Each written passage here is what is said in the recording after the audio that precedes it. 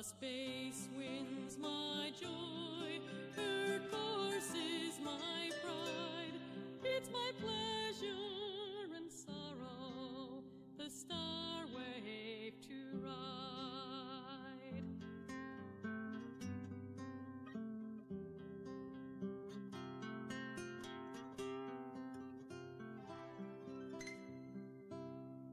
Oh, once I had a lover, but now he's gone. He could not hear the wild call that drove me on. My heart sang in sorrow, but by then was too late. I could never return. He'd no cause to wait.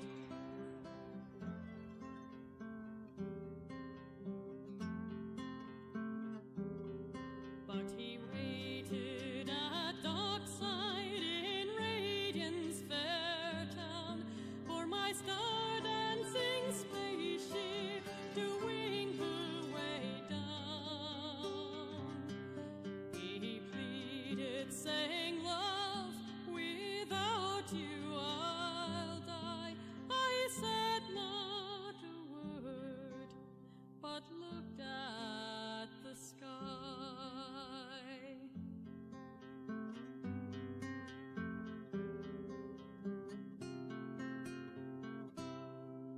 My love turned and walked into the heavy dark night. His head bent in sorrow, his shoulders hunched in fright. On the first jump out from Radiant, a wild haunting cry filled the ship with a death song as we roared through the sky.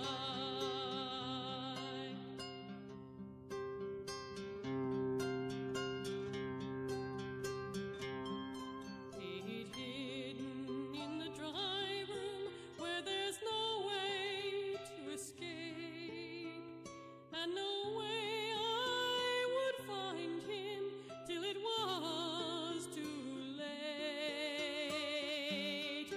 For the drive song's pure beauty, and the drive song is dead. My love heard the ship's song with the last of his breath.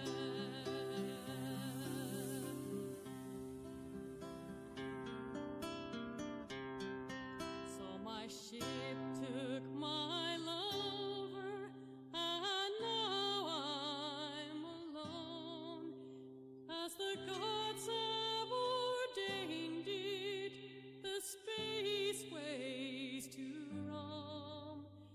And the space wind and the ship's song will bear me company. It's a sad life, but joyous on the wide endless sea.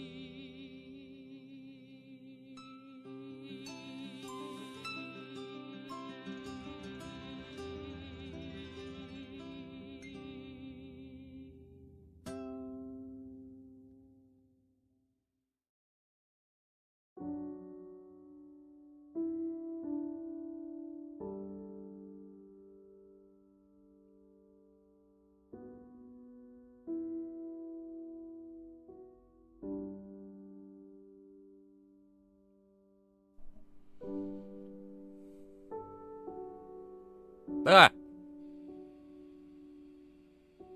Teleporter's working again. Yeah, kind of pushed me over the edge today because of all the traffic. Seriously, what was with all the traffic today? That was weird. Oh my god. I went out, got on the scooter, I went out, and I was like, you know what I'm gonna do today? Super discount Halloween candy. I got on the bike, and I went out, got caught in traffic.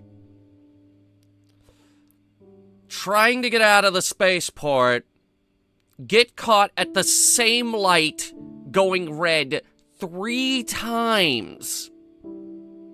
3 times this light turned red until I finally got through it. Traffic wasn't much better from there. Because then I'm like, I gotta go to the bank.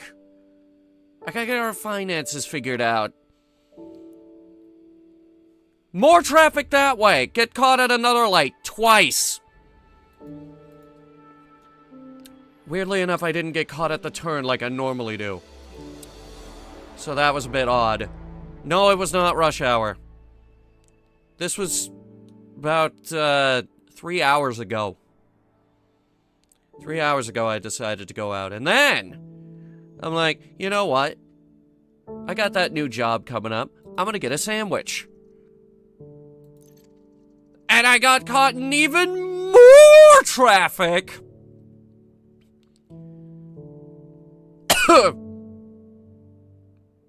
I should not have had my voice go that high. So that was nightmarish.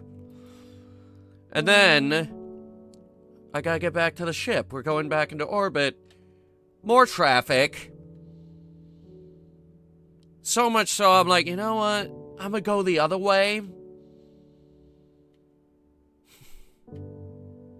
Ugh. Everyone is out today.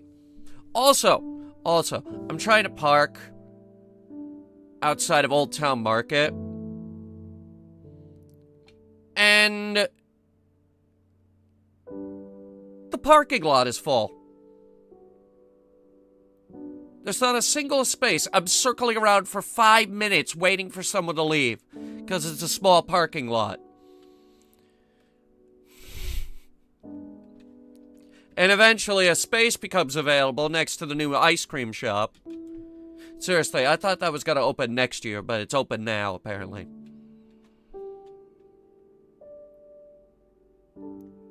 I'm going around in a friggin' circle. I'm hot and sweaty because I'm wearing my light jacket and it's 78 degrees out. It was fine when I left. Then it got warmer.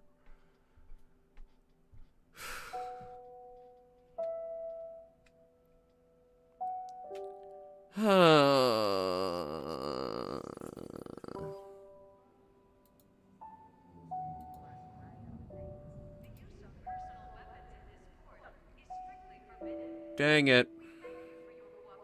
There's a chance to look for a space. I was looking for a space. It took me like 5 minutes to find a space. It is not a big parking lot. It's one of the smallest parking lots in the area that I know of. Or at least, it's definitely the smallest one that I currently use.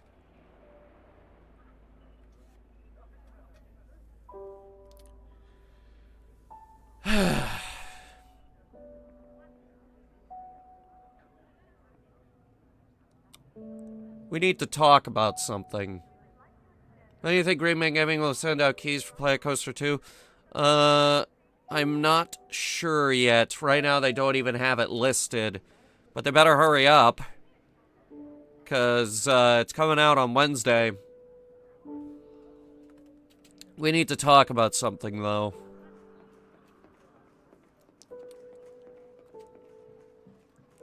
And don't worry, I'm going somewhere with this. Time to put something right. I'll be over here if you need any help. Wonderful. Let me help you find. No rush. Ships. We're talking about ships.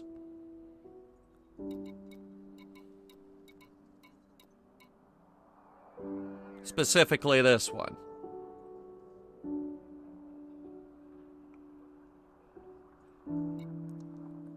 Give it a minute to load, apparently.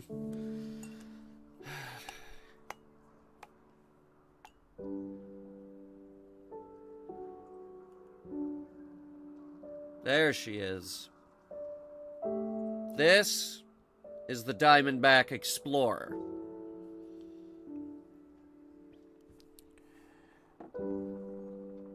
built by Lakon.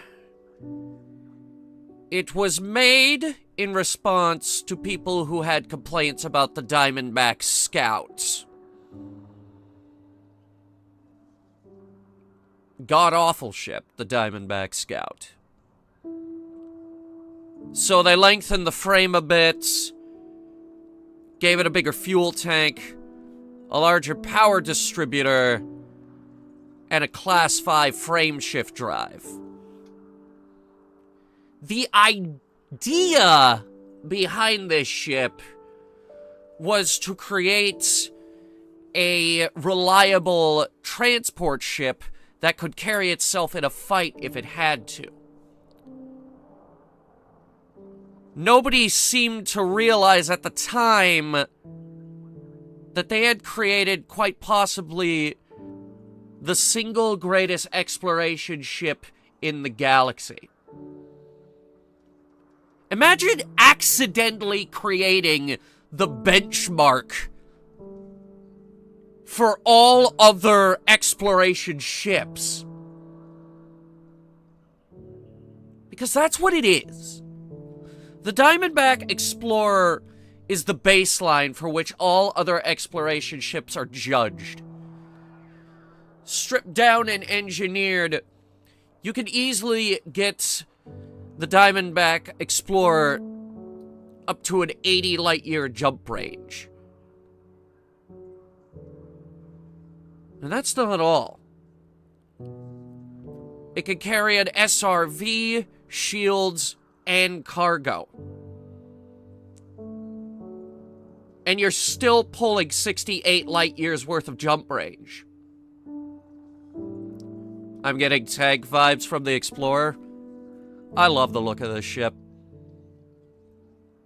The dang thing looks like just this beautiful little dropship. Gorgeous little vessel. People who want something a little meaty will probably go for the Asp Explorer. But I was never a fan of the Asp Explorer. Mostly the shape of it. It's shaped like a rhombosoid.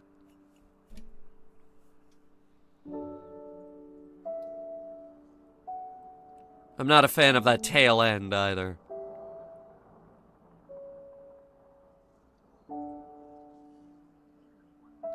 Simply put, the Asp Explorer isn't actually going to win any beauty contests. But it'll carry you out into black. At least until you get something better. Unfortunately, for many, many, many commanders, they skip the next logical step.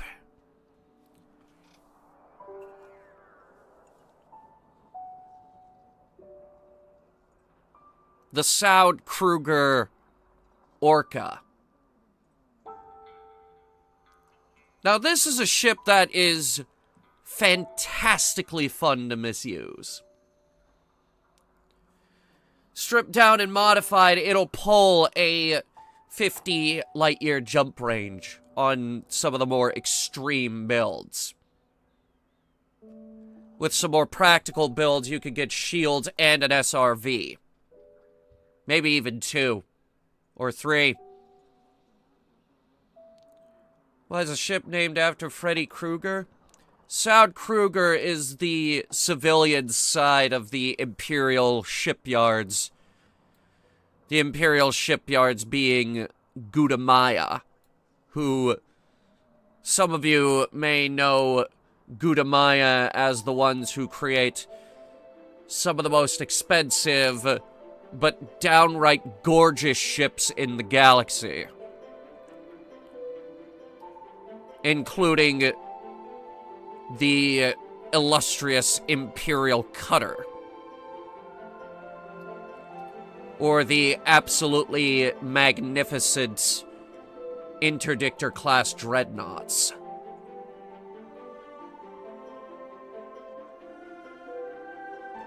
But for a lot of people, the absolute best you can get when it comes to exploration is this.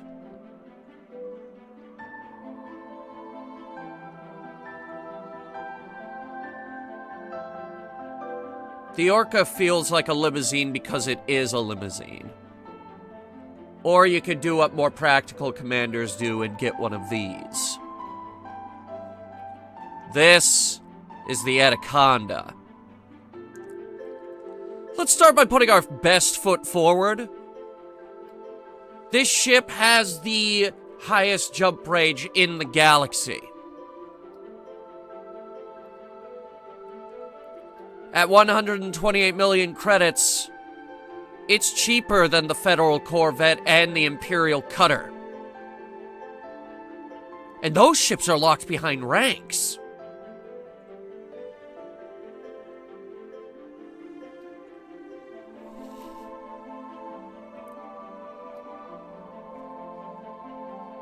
You'll hear certain commanders pull out the term Jumpaconda. And that's because, quite frankly, the Anaconda has a ludicrous jump range. It's not uncommon for builds to achieve upwards of 90 light years worth of jump range. But, and here's the issue.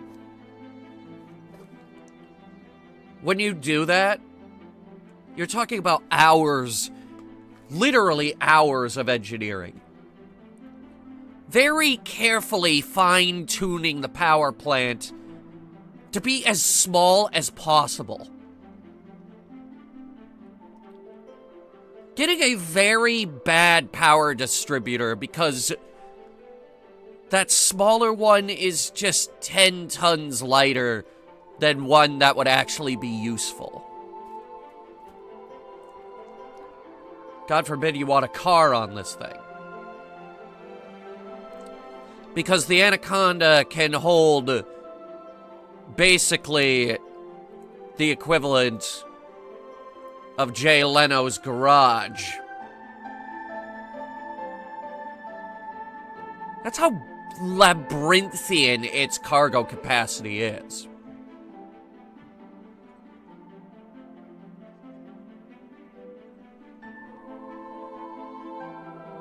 If you want something practical, the Anaconda is only going to end up with about 40 to 50 light years worth of jump range. And you will have 40 to 50 light years worth of jump range because it's a multi-role ship that can do anything in the galaxy.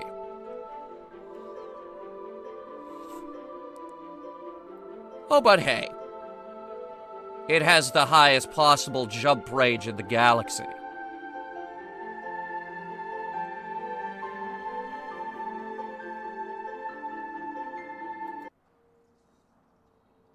Or does it?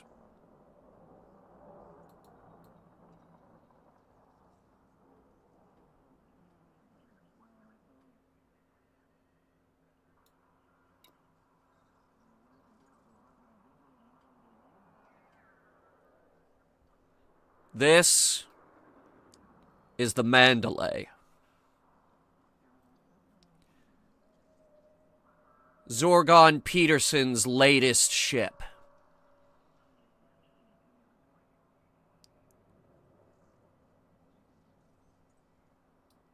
And it was built with one goal in mind. To make the Anaconda's jump range look puny by comparison.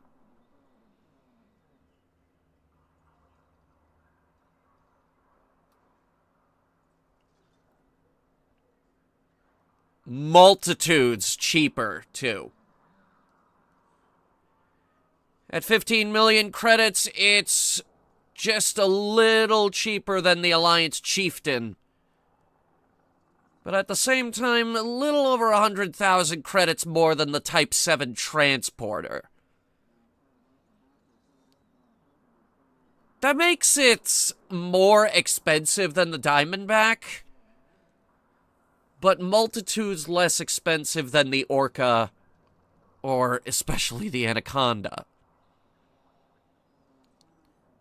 It's cheap.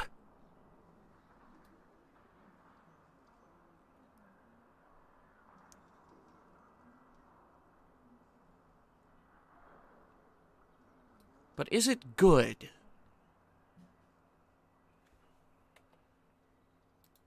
That's what I intend to find out today. By putting one through its paces.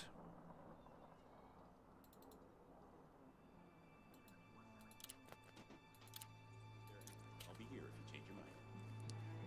Let me show you what I've come up with.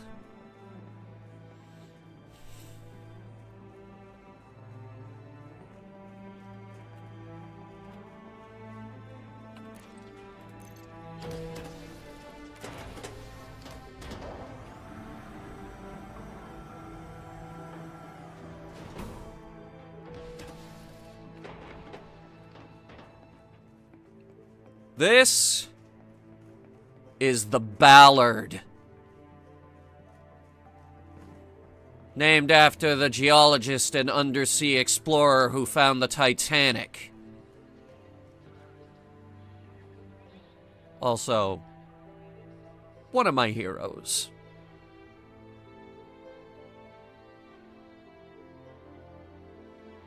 Let's start with how she looks. She looks fantastic. You'll notice these engines on the wings point down.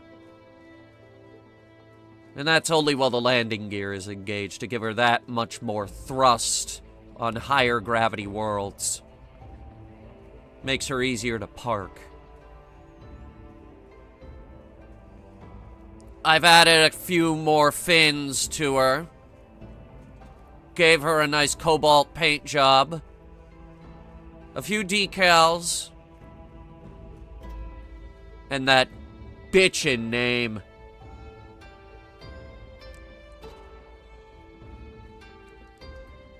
Let's get the obvious out of the way. Yes, this ramp works. This is the second ship in a row where the ramp works. And what a ramp it is. In terms of boarding ramps, this is one of the longer ones. It's also one of the nicer ones. And you have to remember that the Imperial Cutter basically has a grand staircase for a boarding ramp.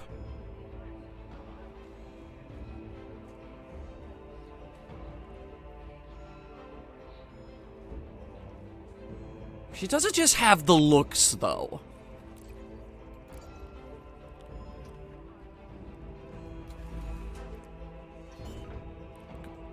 Climbing into the cockpit, it becomes very apparent that this layout was lifted from the Mamba, with a few extra bits glued inside of here. But the thing about that is, I don't think Zorgan Peterson has done anything to try and hide that fact. One thing they did do, though, is they took out the floor to give you a window down there. So you can see where you're landing.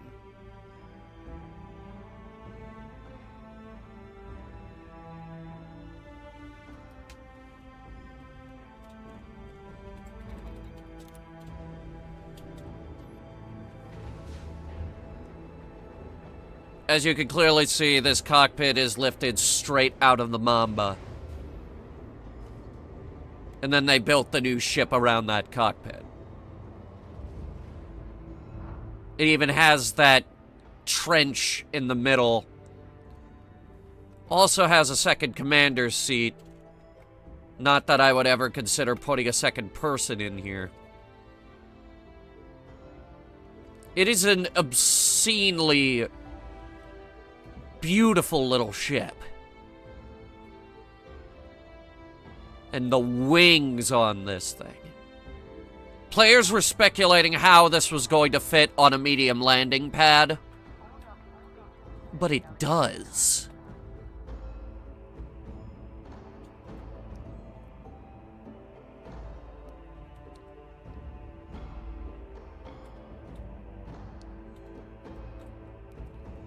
Another interesting feature is its extremely tinted cockpit. This has more tint on it than some illegally tinted cars. Did you know there's a limit to how much tint you can have on your motor vehicle? Because I think this breaks that law. And that's not even the most glorious thing about this ship. No. Its true colors show when you go into outfitting.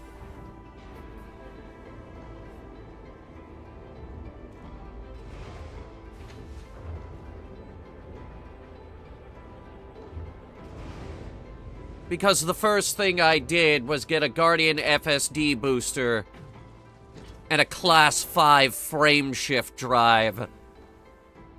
Grade A, fully engineered with a mass manager.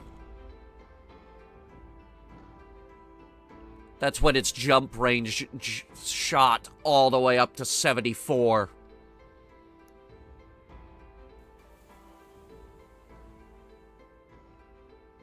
So, what I did was I started playing around with it. I looked at what was heavier and what was lighter. Could I get away with a pair of beam lasers? Turns out I can, because their mountings can be stripped down. So can the guns. I've reduced the weight of both of these guns by 64%.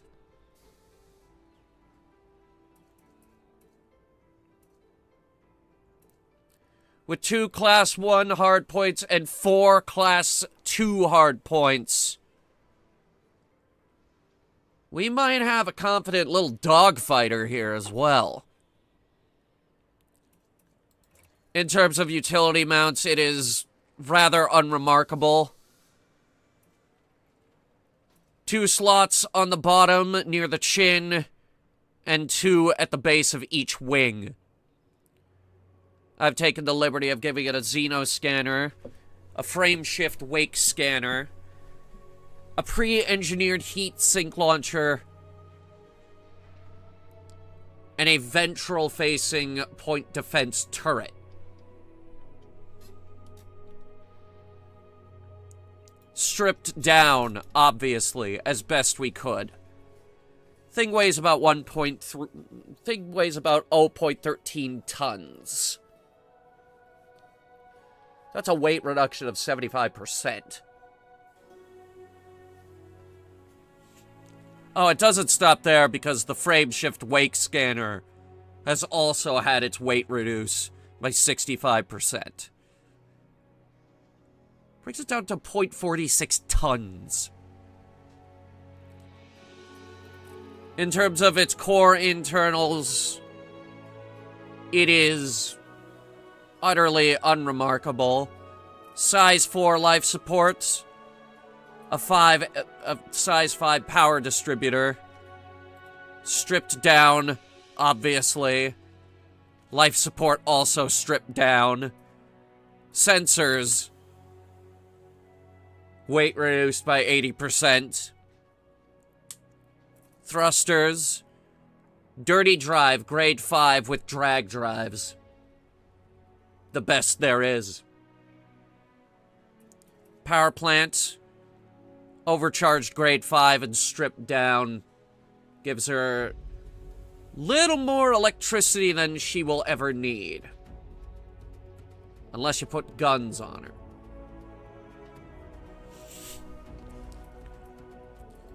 As for optional internals, A 6A fuel scoop gets the job done.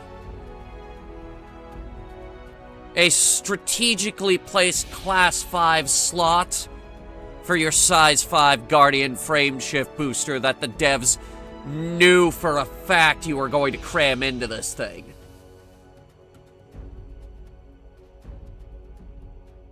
A size 4 planetary vehicle hangar. And a size 4 anti-corrosion cargo rack. Just to give her that option. In terms of shield generators, I went with a size 3, reinforced and stripped down. She's an explorer. She only needs those shields when she's landing. Collector limpet controllers, stripped down, weight reduction by 75%. Another planetary vehicle hangar. To give it a nice little fleet of 3 cars. AFMU and detailed surface scanner. Modified grade 5 expanded probe scanning radius. The best on the market. In terms of vehicles, she'll carry 2 Scarabs and a Scorpion. Or, I don't know. Your choice of car, really.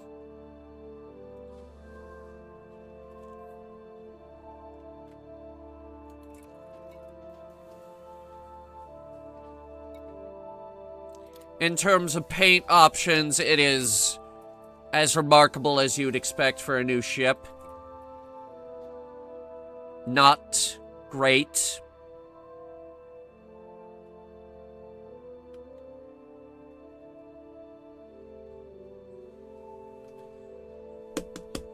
There it goes. Clocking it at just 11 paint jobs. Or 12, if you count the default paint.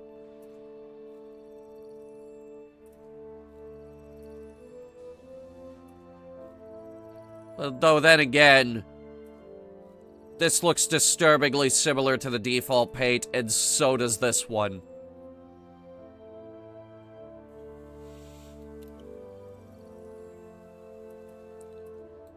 In terms of decals, I didn't really go with anything crazy.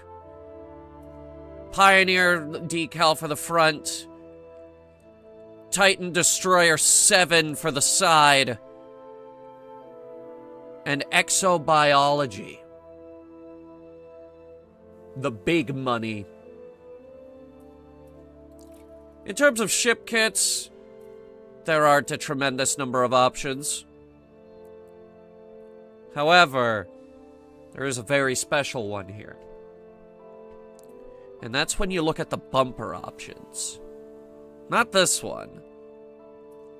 This one. Now let me show you what this looks like. We go to the exterior camera. Bigger wings. Much bigger wings.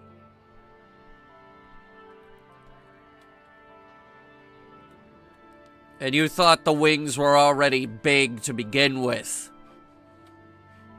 No. Bigger.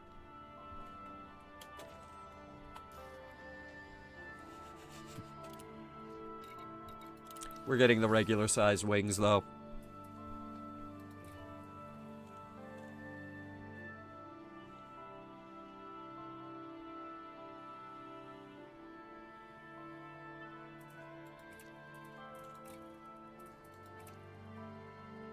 Looks and stats aren't everything, though. So I suppose the next question is, how does it fly?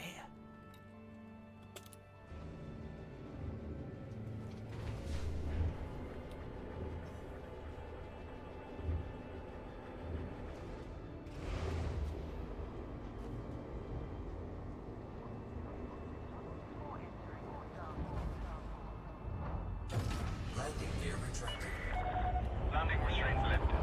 Moderate speed of exit.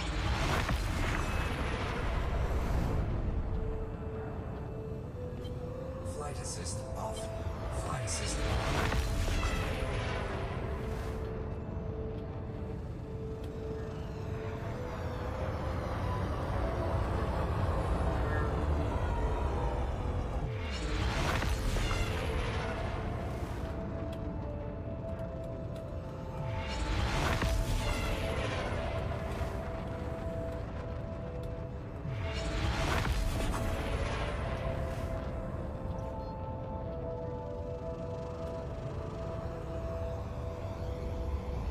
The answer is well.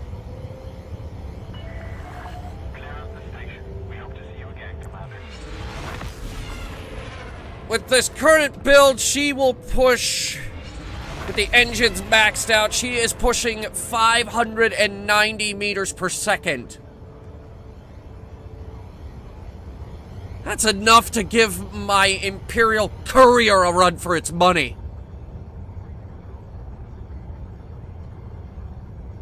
Flat out without afterburners, she's pushing 472.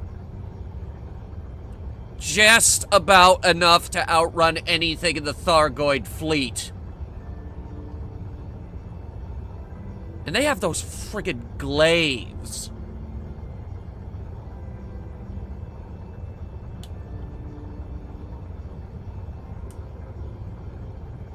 Now, I did have a plan for today.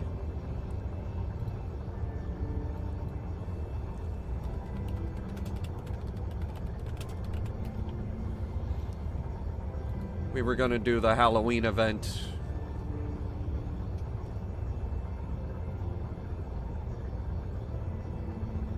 Alright. We need to go to the Frenis system.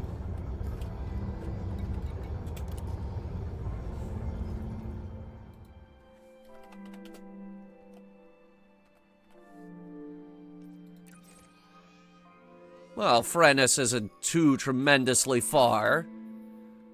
In fact, I would say that's only about 3 jumps.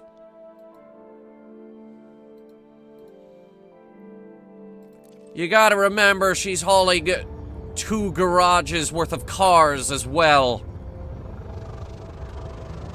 But how does she jump? Frameshift drive charging.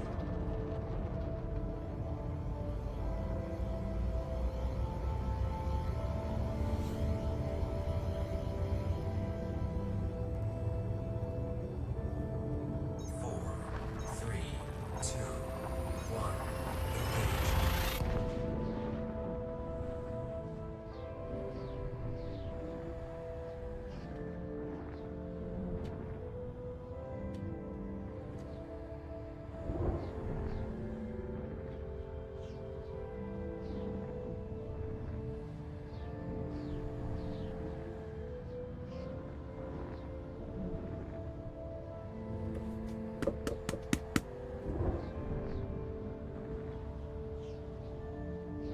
We're still breaking her in. Okay. You guys ready for another insane thing about this ship? The next insane thing is what happens when you go to refuel it. Fuel scooping. It's not the fact that a 6A fuel scoop will fill the tank in seconds. Fuel scooping complete. It's not the fact that it can actually keep up with the curvature of the star, so it's insanely easy to refuel. It's not even... It's not even the fact that I'm still doing this just to show off. It's the fact that I've never seen the heat level on this ship go above 60%.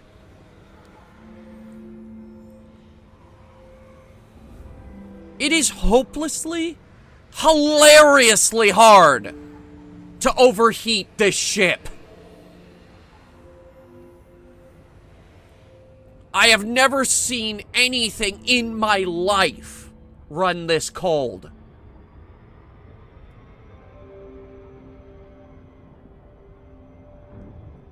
And I thought it was hard to burn the Diamondback Explorer. Frameshift drive charging. Bring me a star that's fallen from the sky to lay in my lady's hand. Daytime Also, yeah, it's only 3 jumps. 3, 2, 1. time it does fly, and stars do not fall. I forgot to move the chat window back. Had a song, I'd sing it for her to tell the love that I bear. There we go. I wish I had ribbons of crimson and gold to bind in her bonny bright hair. But I am a woman, no ribbons have I, no gold, no songs I can sing. I'm gonna fly into it. She weds at her father's command, and I have not even Frameshift drive. There it goes. That's the first time I've ever seen it go above 60.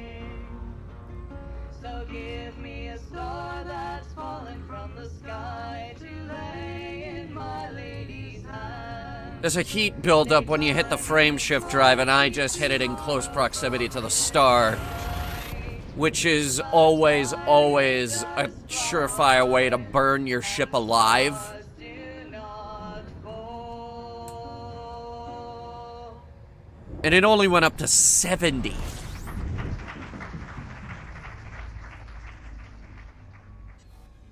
That's freezing.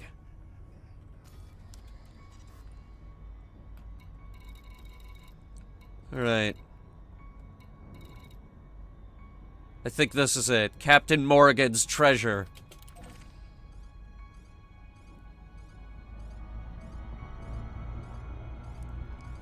Oh, good. It's 197 light seconds away, which means I can show you her next trick. This is the smoothest frame shift overcharge you will ever see on a starship. Probably.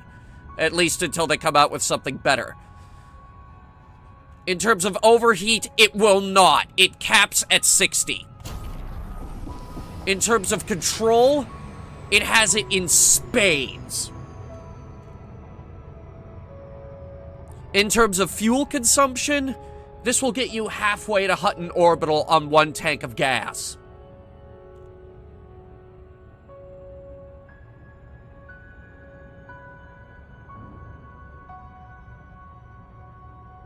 There's no two ways about it. This is a ship that is more than just the sum of its parts.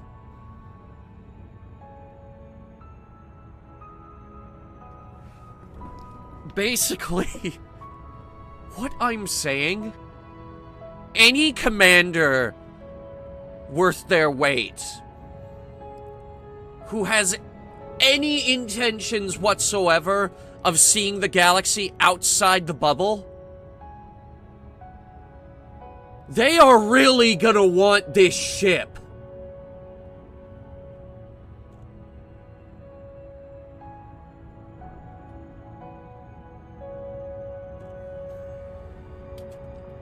This truly is a remarkable machine.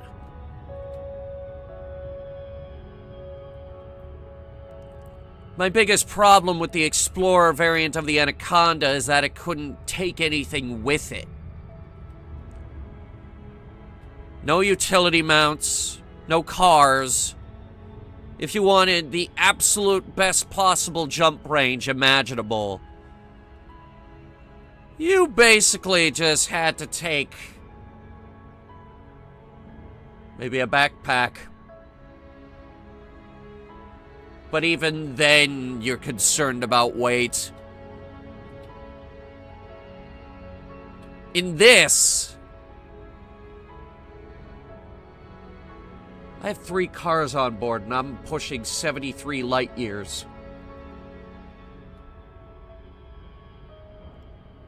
And I'm not completely unarmed.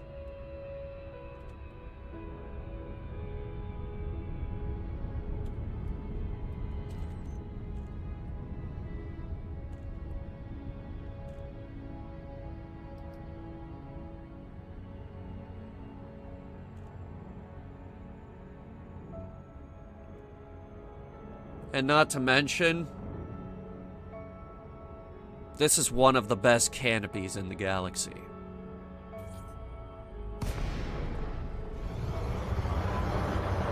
So what is this thing?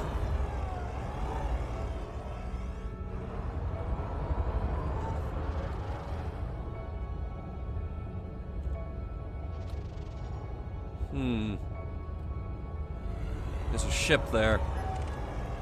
Type 7.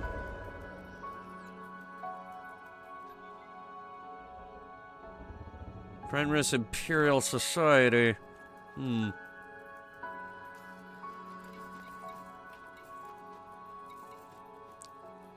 This ship is so new I haven't even figured out her fire groups.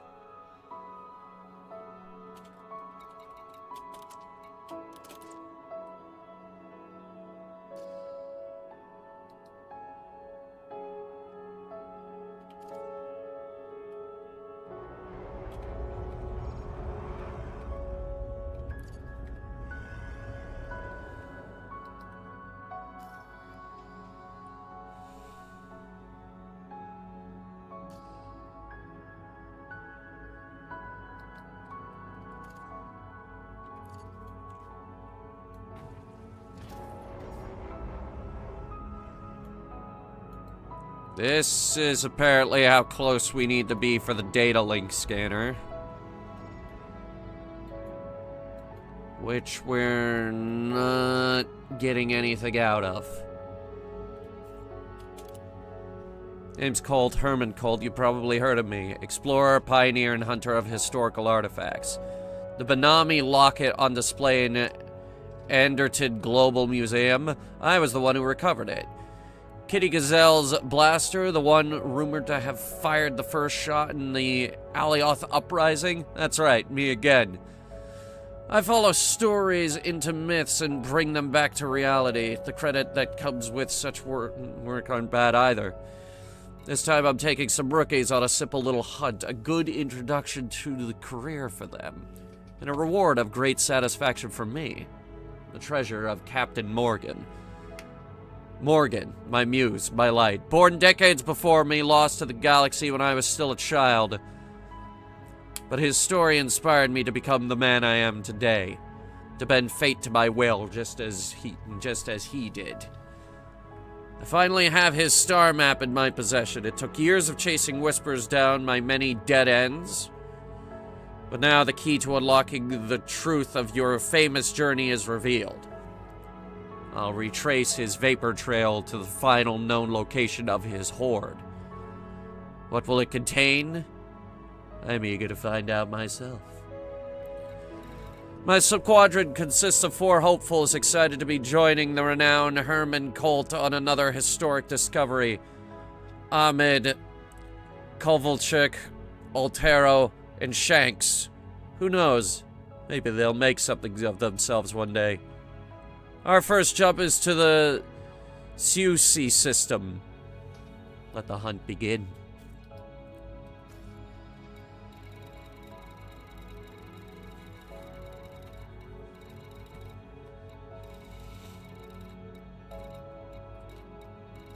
These aren't alphabetized.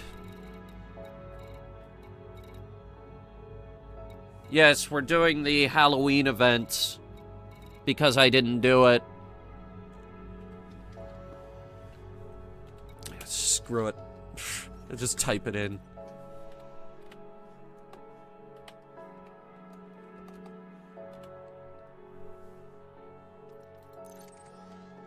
It's over there. A single jump away.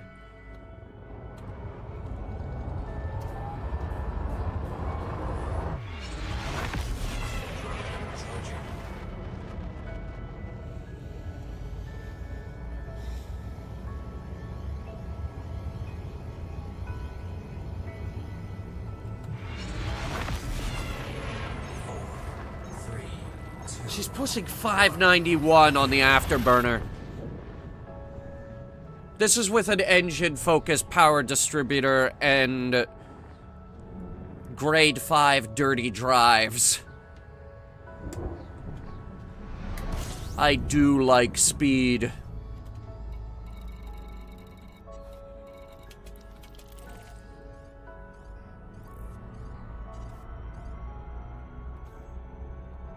Speed. Hang on. No. Feel free to just hang out right next to the star for as long as you want. Oh yeah, I know, the tank is full. No, it's fine. Yes, please, proceed. Yes. Do go on. Yes. Any other ship would be burning up at this point. But this freak of nature is hard capped at 60% heat. I am considering taking the fuel scoops off. Heavily. She does not need them. Please note, I have been orbiting the star for at least 50 seconds at this point.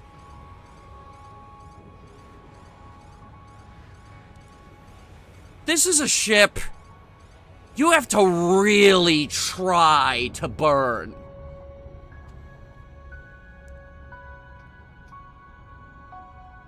And we're talking like a Dark Souls level difficulty. It's not gonna be easy.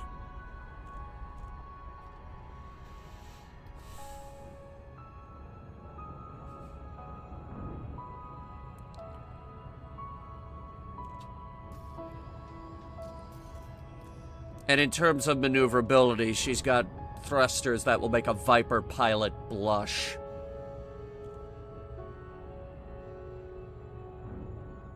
Eagle pilots write love letters to people who fly this ship. Guaranteed. She may not be a small-sized ship, but she sure handles like one.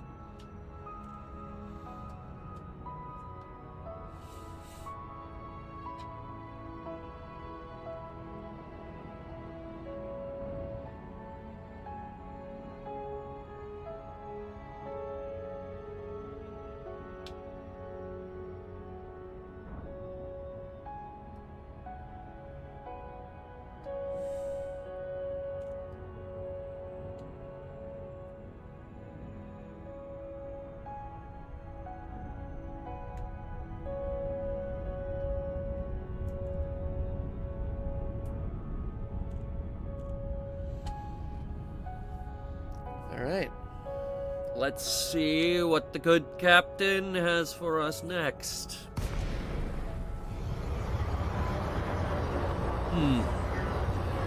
Another comm beacon.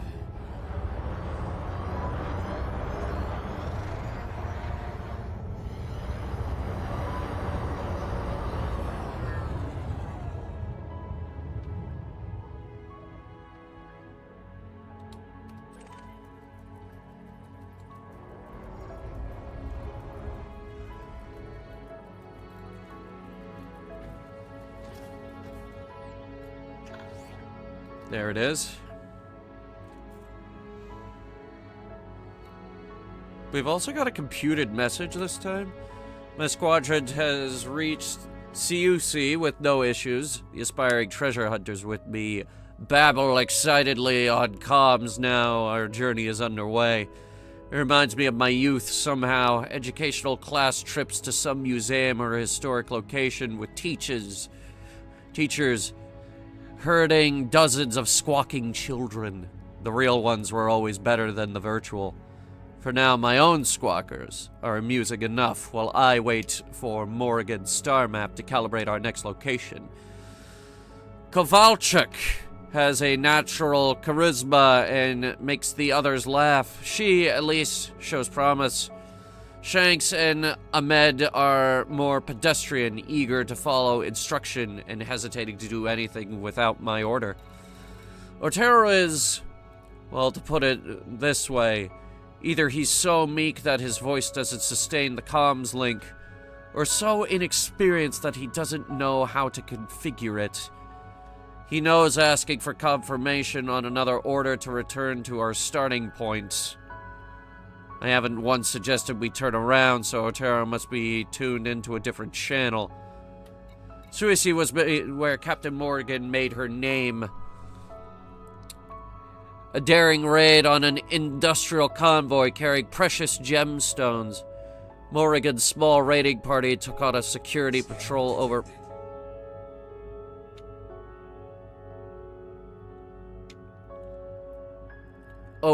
double their number and emerged victorious, with a significant haul of loot. A quote from one of the haulage pilots states, "She destroyed 24 ships, then positioned her craft nose to nose opposite me. I could see Morrigan smiling through a heavy scar across her jaw. She demanded our cargo and blew me a kiss as we jettisoned canisters worth millions of credits. Then the pirates were gone, leaving us surrounded by wreckage. I do wish I could have seen her crew in action. Where will you lead us next, Captain?"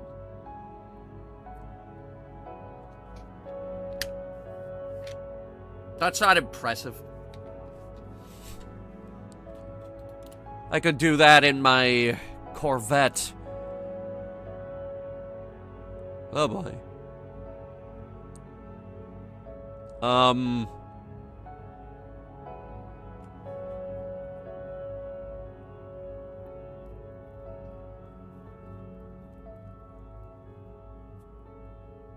This...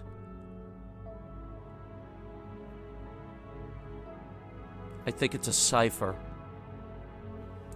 1 second.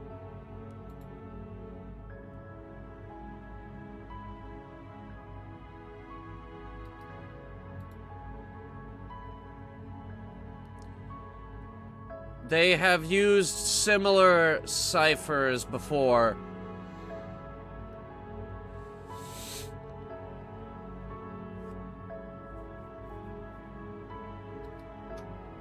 We just have to figure it out.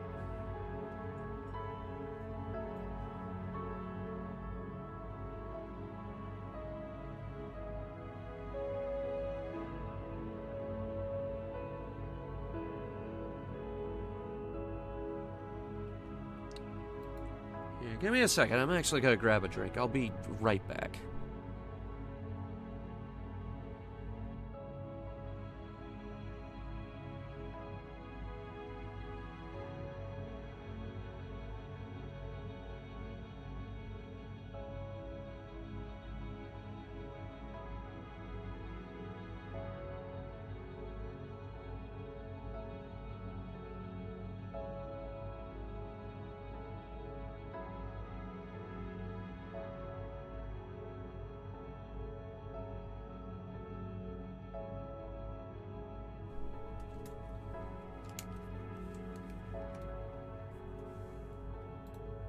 Okay. Wait, no, that's the wheel. Hang on.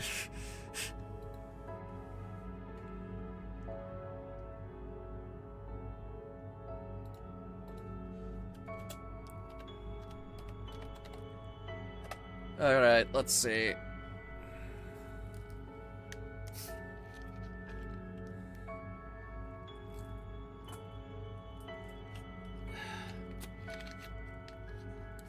Because he didn't actually give me coordinates. We actually have to decode this cipher.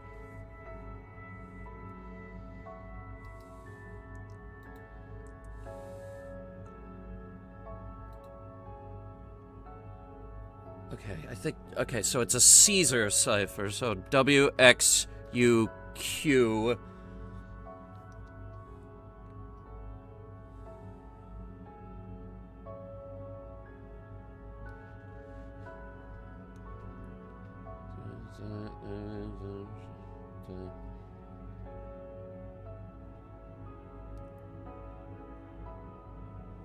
$17, $18, $19,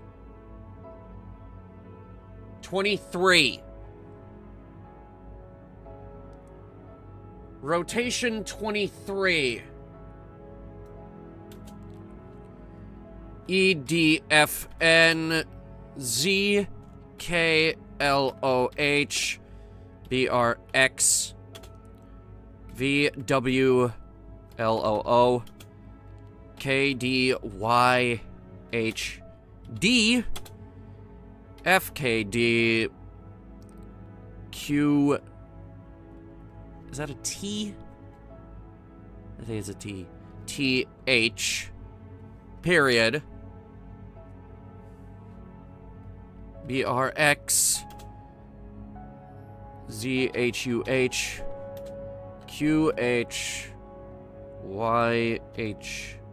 QHYHU L QYLWHG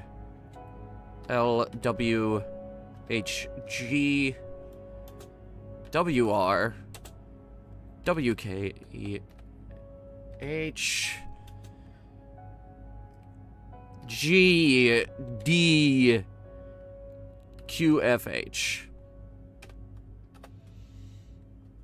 And now this next one, which I think is the name of the system, WUH VSD VVHUV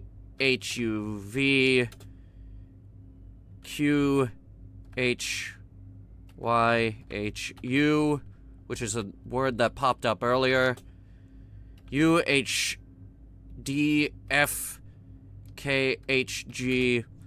UXUHPD,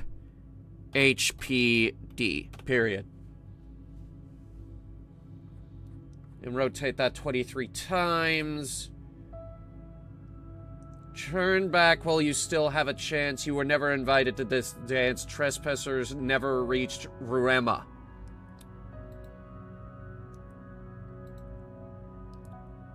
Ruema.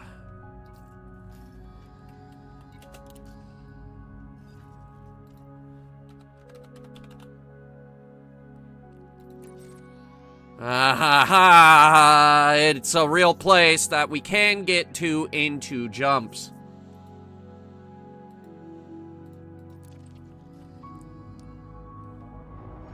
Okay, now that we know the cipher and rotation, we can figure this out. We're smart! Frame shift drive. So smart!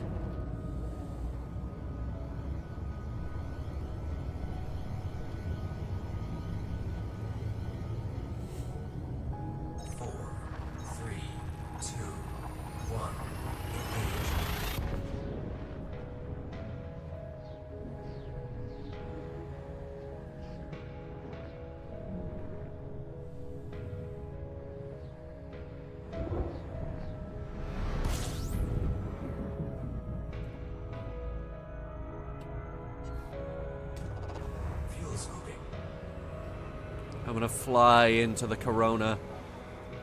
The coronal mass ejection. I'm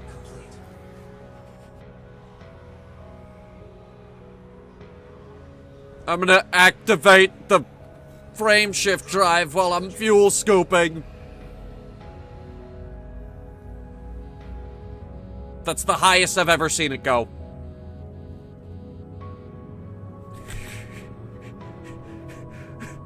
It also did not say temperature critical. I don't think it's even programmed to, if I'm being honest.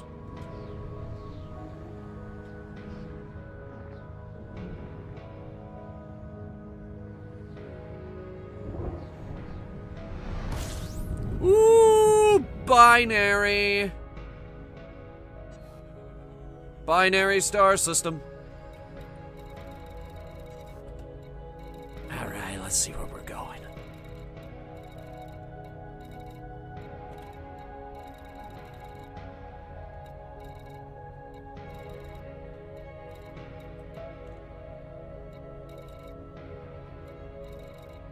There it is.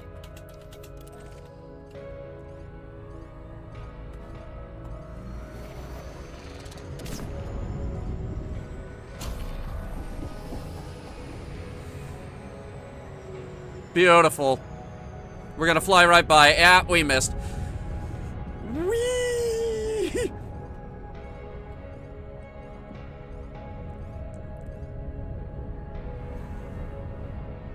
She's too fast. They've been slowly perfecting the Super Cruise overcharge drives. And frankly, Sirius Corporation is very unhappy about it.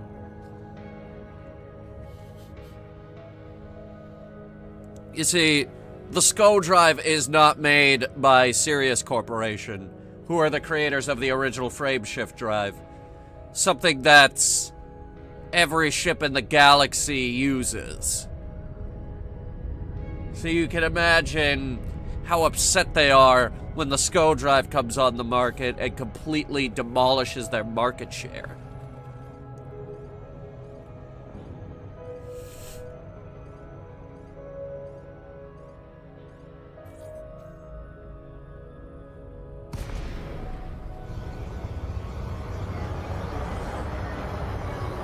Alright. Let's get the next cipher.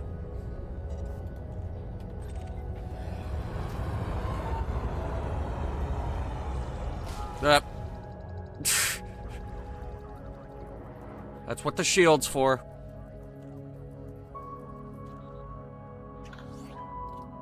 And there it is.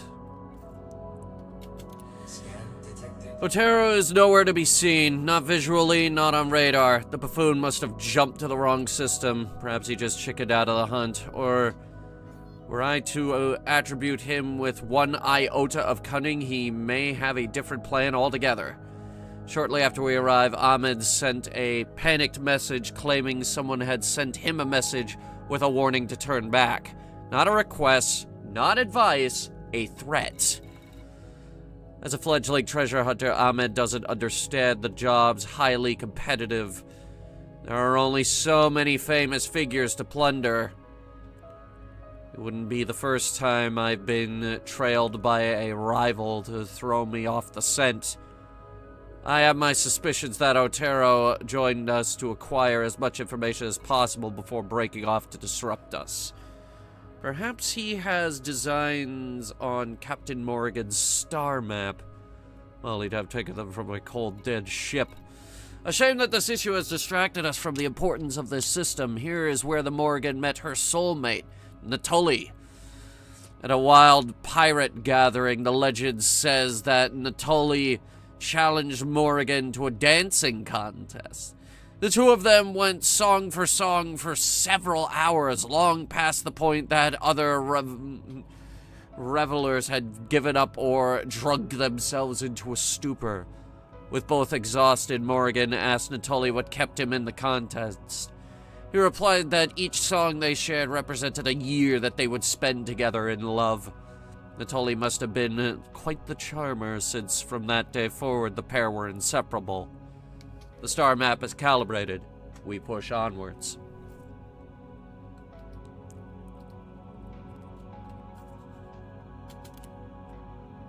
"17" is in there. Just the number 17.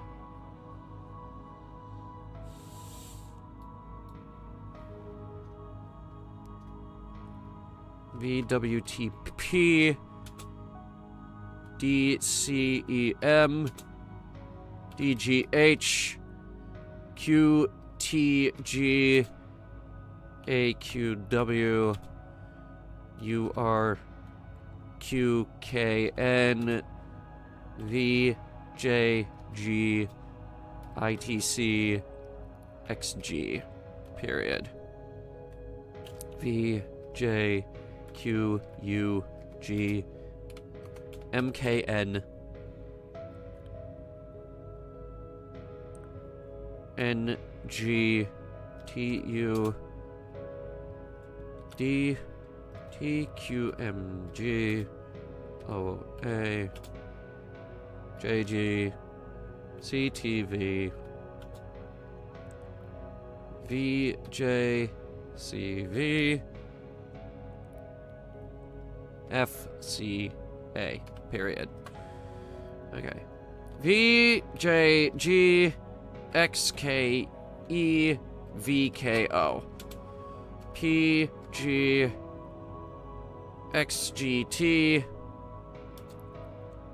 NGHV17 EGVK, period.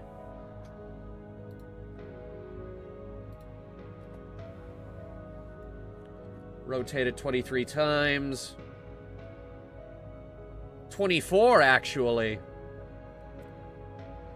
Turn back before you spoil the grave. Those killers broke my heart that day. The victim never left 17 SETI.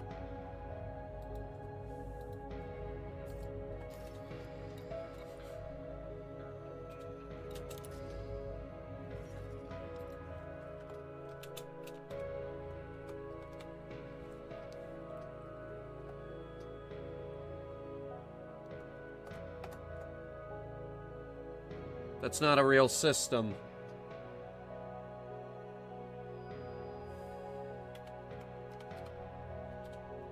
SETI.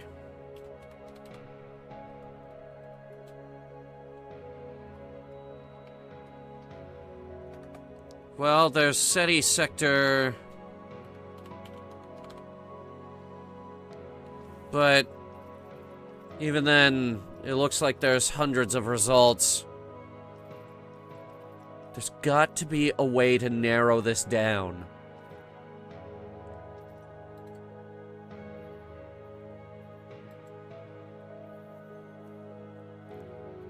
Even then, I don't think the SETI sector is anywhere near us.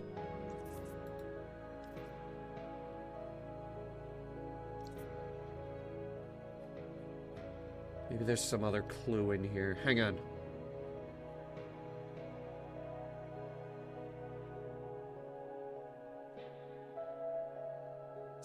No, not really. Okay.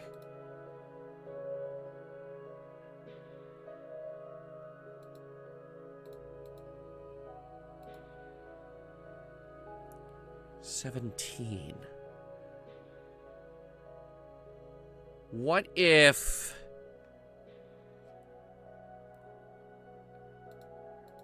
it's a number cipher? Hang on. Okay, 17, if you...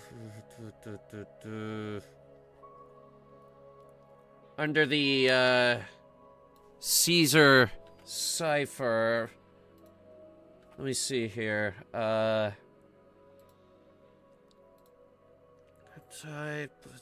put that in, plain text...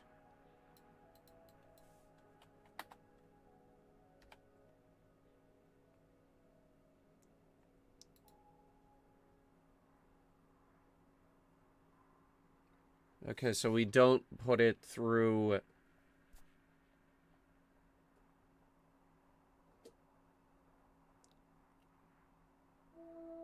17.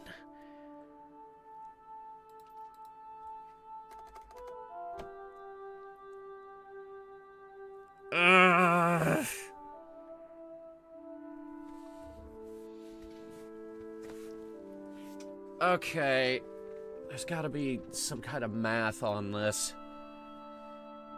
Okay, so 17...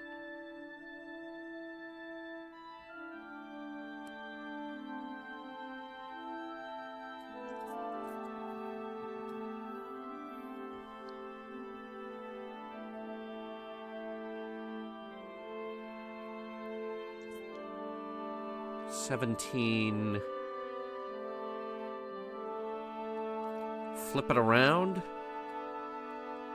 There is a 71 SETI. It ain't close.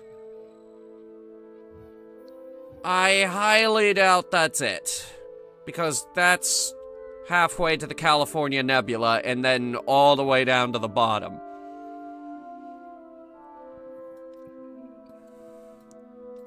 However, I think we're onto something there.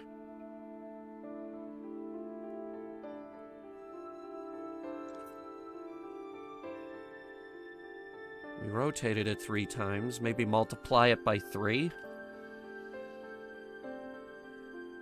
Wait, no, we didn't. Hang on. The translation came out on rotation 24.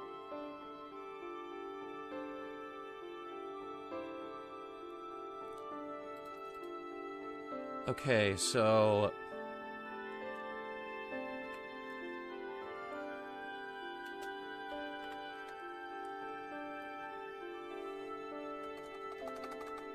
No. Wait. Individually. No, that doesn't... Wait a minute. Rotation... Okay, so we rotated the cipher 24 times. What if we take the 2 numbers, flip it around, we end up with 95... 95 SETI. There. It's only a few jumps away.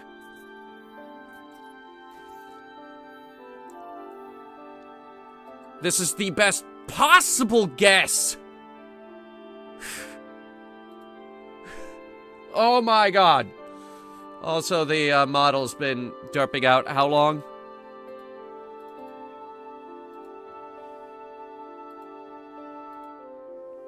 I need to calibrate this. I've been needing to calibrate it since last night.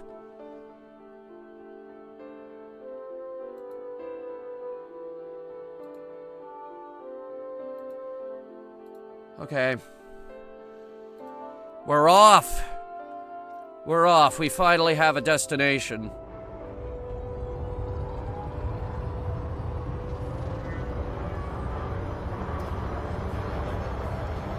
Frameshift drive charging. It's only a few jumps away.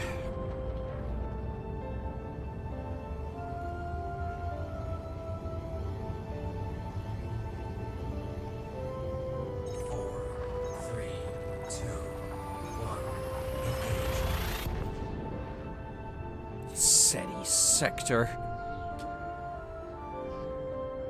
95 SETI. If this is correct, I'm going to scream. That is just a heads up. Because, like, how the hell are you supposed to figure that out?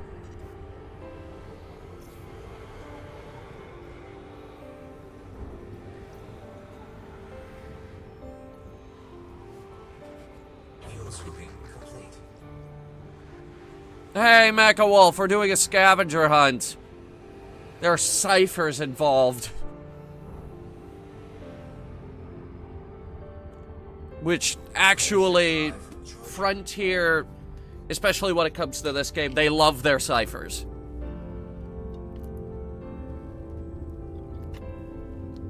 They use ciphers all the time. They use ciphers to tell us that the Thargoids were coming.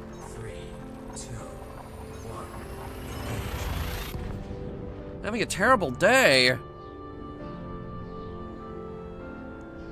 Well, pardon me if this sounds rude, but what else is new?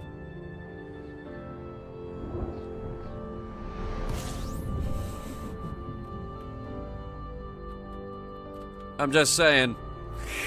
Oh. Oh, that's worse. Oh, crap. Is she okay?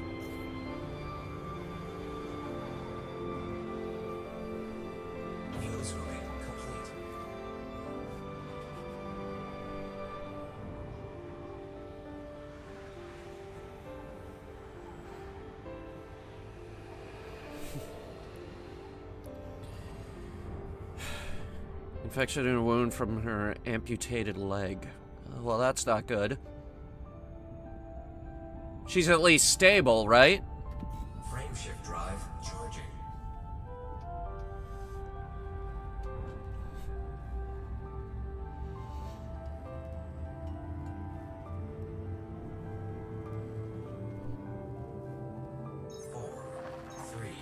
2, 1, engage. Ah, great. Model's derping out again. Well, time to recalibrate it, I guess.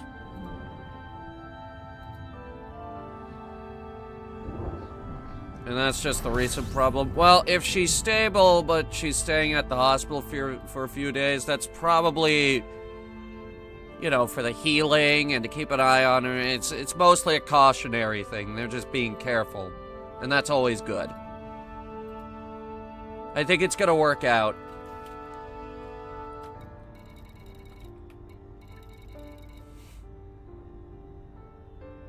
I've got an unidentified signal source, that's about it. Let me plug in the Discovery scanner, finally.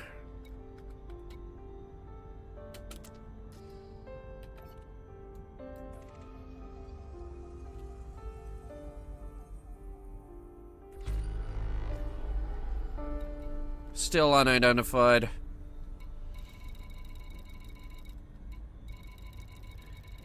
Okay. Let's flip through this. We've got degraded emissions, more degraded emissions, more. We got a fleet carrier out here for some reason. 2, actually. That's suspicious.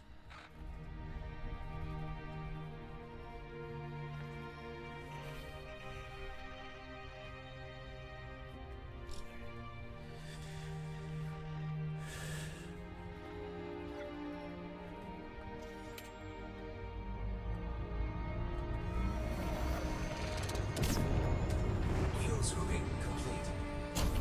Fastest way to get around a star.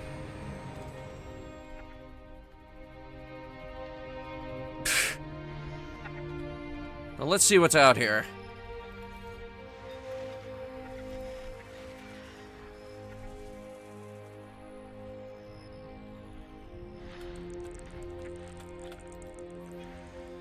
Starting an awful lot to look like we did it wrong. Ooh, that's a crazy one. The atmosphere is 95.8% carbon dioxide. Surface temperature is 1800 degrees Kelvin.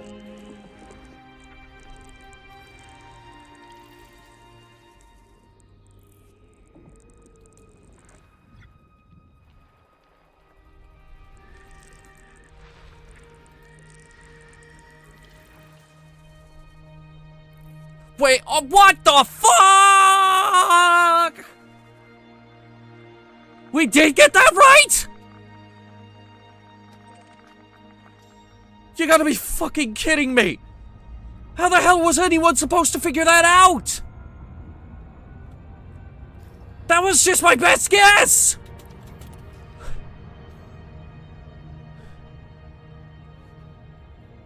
Oh my god. We got video games and porn addiction I mean, to be fair, having a porn addiction is not something to be ashamed of. I'd imagine a very large amount of people have that. It's not uncommon.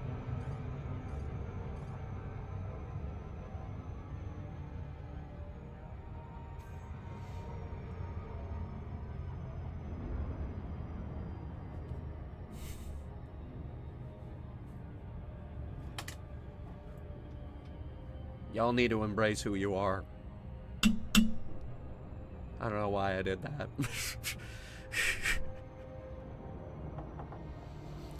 Well, why don't you fly with us? We've got a new ship today.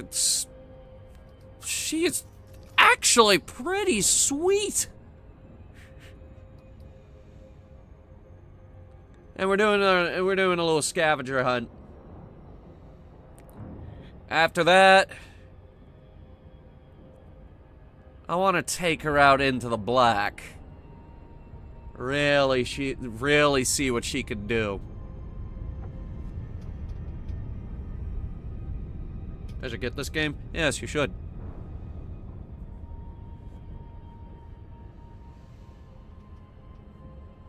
It just got one of its biggest updates ever. They completely redid Power Play. And they just announced colonization. And the Cobra Mark V. And for a Cobra, that thing looks sweet. Sweet.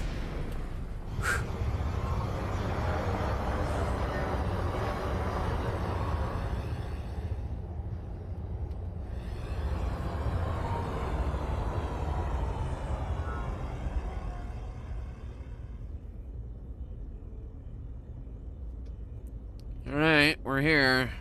Listening post.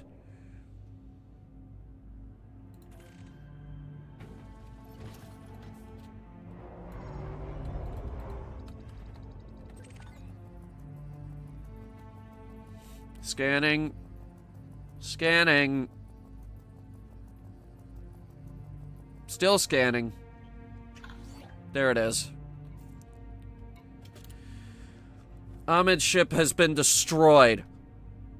Oh, crap. His Cobra was shot to pieces by the time we arrived, only a minute after he made the first jump. There's no sign of his assailant.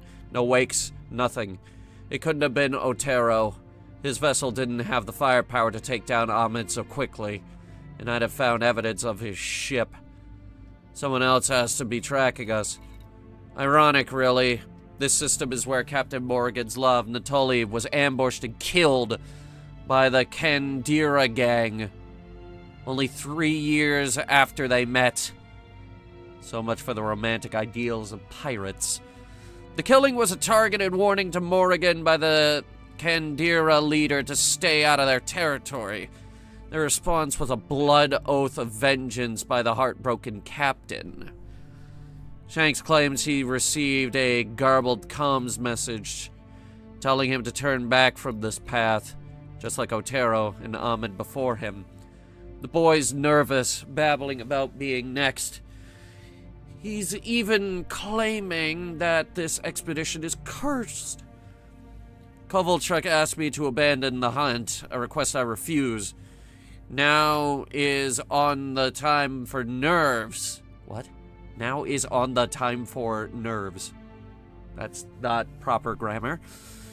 If we're being hunted, it only proves that we are on the correct path. My remaining squadron has been informed that I will blow them out of the sky myself if they attempt to jump anywhere but the star map's next destination. A harsh lesson, but one every treasure hunter must learn. The more danger you're in, the closer you are to your quarry. I will not be intimidated by superstitions. And here's our cipher. Let's hope it's easier than the last one.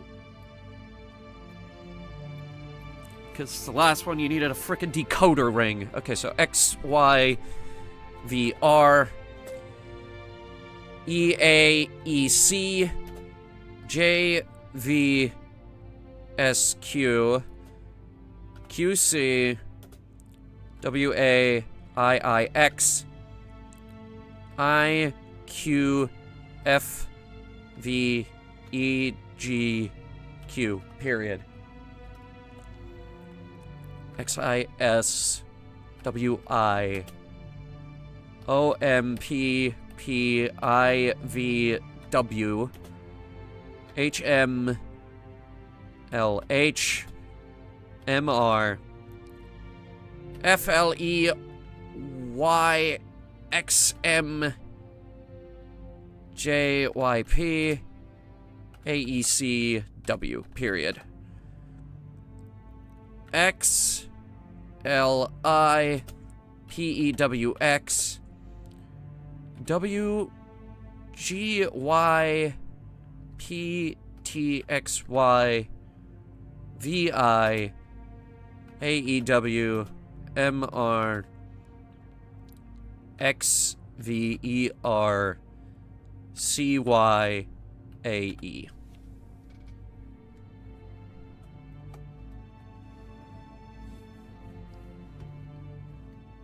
Rotating 24 times. Wait. No. Hang on.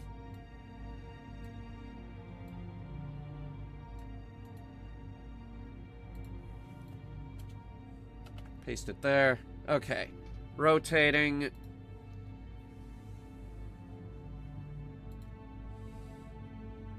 (15, 16, 17, 18, 19, 20, 21, 22, 23, 22. Turn away from my sweet embrace. Those killers did in beautiful ways? What? The last sculpture was in Treniua. I hope that's not misspelled, because there is a Treniua.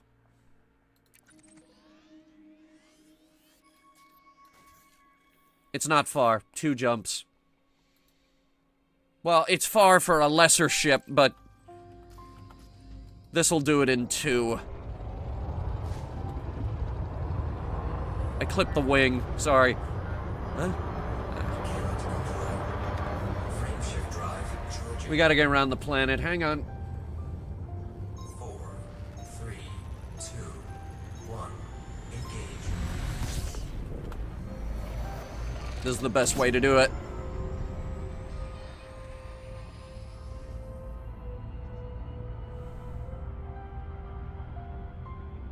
By the way, this Super Cruise overcharge also refuses to overheat. It, too, caps at 60%. Frameshift drive charging.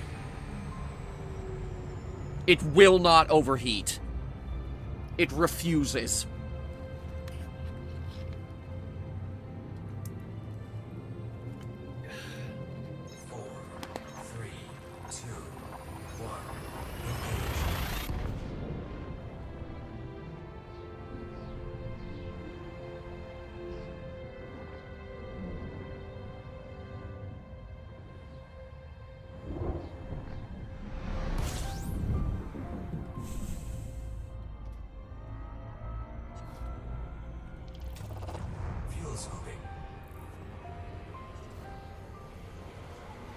A good portion of this stream has been dedicated to me flying around stars,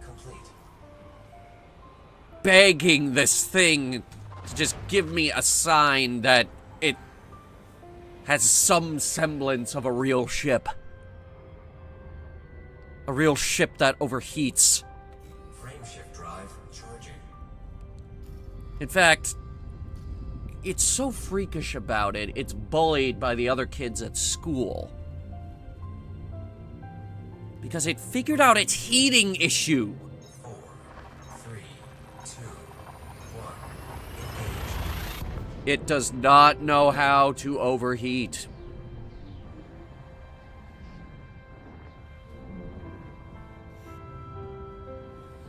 And that's going to be really useful when you're out in the black.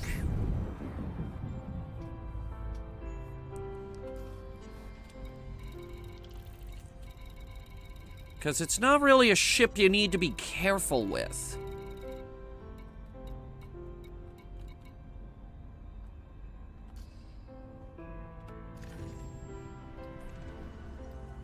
Scanning. Get some thermal paste and a heat sink. That's the neat part! It has heat sinks! It has heat sinks on board!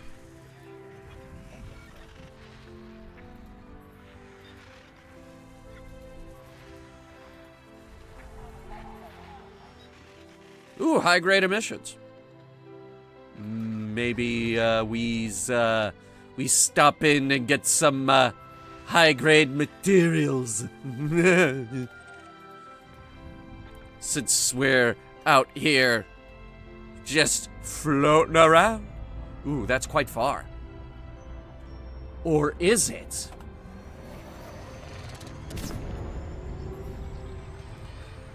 Speed!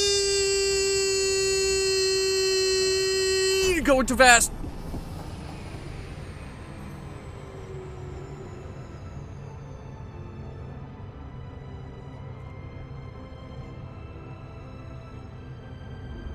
Coming up on it.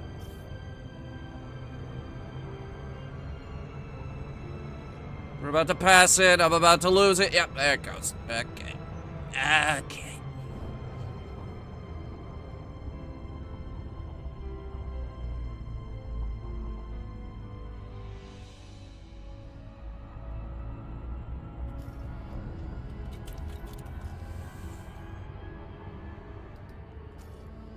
I'm gonna craft a few limpets real quick.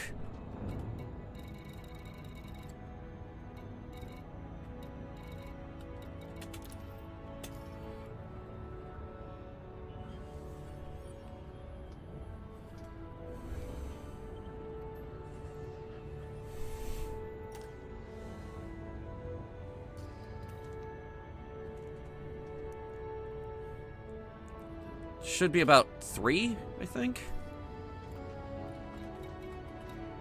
4, actually.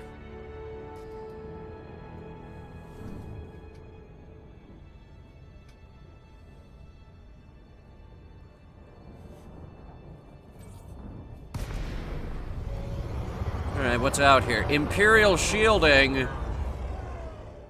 I can't use that. Fuck off. Frameshift drive charging. I have too much Imperial shielding as it is. 3, 2, In fact, I have 1. Engage. so much Imperial shielding, I use it to trade for lesser materials.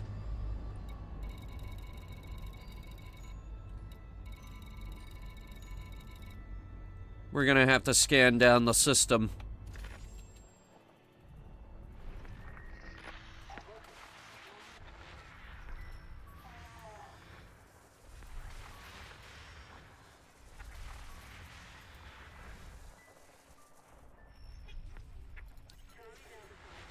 We have convoy dispersal patterns, encoded emissions, and not a whole lot else.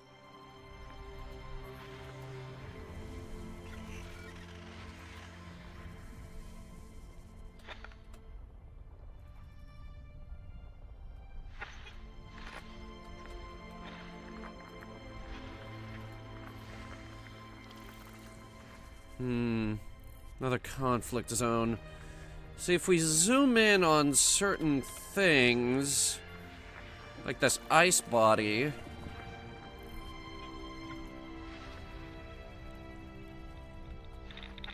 other objects emerge. I'm thinking one of our beacons is around one of these.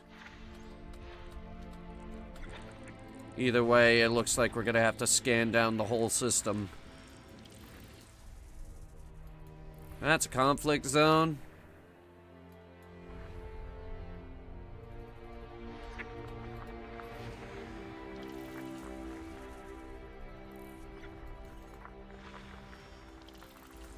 Couple of ice moons.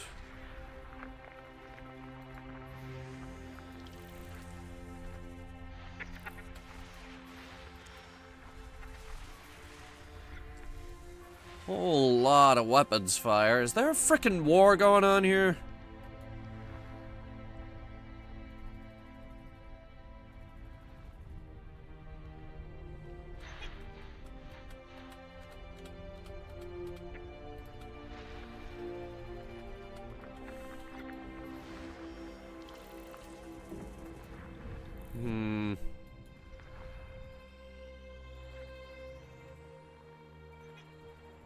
This is a big system.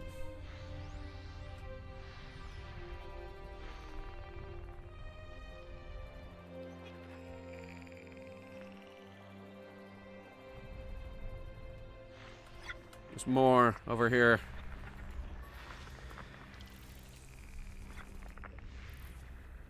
And there it is. 5 out of 6.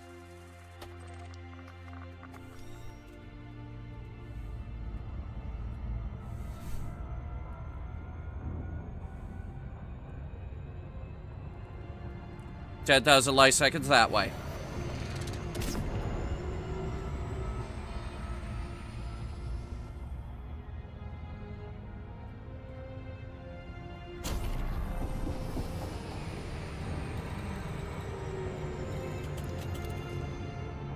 All right, we're locked in.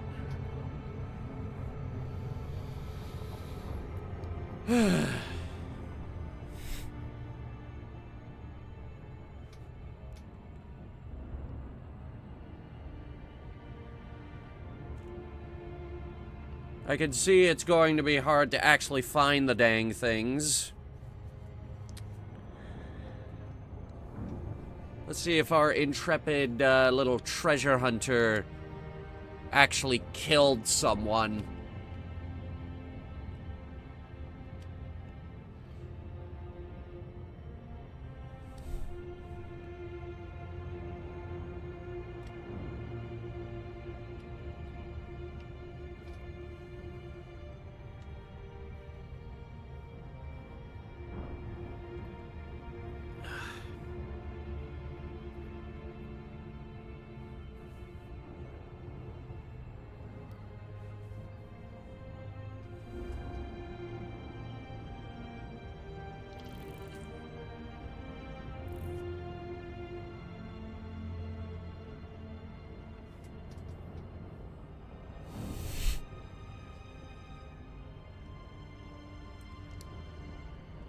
Neat little ice moon here. At least I think it's ice.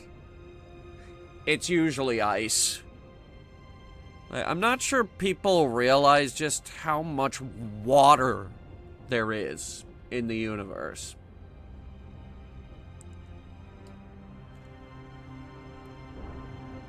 There's just a lot of water out here.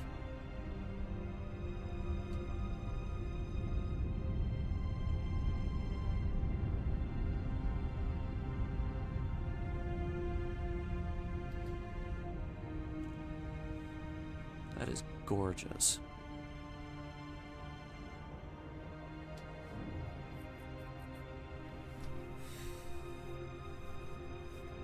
How do you think it gets those streaks like that? The brown streaks? Oh, that is weird. Anyway. We're here. Time to solve the puzzle and get the thing.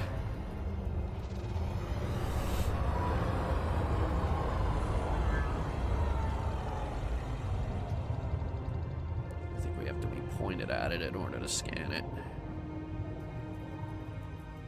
Yeah. Okay, we got it. We got the stuff.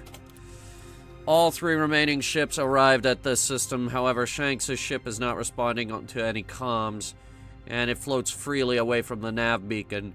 A visual inspection shows his cockpit is empty. Only Kowalczyk and I remain. I know where we are. This location marked the end of Captain Morgan's vendetta ride against those who killed her beloved. Over several years, she tracked them down and murdered each of the Kandira pirates responsible for the death of Natoli. Their final hours were both inventive and terrifying in every instance. Morgan's focus on revenge was all-consuming, to the detriment of all other aspects of her life. This may sound strange, Morgan, but I can relate. Your story has fueled me for so many years. I have researched every possible piece of information about your life. The credits I have spent on collecting any relic of your pirate career are beyond counting. Weapons, clothing, personal artifacts, maps, records of raids, private logs, authentic images, everything. Everything.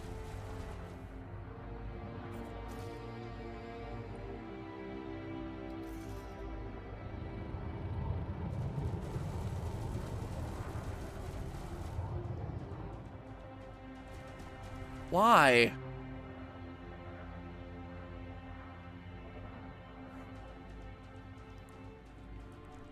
Whatever, just leave me out of it.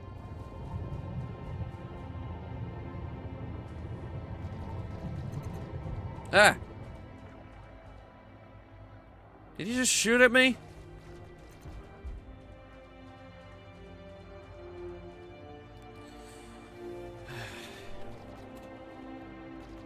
It'll usually tell me.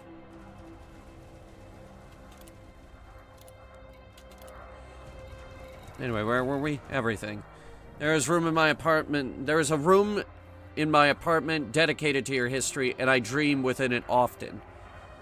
Do you now haunt me, Morrigan? Did I acquire so much of your life that I have summoned your soul to follow me on the trail of your final treasure? My obsession with you now reflected in a curse? If you can hear me, then know that I spit in the supernatural's gaze. Your eyes are long dead, and the last piece of your life will complete my collection. Your star map has finally deduced the location of your hidden riches. Watch as I take it for myself, you hellcat. The remnants of the great Captain Morgan's life will decorate my own legend. In other words, you're a grave robber. I don't like that number. Oh boy. Okay, so UVSO CBDI GSPN NZ DVS TTE TPVM period ULF POMZ NFN PSZ OFW F S T P M E period TIB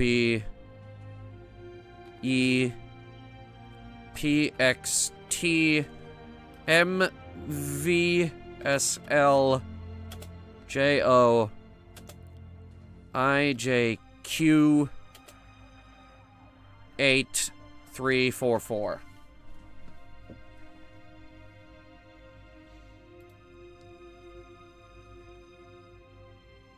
Rotating.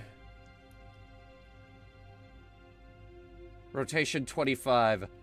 Turn back from my cursed soul. Take only memory never sold.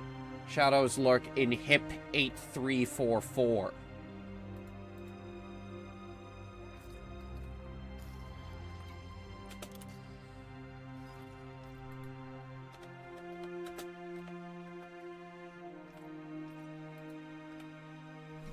Damn it.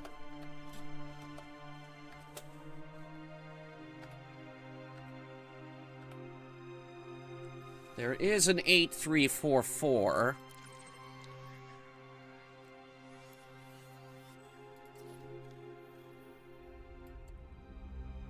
But it's even further away than the last time. I highly doubt they would send us that far. Especially since the majority of this game's story takes place within the bubble. The overwhelming majority. Okay. What's the math?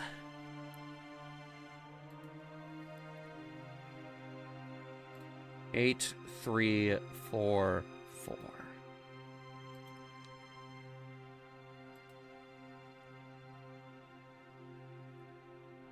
It was rotation 25.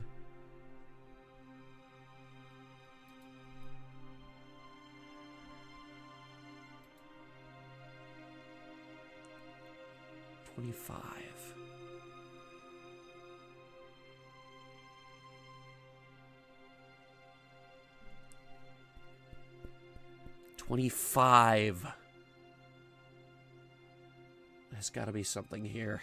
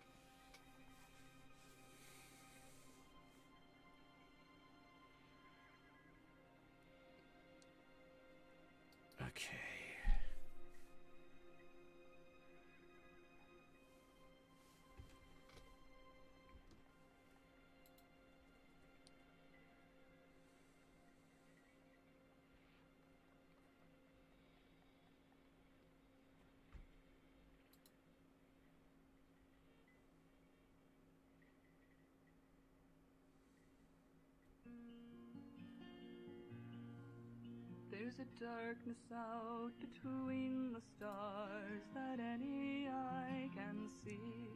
8, There's a deeper dark within 3, 4, where no 4. light will ever be.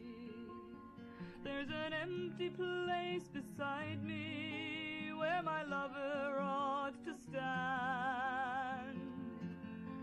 And there's a burning sun before me, and the throttle's in my hand. I will need a calculator for this. 2 days ago I lost him on a world without a name.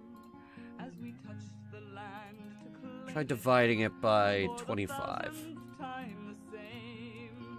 And I 333.76. and I did not see him fall. I only know that I failed him, never heard his final call.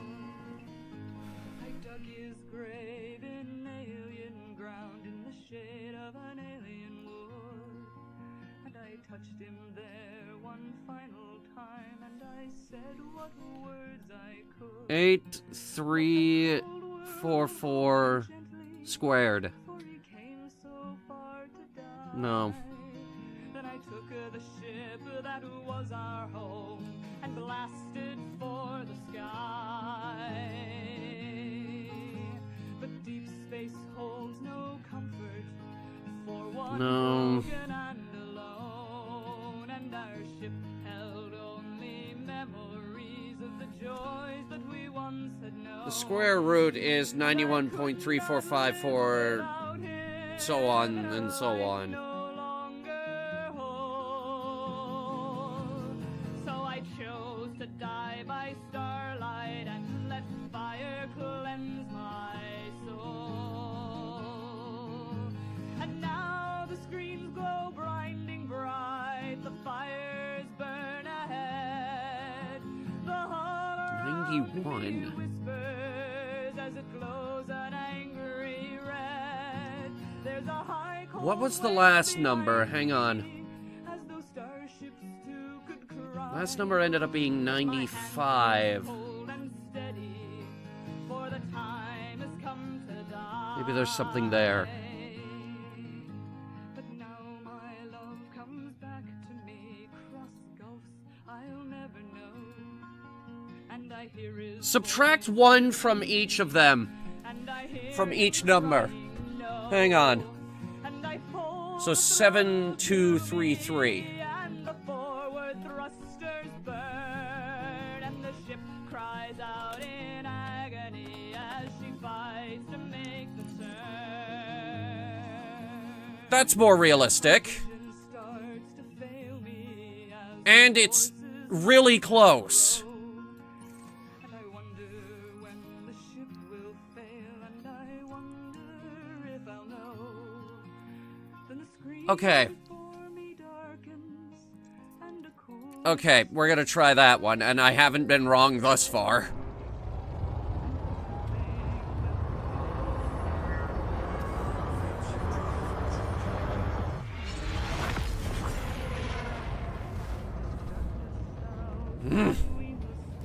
that any eye can see. But there's a light within that darkness. 3, 2, 1. For I know my love forgives me, and I know he loves me still. Once we roamed the stars together, now I know we always will.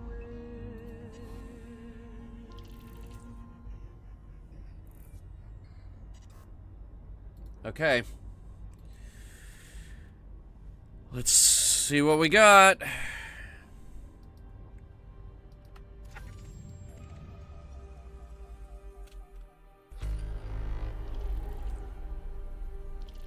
I see fleet carriers here. Something must be here.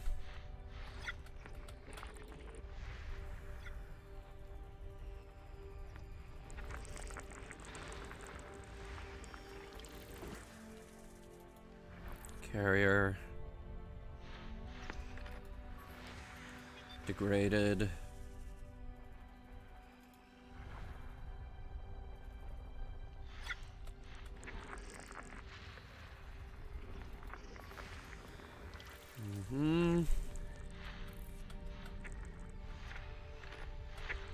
Zoom in on that. Nothing so far. It's like trying to flag down a Thargoid Titan. That kind of looks like Mars. 21.6 atmospheres. Not that bad. It's not that bad. It could be a lot worse. I've seen a lot worse.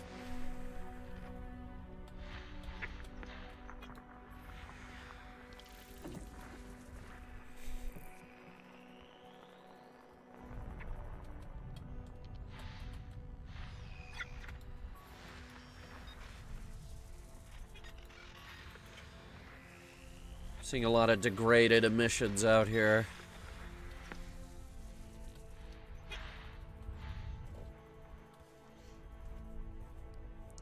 The thing we're looking for is usually... Well, actually, they've all been around some kind of small moon. Never out in the open.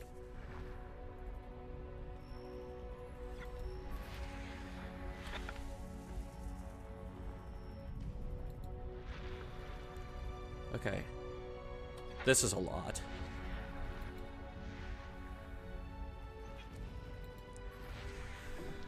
There are a lot of fleet carriers here.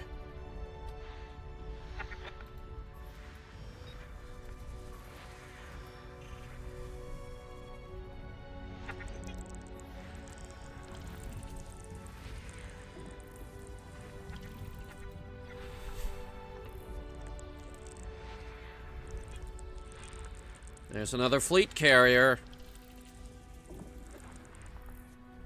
Damn, these bastards get everywhere. I hate fleet carriers, by the way. And there it is. And there it is.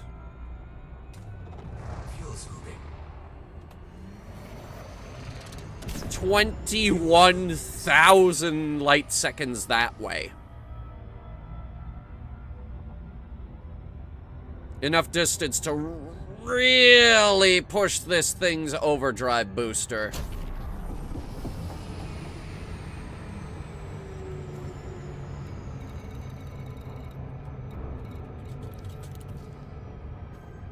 All right, we're locked in.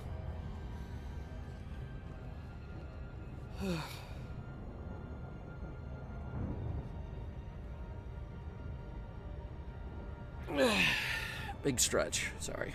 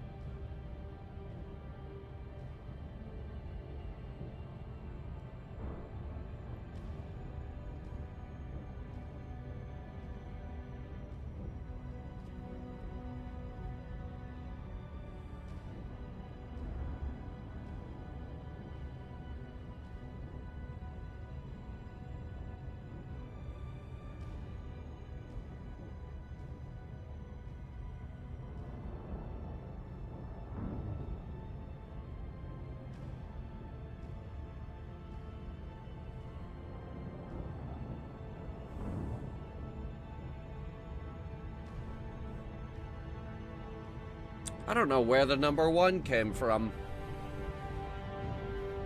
I was just fiddling around with the calculator.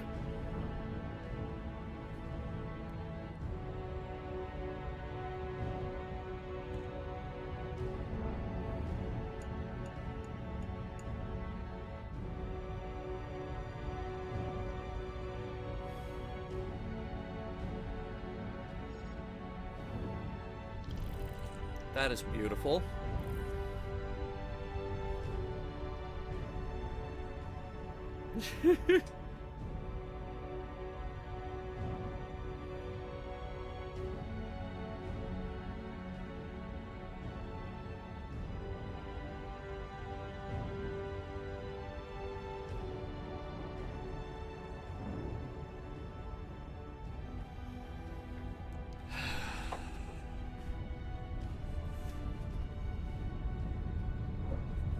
After this, we're gonna fly out and do something.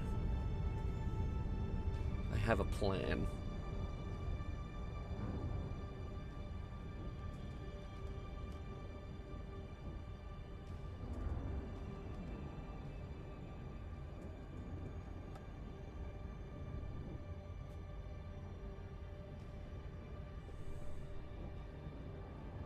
All right.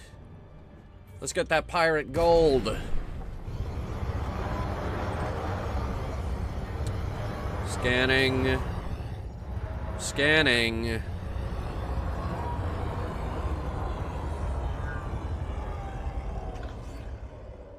Got something.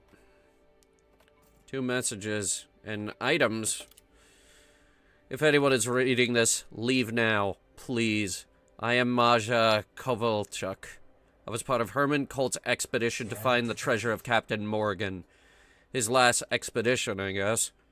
We'd followed a star map Colt had. The bastard threatened to destroy my ship if I didn't stick with him, even after the others were dead. He'd gone strange. By the time we got here, I mean, the closer we got to the treasure, the worse Colt got. Ranting and raving about seeing the captain. Kept daring her to appear. It was like something took hold of him. Something dark. But when we reached this planet, there was another ship. I can't explain it properly, but geez. This thing was there, but not there. My scanners couldn't identify the stuttering energy signature. When we made visual contact, my canopy display must have caught interference, some kind of radiation maybe. The unknown ship was drenched in static. I couldn't focus on it. Every time I tried, those crazy distorted patterns would... Claude flew into a rage and boosted towards it, hard points deployed. The unknown ship took off with Colt in pursuit. My God, the noises he made. I've never heard anything so angry. The comms channel peaked so hard I had to shut it off. For a second it sounded like 2 voices screaming together in hatred. When I finally caught up, Colt's ship was a wreck. He'd floated out of the ship's ruined canopy strapped to his chair. It was horrible. His eyes were open. Rage still twisted his face, even in death. Listen to me. Morrigan's treasure is attached to this beacon. I ain't touching it. Take it. Or don't take it. But I swear this whole voyage was cursed. I worry about what'll happen if you snatch the loot. If you've already taken it, then don't stick around to find out what happens next. Run.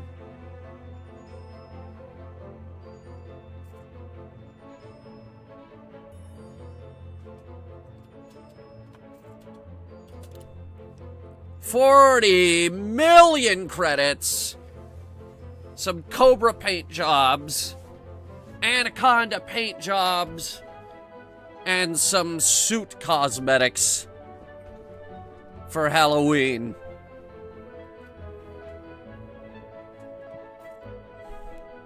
I'll take the 40 mil. I'm worth about 100 times that, though.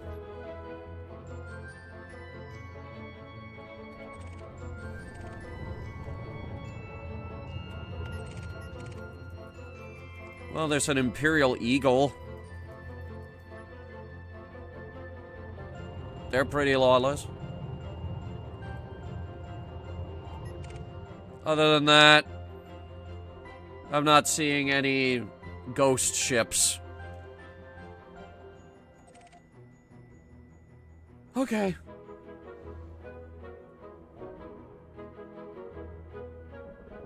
That's that then.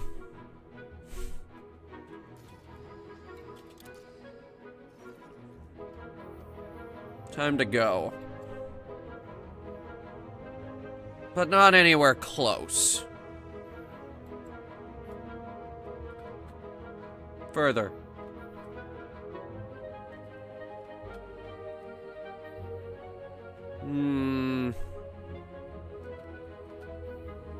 No. I know that there's a station out at...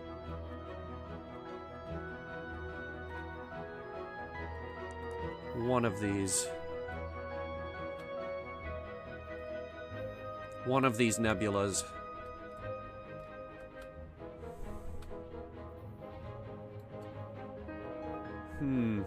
That could work. It's out further than Bernard's Loop.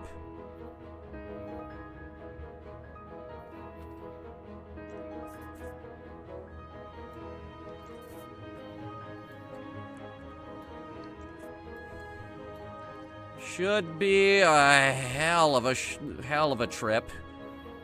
But I think we could do even better.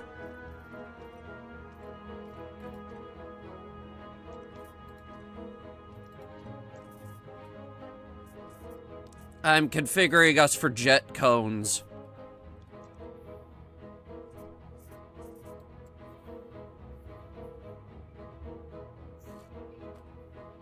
It'll make it a little faster. See that big blue line? Jet cone. Another jet cone. So we got 2 jet cones to shoot through on our way there. In total, it's 52 jumps. Maybe we try something a little closer to home. Orion looks is pretty nice this time of year. The Orion Nebula. There's a big old cluster of stars there, and I've never been. It'll be an adventure.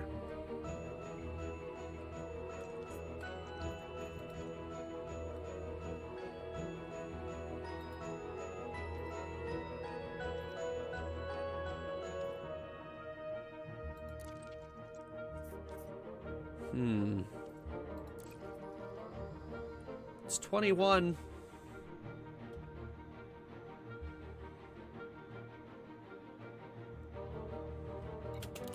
There's gotta be a better way to make her fly farther. We're shooting over Witch Head. Dangerously close to Thargoid territory, by the way. Ridiculously so.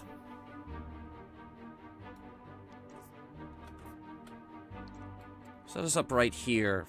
V719 Orionis. See if we could hit any jet cones along the way.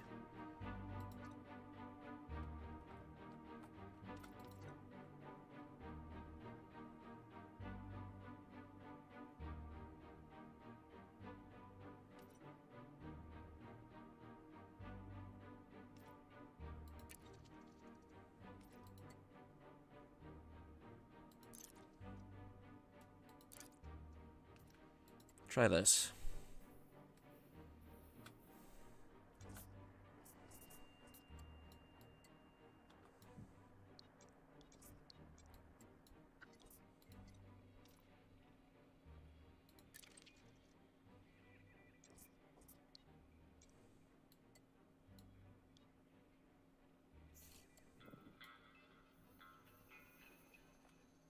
That'll do it. I mean, it is 20 jumps. We could be there in 15 minutes. Just casually gonna make a trip out to Bernard's Loop and the Horsehead Nebula.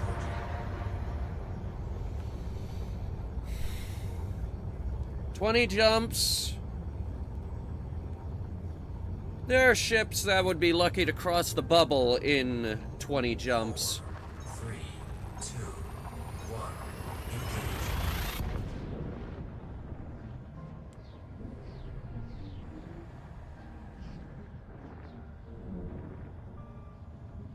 What's a tow truck? Have fun getting a full-size truck out of the gas station because the idiot put regular gas instead.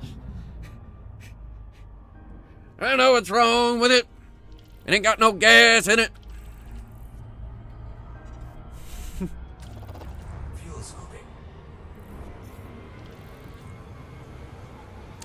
By the way, next year, we're playing Tears of the Kingdom.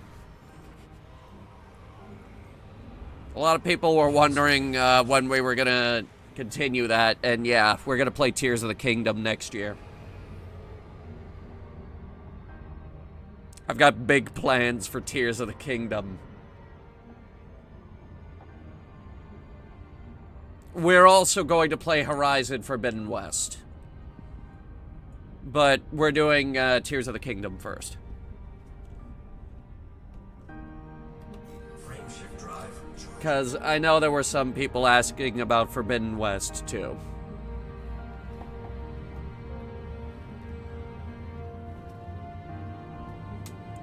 Oh, crap, and we gotta finish Subnautica now, don't we? 3, 2. Ah, crap, and we gotta do Below Zero. Man, I hate Below Zero.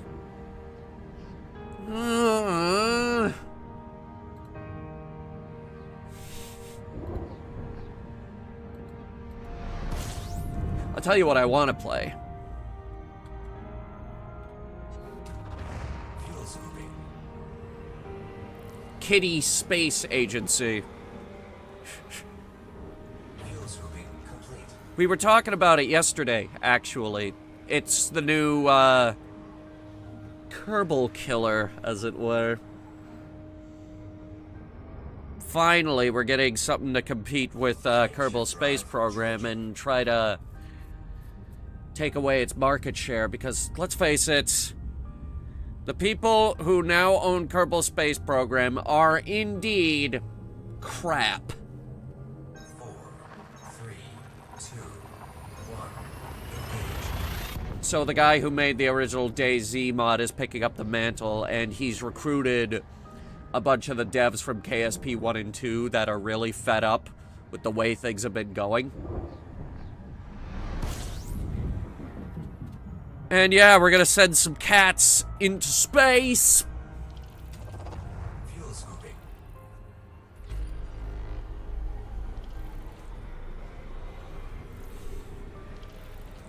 Fuel scooping complete. Frameshift drive charging.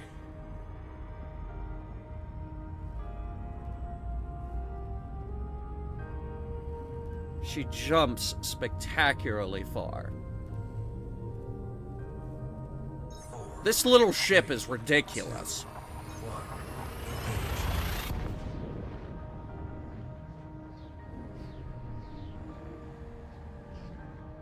Oh, you know what else I was thinking of picking up for us? Moon Mystery. That looks like a weird game.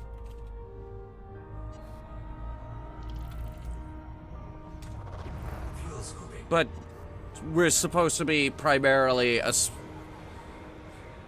space game streamer type deal, but we keep getting distracted by these other games. Frameshift drive charging. I mean, last night we announced that we're going to be doing Deliver Us Mars, and we're still going to be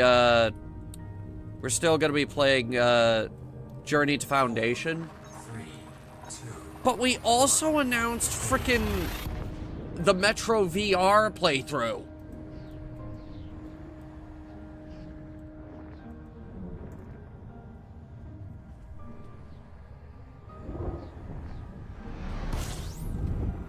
Ooh, big red. System scan complete.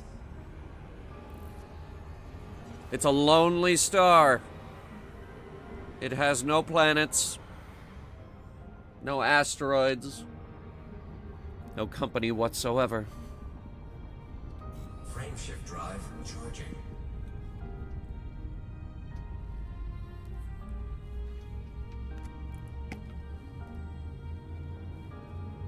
It's a lot like us in that regard. 4, 3, 2, 1. Engage.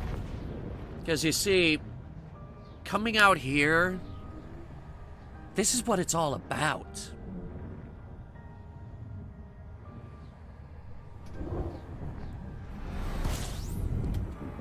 The antisocial isolation as you scan down a star system. Complete. Fuel scooping.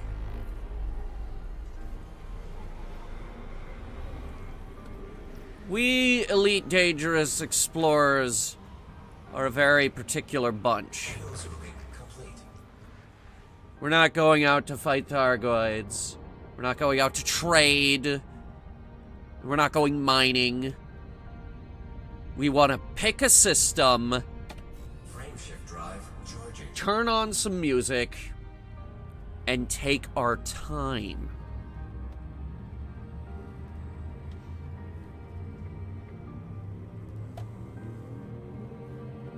Four, 3, 2, 1.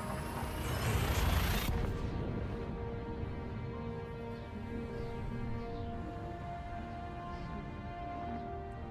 And the great irony is, a lot of the space around the bubble, when you look out there at all the stars, there are far prettier locations around the galaxy.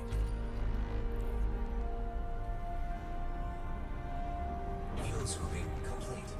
The night sky in Colonia is so mind-numbingly beautiful, it would make your head spin. That's mostly because Colonia is smack dab in the middle of a star field, and half of that is inside a nebula. Frameshift drive charging. I've always said the stars are brighter in Colonia. And that's because they are.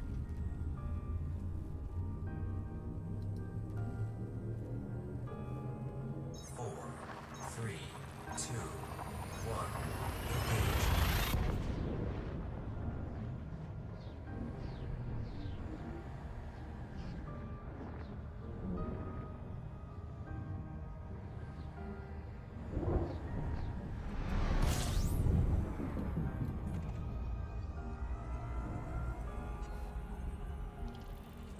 System scan complete.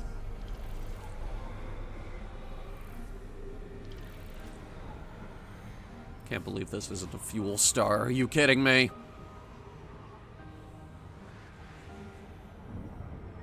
Frameshift drive charging.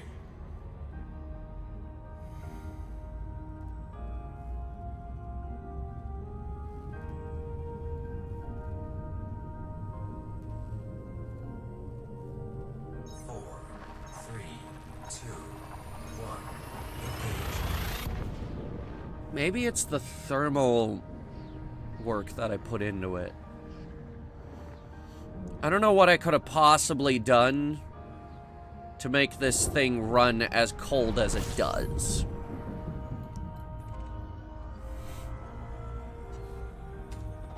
Fuel scooping. Because as it stands, if this is the standard package, it's frankly overpowered, and I think it's going to get nerfed. Fuel scooping complete. At least when it comes to the thermals on this thing. Put a goddamn heat sink launcher on this thing. Frameshift drive charging. I don't need it.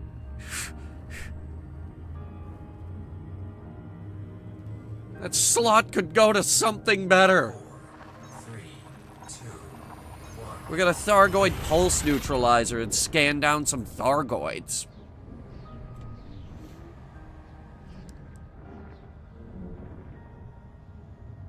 I could use a few new Thargoid sensors.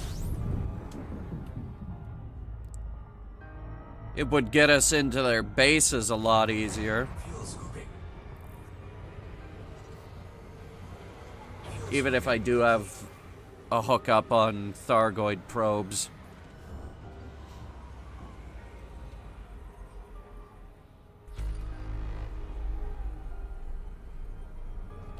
Frameshift drive charging.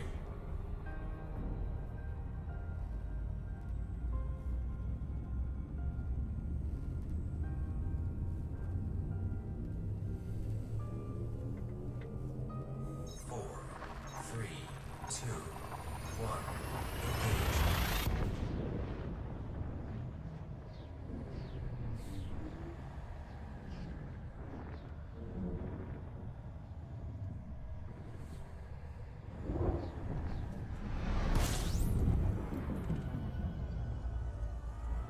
All in all, this is way too easy for her, isn't it? It's weak. Fuel scooping complete.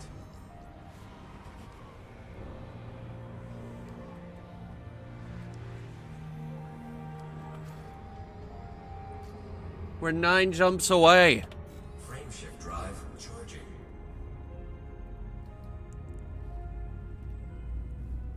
I haven't given her something really good to chew on. 4, 3, 2, 1. Engage. She needs a big road trip. This is the ship that we need to take all the way to Colonia.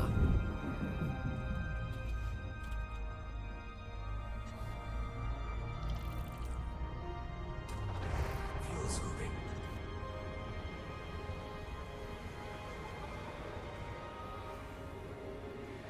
Fuel scooping complete. She could do it. I mean, obviously she could do it. There are people that take their Corvettes to Beagle Point. Frameshift drive charging.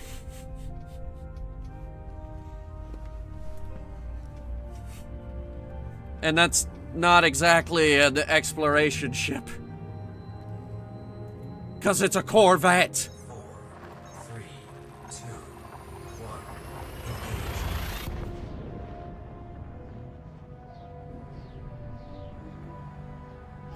Engage.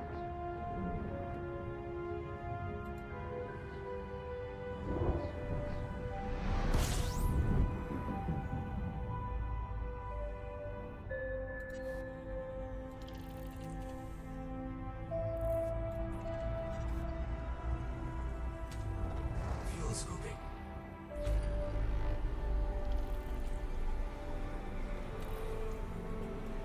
Fuel scooping complete. Witch Head sector. Never been out this far, I think. Where are we? Oh yeah. I've never actually been out this far. At least, not in this direction, anyway.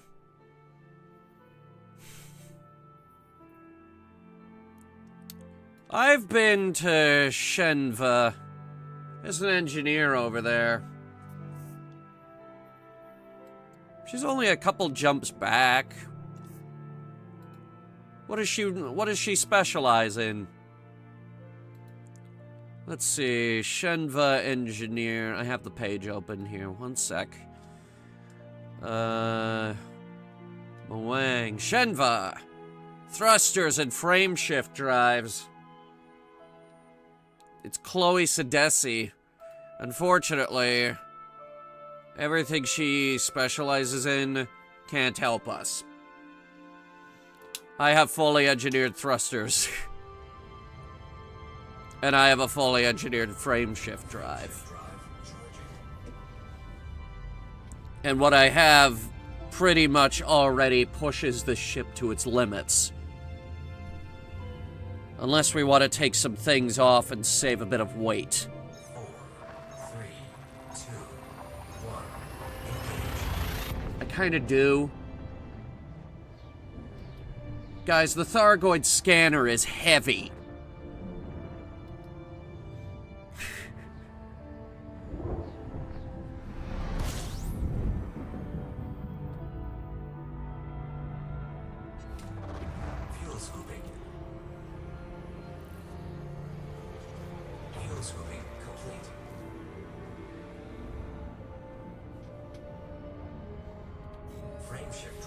charging. Spirograph sector. Now here's a place I've never been.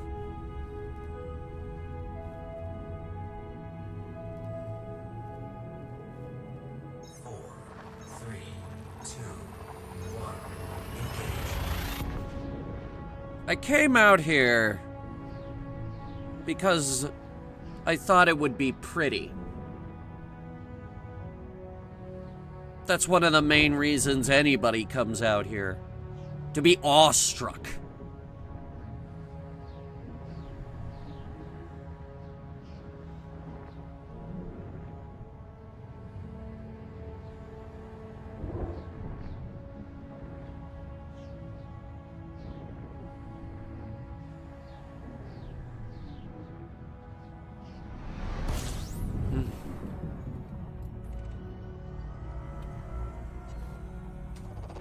Fuel scooping.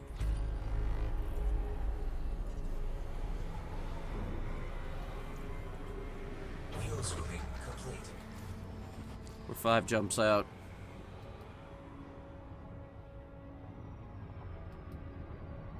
Frame shift drive charging. That nebula's getting bigger.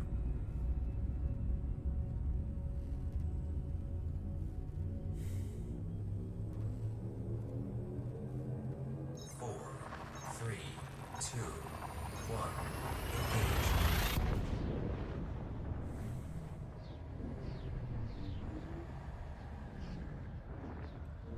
This is a weird colored one.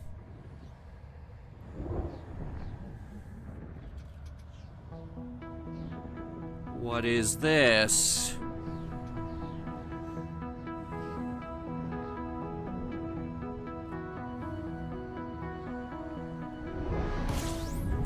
Red. Very red. Extremely red. I hope we have outposts out here. Look at that, there's stuff 425,000 light seconds that way.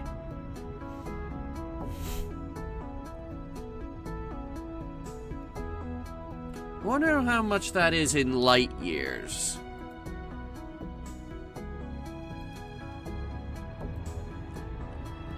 There's 60 seconds in a minute, 60 seconds in an hour,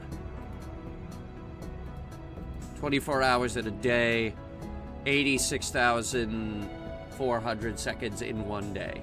There are 365 days in a year. That's 31,536,000 seconds in a year. Now we're going to divide that by 425,000 to get a rough estimate. That's 1/74th of a year. Takes a few days for light to actually reach that far. Frame shift drive charging.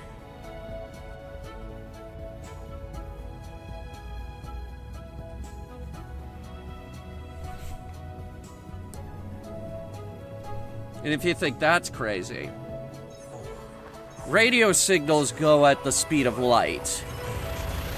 And it takes us just under a day to get a signal back from the Voyager probes.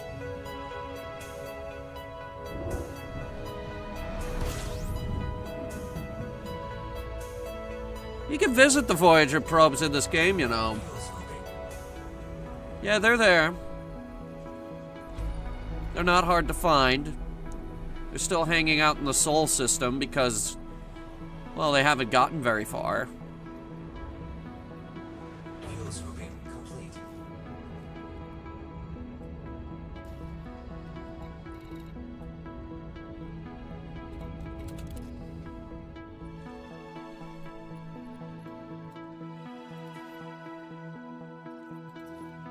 And some of these have already been mapped.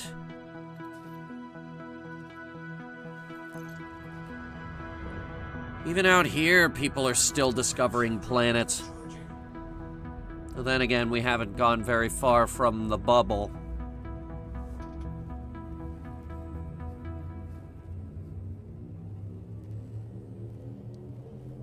The thing is, though, 3, 2, 1, engage. when it comes to actually finding undiscovered planets out here,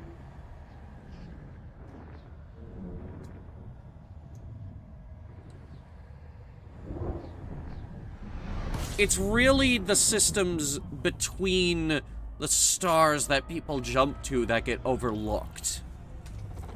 Fuel scooping. A statistic they love to throw out every year is the percentage of the galaxy that has actually been explored. Fuel scooping complete. And it's still around 0.001%.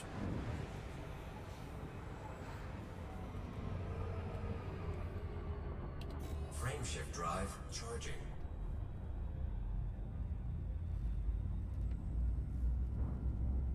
People expect to go out into the black and find huge swaths of unexplored space. 3, 2, Now, those do exist,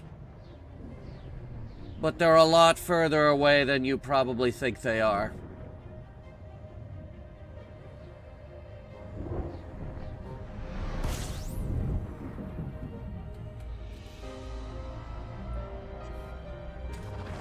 fuel scooping.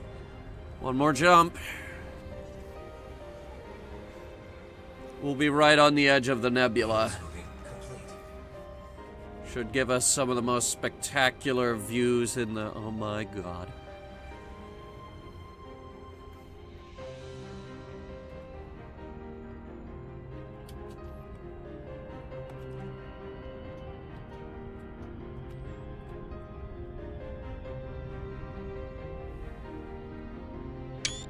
That's a wallpaper right there.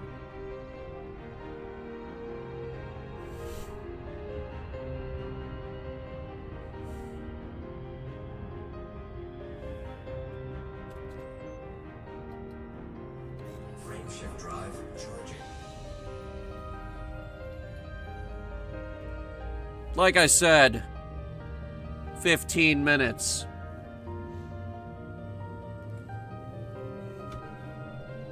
Ready to engage. 4, 3, 2, 1. A lot of people think that glorious sights like this are out of their reach. Some pilots never bother to leave the bubble at all. But this...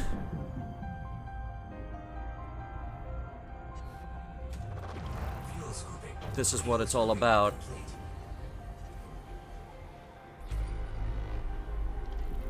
The view.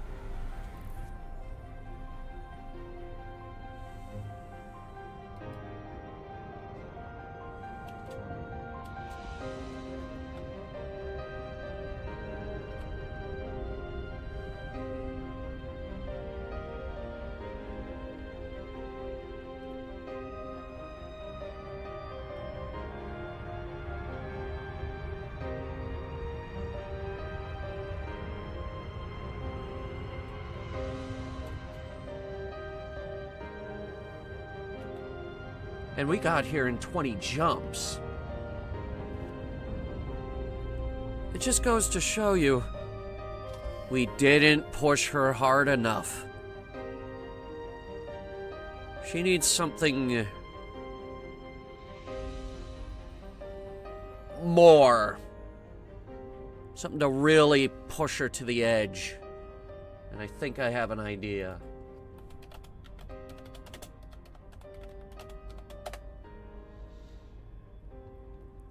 HD 76133.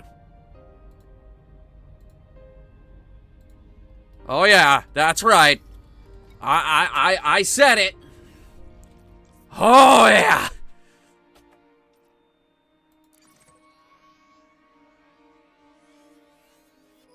It ain't close. But then again, I did say she needed a challenge. And this right here, is kind of the ultimate. Now, I know, you're probably thinking, What the hell is HD 76133? The Anaconda Graveyard.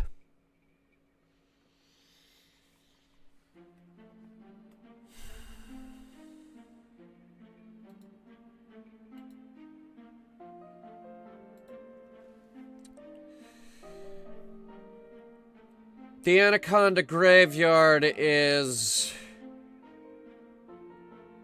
a landmark, part of the Distant Stars expedition in 3303, memorialized by a tourist beacon 0706. HD 76133 sits in the middle of a star field where you cannot refuel. It is not possible, because none of the stars are compatible with your fuel scoop. And also, you'll notice that there are no stars anywhere near it. And that is because 76133 is positioned so mind-numbingly high above the galactic plane that it's very difficult to reach it.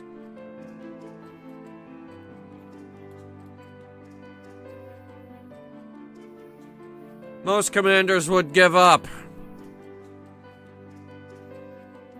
But I think we can figure out a way to get her up there. Let's see what she needs.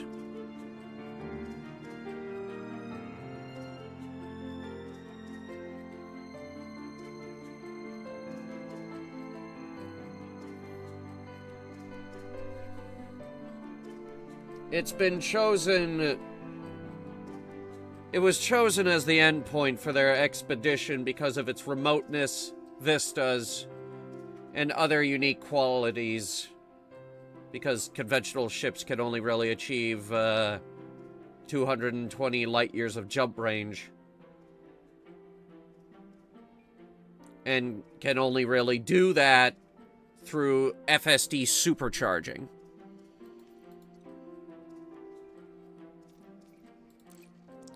Which means we're gonna need boosters.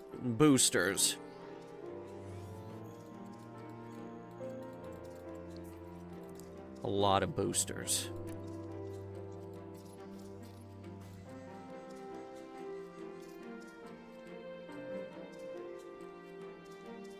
Or you can be boring and get there with a fleet carrier. And it doesn't look like it's gonna let us do this, actually.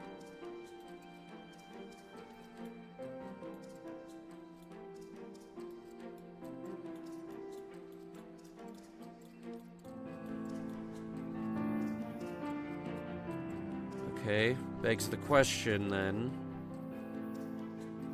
How high can we go? We still have stars. We still have reachable stars here. But they thin out pretty quickly.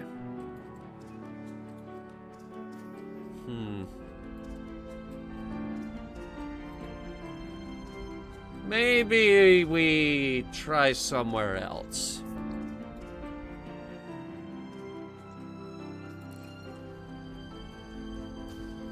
We're near one of the most glorious nebulas in the galaxy. What's there to do out here?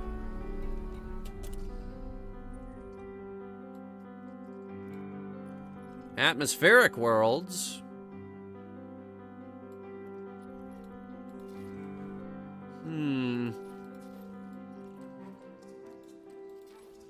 Nobody set foot on any of... Oh, no, that one. And that one.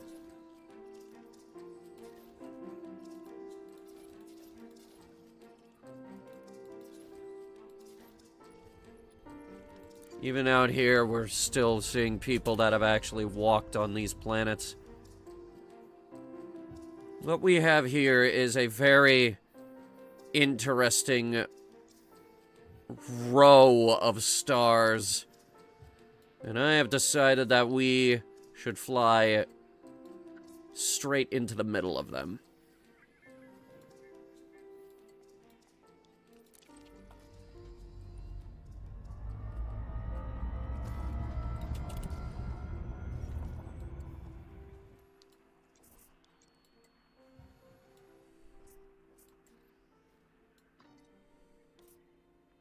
Missing permit.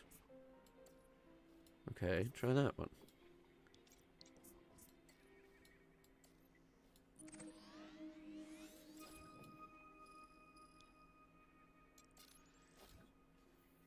This whole sector is permit locked.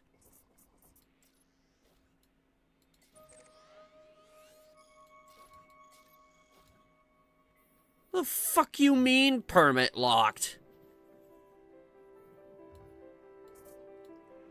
What if I want to go to the Flame Nebula? Or Horsehead Nebula? That's one of my favorites.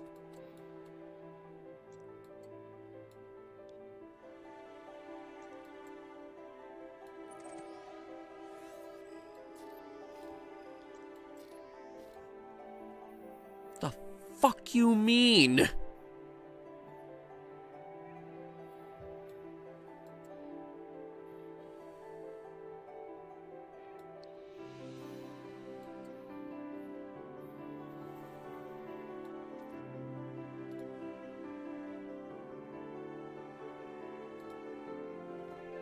Bernard's Loop.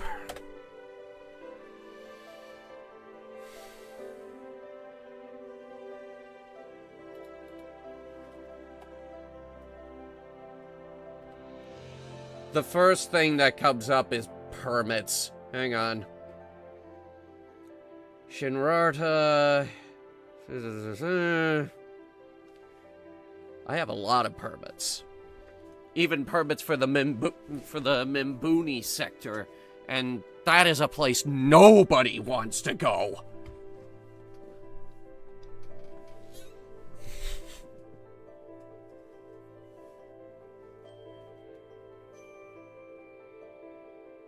Let's see. Uninhabited.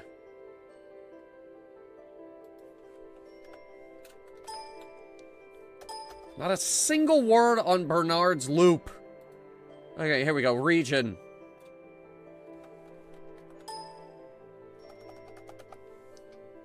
Is this just completely off limits?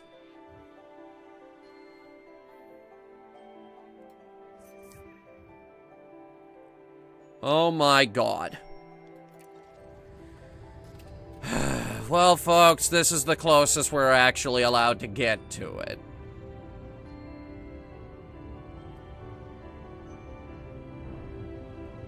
Because Frontier is a bunch of stupids that don't want us to go and attack the Thargoid homeworld. And I want to do that.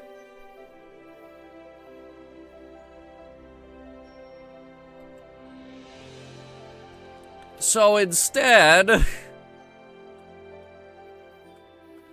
Seagulls. We will go hang out with the Seagull Nebula.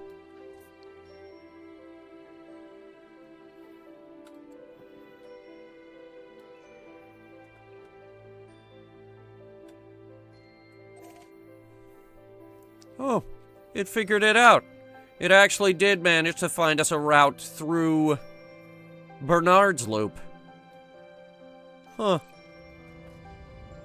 How about that? How many jumps is it? 44. Alright.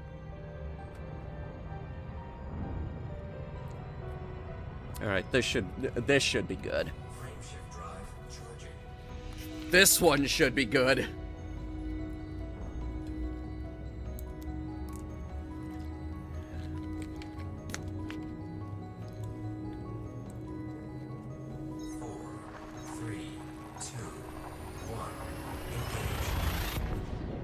With this jump, it should put us right in the middle of the nebula. The view should be spectacular.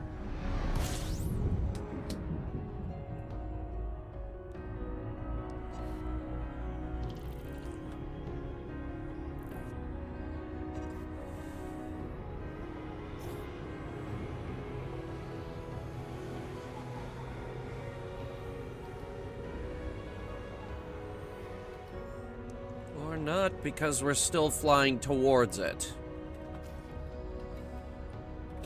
But I think this next jump actually takes us... Oh no, wait. No, it is the next jump that's gonna put us right in the middle of it. It will be glorious. Frameshift drive charging.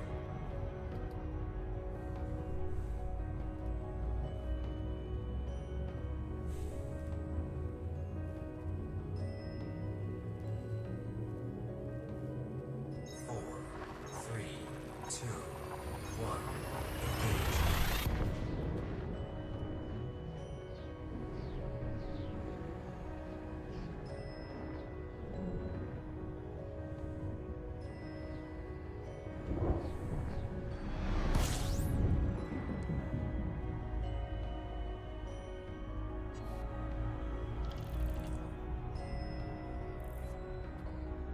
Bernard's Loop, ladies and gentlemen. In all its glory. Alright, hang on, I gotta fuel.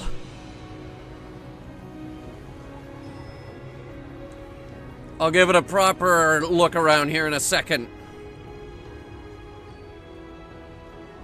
Fuel scooping complete.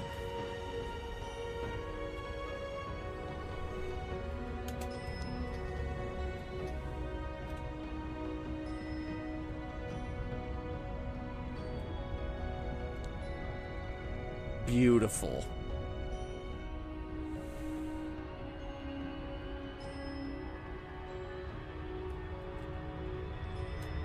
Freaking beautiful.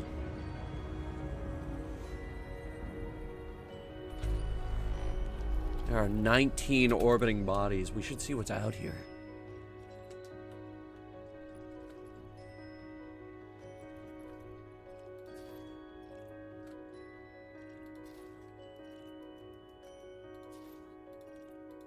Feet have set foot on these worlds.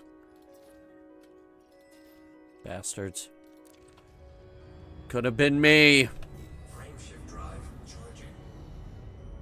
I have the first footfall on a swath of uncharted worlds. Right after I charted them.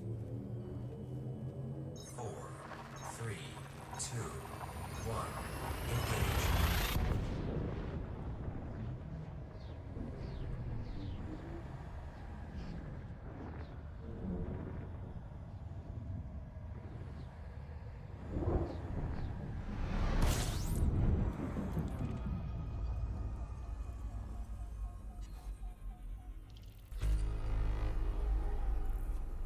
Holy crap.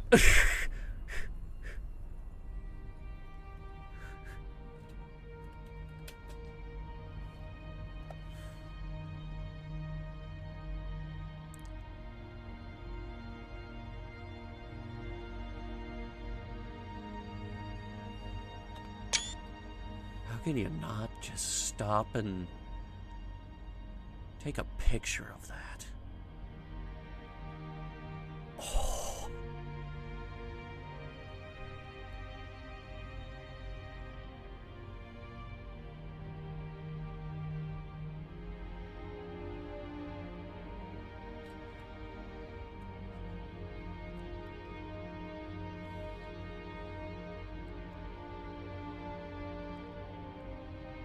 There's just so much stuff out there.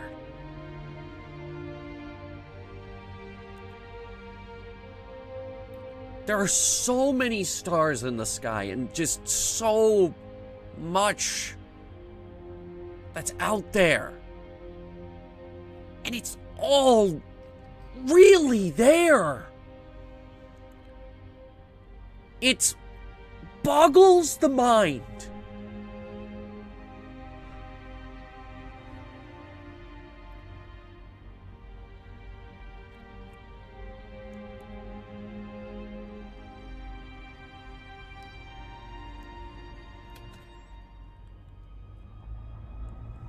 These are the things I start thinking about when I leave the bubble. Fuel scooping.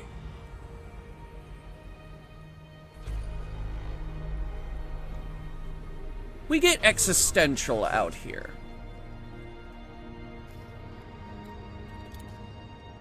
All the time. All the time. Existentialism. You have to remember how mind-numbingly big space is. And it's moments like this, when you come out here, when you see all of this, when you see the gloriousness, and just how remarkable space can be.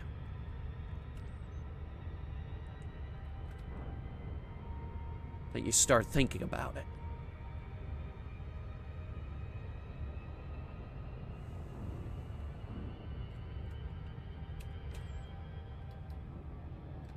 Frameshift drive charging.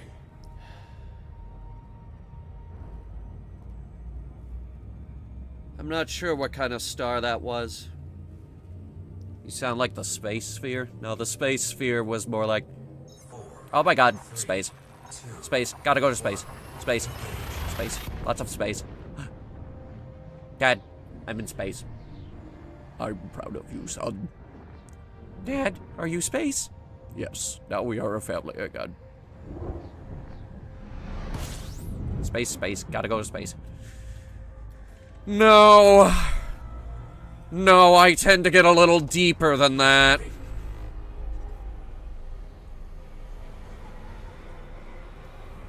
Fuels routing complete.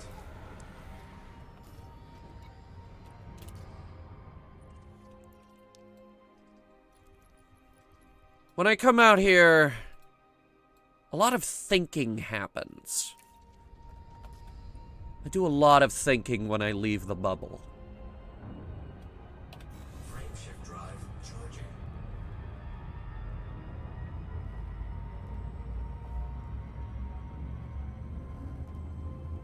Where will humanity go from here? Who knows? 4, 3, 2, 1. Engage. Did you know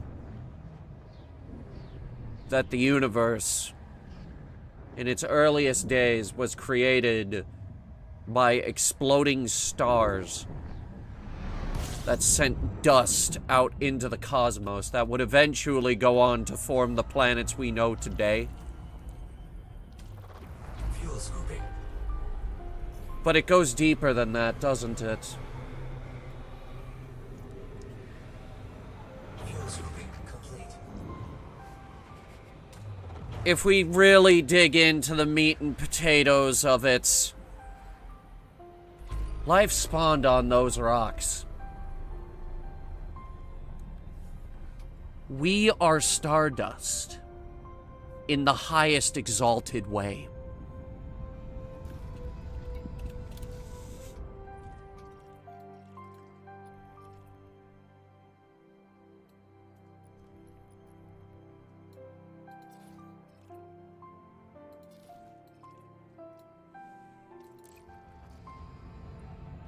Frameshift drive charging.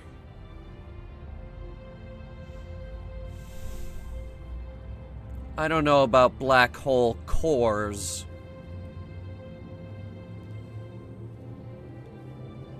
4, 3, Now there's something we could do. 1.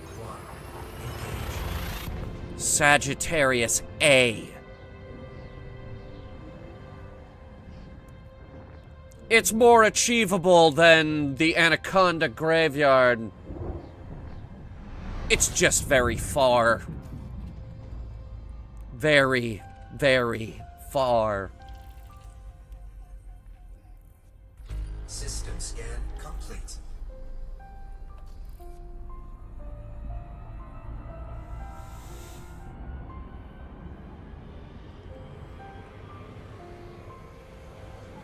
Viper, there's so much we don't know about black holes. We thought we had it figured out. We really did. We came to that conclusion that black holes have so much sucking power that not even light can escape their gravity. Years and years and years go by, and we observe a star moving further away from a black hole. Frameshift drive charging.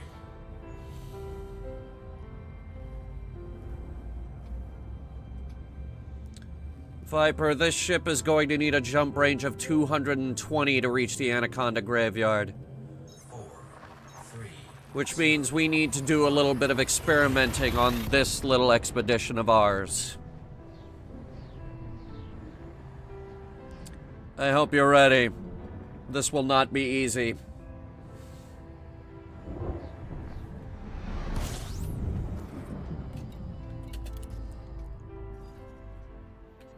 System scan complete.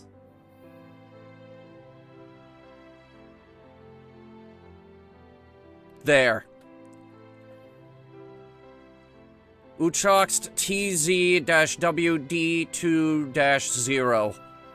Followed by another one immediately after that. We are going to throw her into the deep end.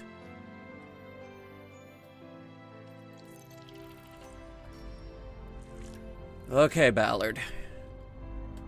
Let's see what you really got. Fuel scooping.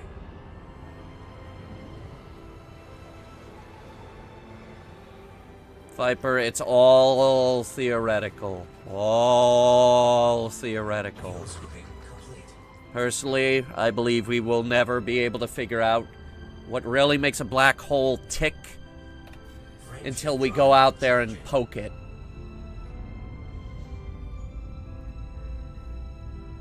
They say things seem to stop moving as they cross the event horizon and fade out. And I'll believe that when we go out there and throw a stick at it.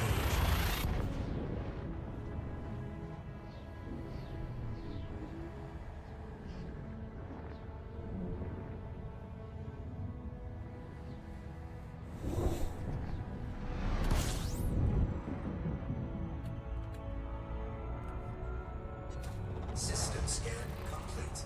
Now, that big test of hers isn't for another several jumps.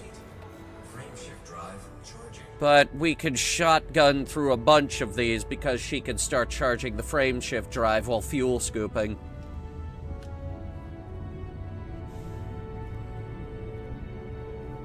I'd say that her cooling system is supercharged by liquid nitrogen, but we all know that liquid nitrogen isn't nearly cold enough. This is something new.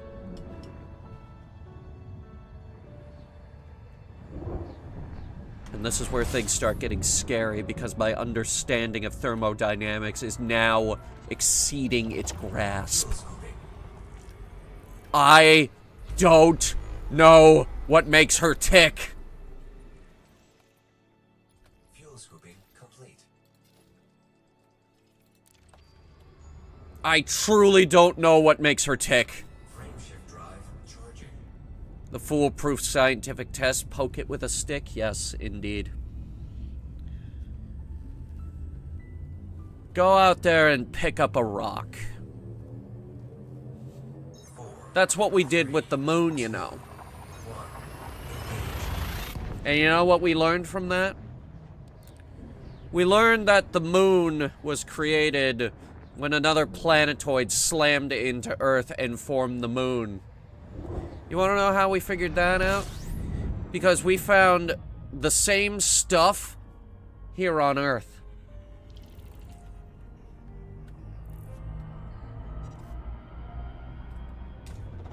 Fuel scooping. Fuel scooping complete.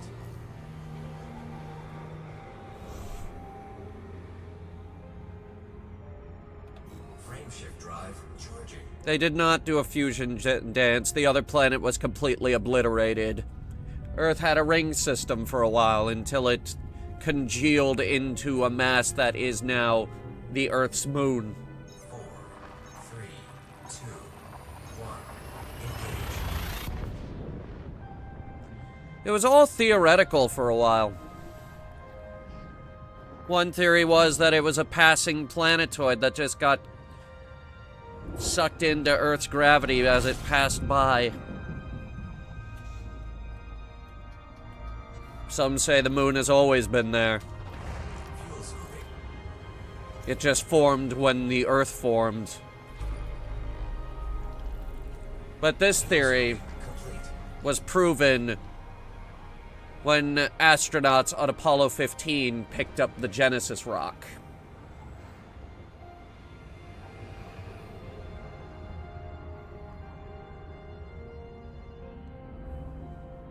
Frameshift drive charging. That's what they named it. It's what's keeping me up at the night times.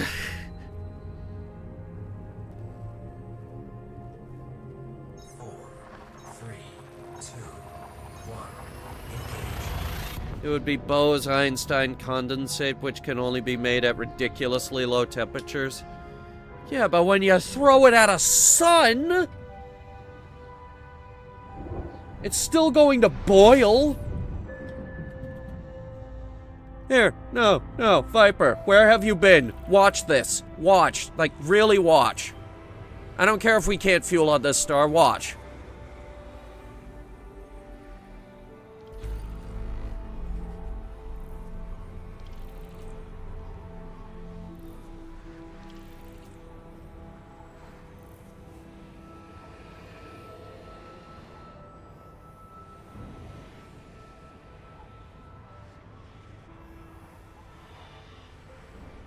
It literally caps out at 60%.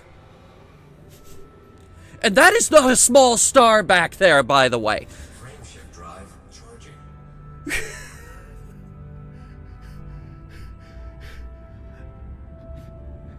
While fuel scooping, I have never seen it go above 60.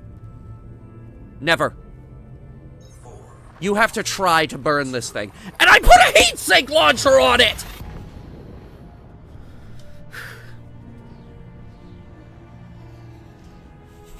I should not have put a heatsink launcher on it. It did not need that. Didn't need that. No, that's dead weight. Really could have got rid of that. Probably will. Definitely am going to get rid of that. Fuel scoop disengaged. Frameshift drive. Might need one for blue-white stars. Are they hot? Super hot, as it were? 3, 2, 1. Engage. Admittedly, my star classifications are very, very rusty.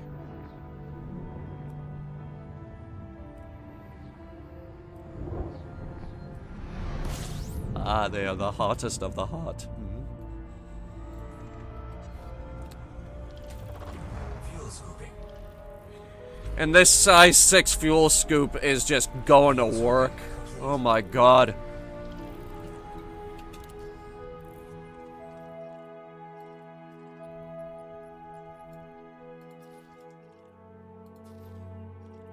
Alright, we're starting to run into some systems that people haven't bothered landing on. They've been mapped, but they haven't been landed on.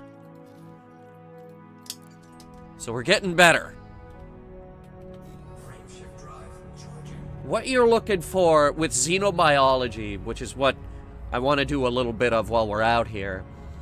What you're looking for is ideally a planet that has not been mapped or stepped on at all. That's where you get the big money. And there's a lot of money wrapped up in xenobiology right now. There's actually more in it than Thargoid hunting. And you get your name in the game. Now watch me fly into this coronal mass ejection. Fuel scooping complete. I did it! At least the outer edge. We can't cross that yellow line.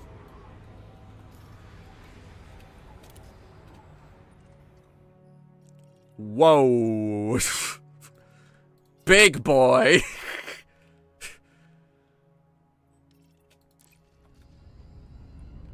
Frameshift drive charging. Land on Pluto's heart? I think we can. There might be a population out on Pluto that might not appreciate it, but I think we can. Guys, you can visit the Voyager probes in this game. Visit a planetoid in the Oort cloud? Don't you mean Kuiper Belt? Because, like, there's Uranus, Neptune, then there's Pluto, then there's the Kuiper Belt and all of its objects, such as Sedna, Quarwar, others. Eris. And then there's the Oort cloud. Systems Which... complete. The Oort cloud isn't really anything. Frameshift drive charging. It's mostly just dust.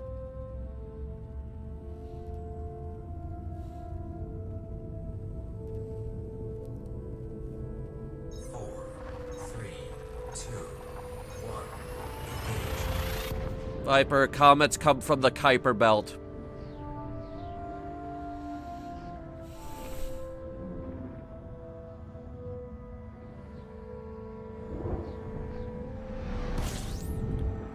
"99% of comets are Systems scan. Kuiper Belt.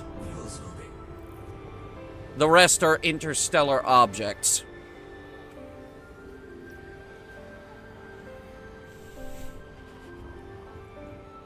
Fuel scooping complete.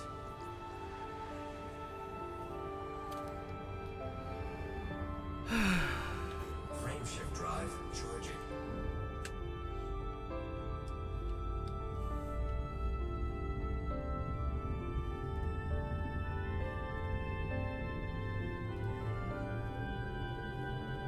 Four, three, two, one.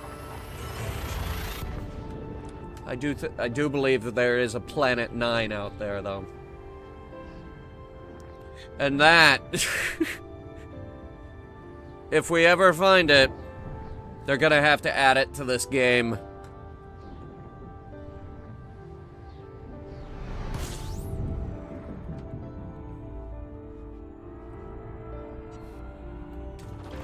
Fuel scooping.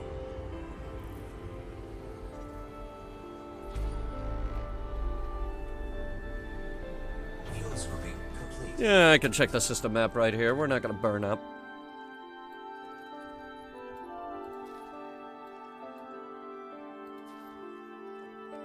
Okay, some bastard landed on that one. And that one.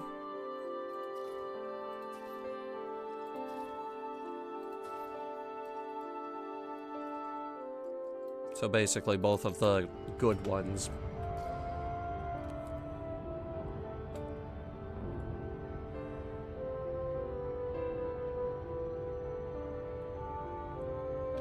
Frameshift drive charging.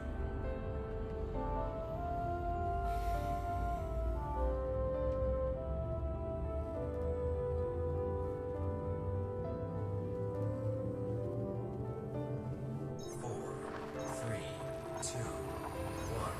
Engage.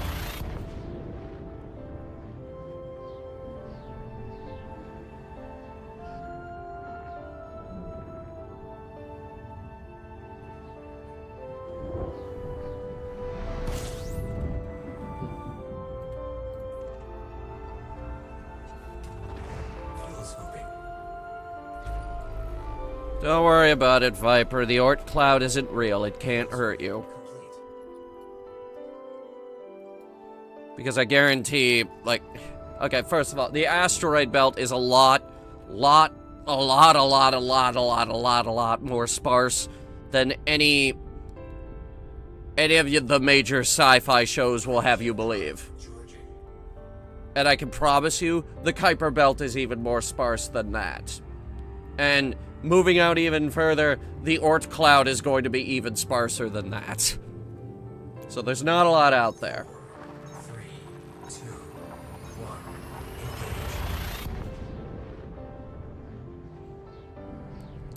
Every now and then, there are things that break our understanding. For example, we thought we knew how planetary rings work. Rings are basically just stuff that's too close to a planet to congeal into a moon because they're under the Roche limit. And the gravity from the planet itself is just ripping it apart. And it can't congeal properly. Until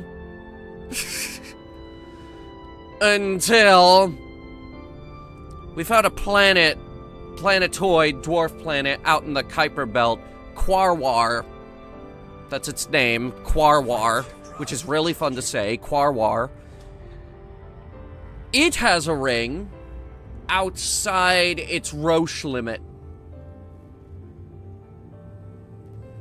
It also has a little moon, 4, 3, which I forget the name of. Hang on.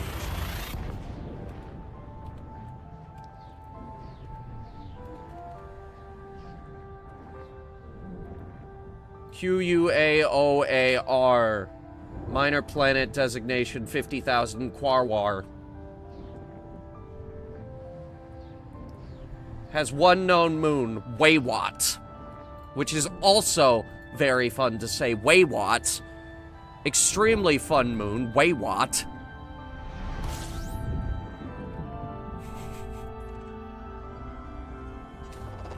fuel scooping.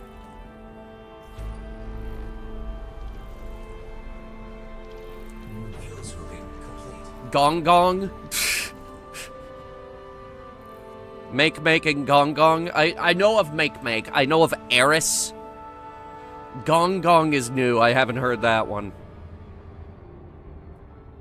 Frame shift drive. If we're talking about dwarf planets, I think Eris might be the second largest? Right after Pluto? Pluto might not even be the biggest thing out there, guys. 4, 3, 2, Like, in terms of trans-Neptunian objects, there's Orcus, Pluto, Styx. By the way, those are the moons of Pluto. Haumea, Quarwar, Gong Gong, Eris, Sedna, and Make.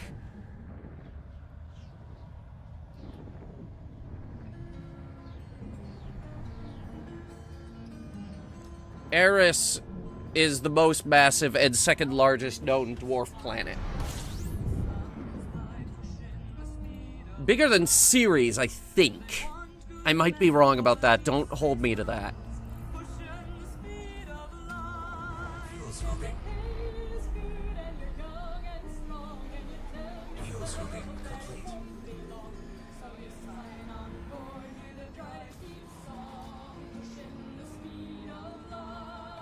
Frame shift drive charging. That's right.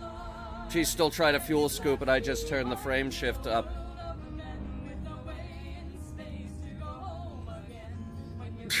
Wow, she went to 80 that time. 4, 3, 2, Another 20% and it'll actually be a problem. God.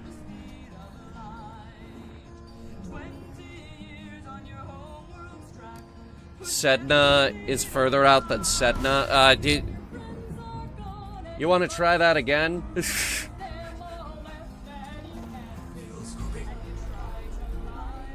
I don't think there are two Sednas.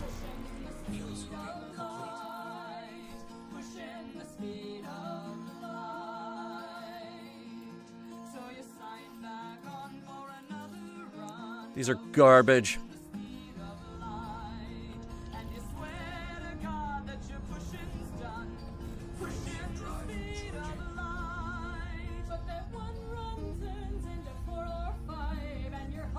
Both of them are from Warframe? I never got into Warframe.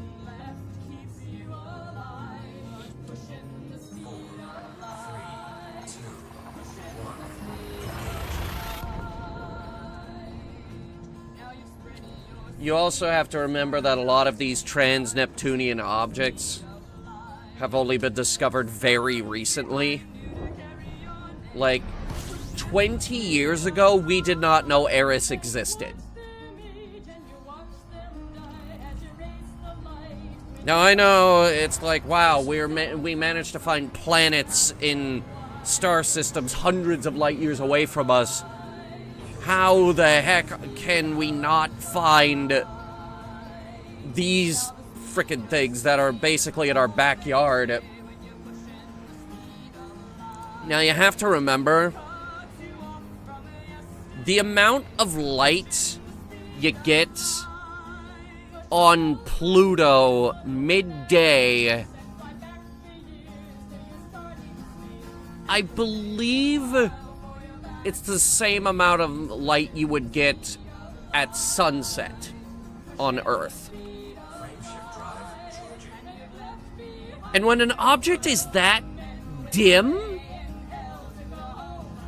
it gets much, much harder to spot it on a telescope because it's not giving off a lot of light, and it's being drowned out by the much brighter stars in the background.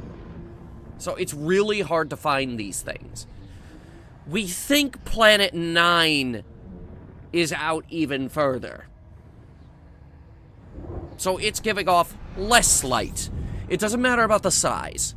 The size doesn't matter here. Fuel scooping. What they care about is light, because then they can actually spot it. Fuel scooping complete.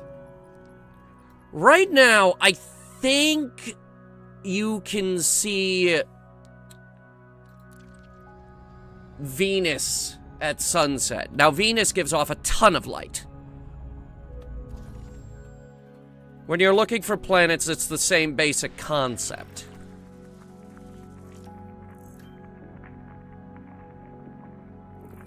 There are plants on that planet right there.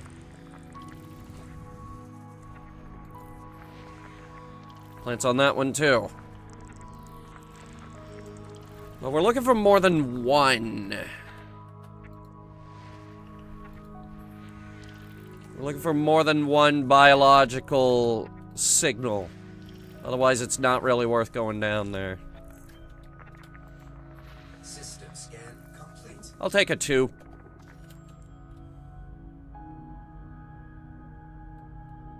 That was planet number 5.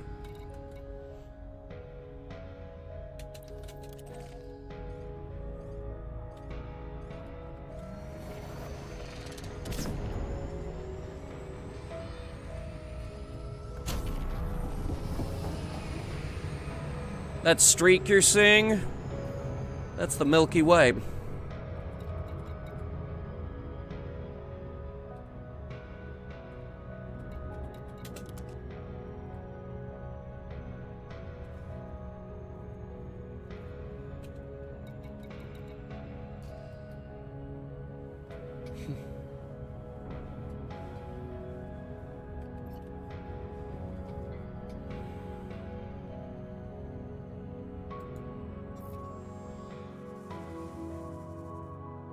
By the way, I fixed this. It can move now. That dot right there in the middle, that's the planet we're going to be scanning today.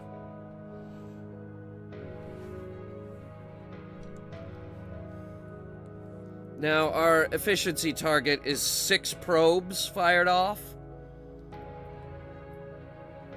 We could probably do it in 3. Because these are very heavily engineered probes. See, now it's getting bigger.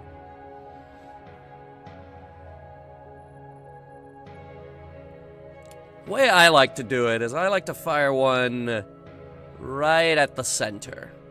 Just to start it off. Just as soon as it... There it goes. Just as soon as we're in range. And then another one to the other side of the planet, just to get us started. There's probe number 1. Probe number 2 gets caught in its gravity, slingshots around to the back of the planet. First probe impacts, scans all of that. And just like that, our job is 40% done. 80%. And now we know that we can throw the last probe up there and probably finish this thing off.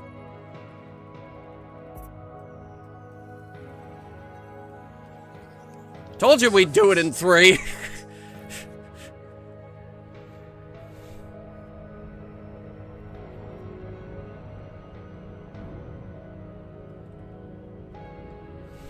Orbital flight engaged. We gotta take her down to a planet. It'd basically be a crime if we didn't take her down to a planet while we were out here. And apparently we have 15 new messages. What?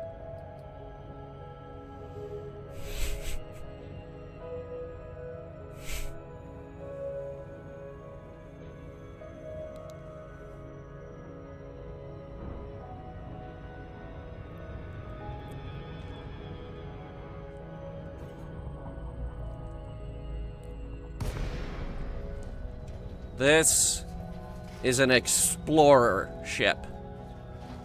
She is built to explore. So let her explore.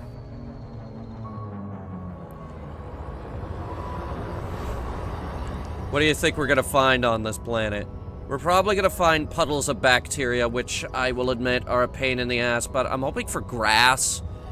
Grass would be good. Or maybe those big blobs of,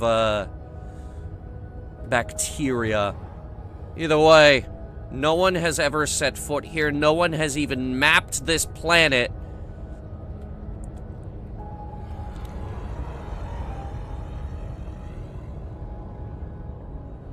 And no one has ever driven a car on it.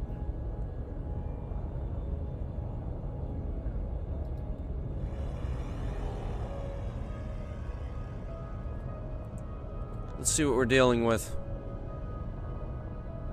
We were getting biosignals from here. And I just realized that the bottom of the... What happened?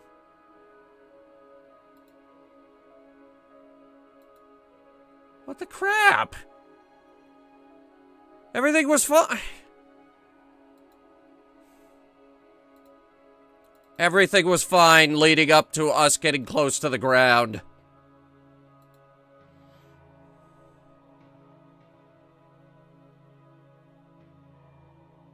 I can fix this. It's an easy fix.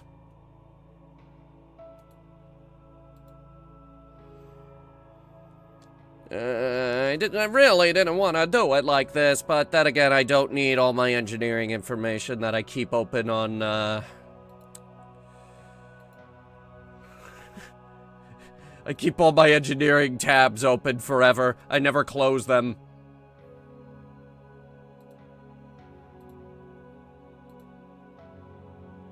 But we're way out in the middle of nowhere, so... we probably don't need them? Nah, it's probably fine. I am curious, though, to see where it drops us.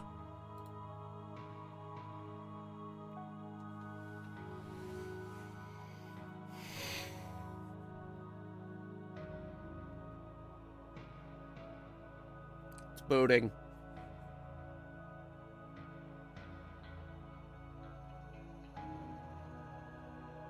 What's up? Up is a direction. Up is also, the way, my spaceship has been going. We've been going up further and further and further away from Earth. In fact, right now, this is actually the farthest stream we've done in this game from Earth since the Colonia streams. Which were further. Because Colonia is pretty much halfway to the center of the galaxy. Alright, let's see where it drops us.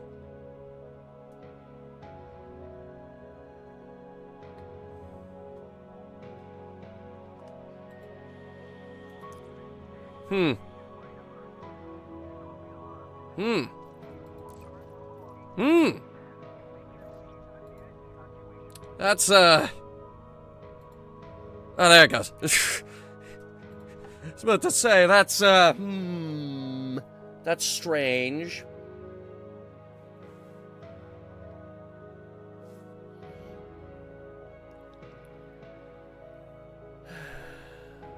Well, thank you for loving the stream. That'd be really great is if you went and got a channel membership so I could finally afford a bicycle. And food. Mostly food.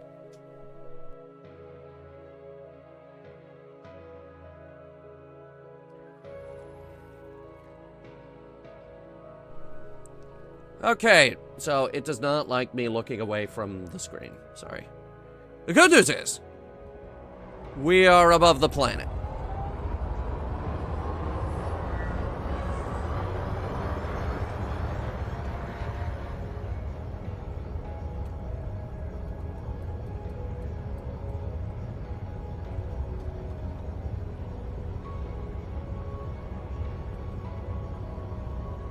I don't know how high above the planet we are, but we're here. It must have just moved us to a relatively safe position. Relatively safe being higher than any possible mountain in this game can spawn.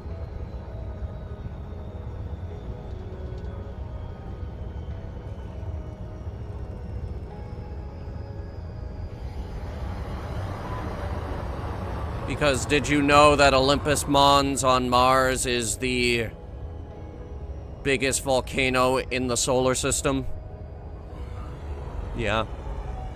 Grass! It's grass. Alright. Hang on. I want to see her do the thing. You guys ready? You guys ready for the thing? Oh, she's gonna do the thing. Check this out. She does that with the engines. Oh, she does with the engines. Oh.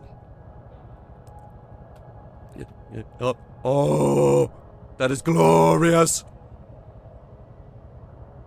With the thrusters. Oh, with the downward facing thrusters to give her that much more power on these high gravity worlds. Also, that is not grass out there. That is something else. I'm gonna go out there and see what's what. We have 3 cars on standby. Jake, Elwood, and Thor. And I know you guys would never forgive me if I didn't bring Thor. Thor is basically a tank.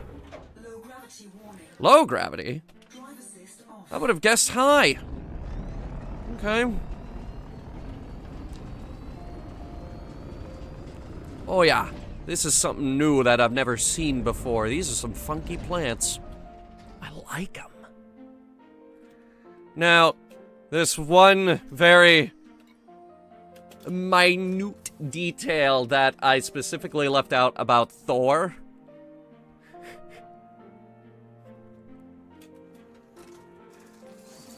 I painted him hot rod red.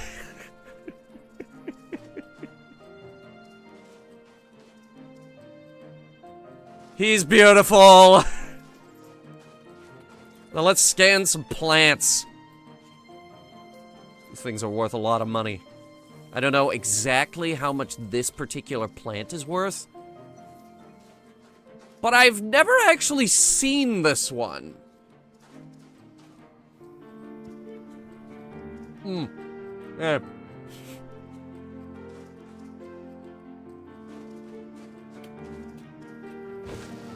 I'm guessing the other biosignature we were getting is gonna be bacteria.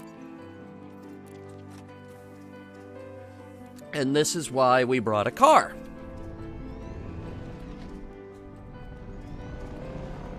Because when you're doing exobiology, you have to drive about half a kilometer away from the previously scanned one in order to get some sufficient biodiversity. I just put everything in her engine. Gonna crank this thing up and really see what she can do.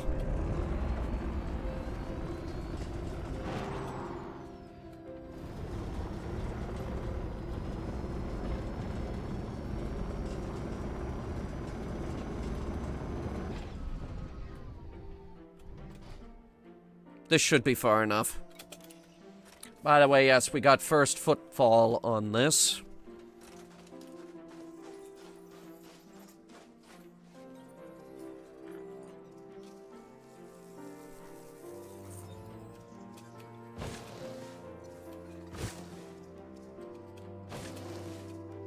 We're also looking for these stupid little bacterial blobs that appear on the ground.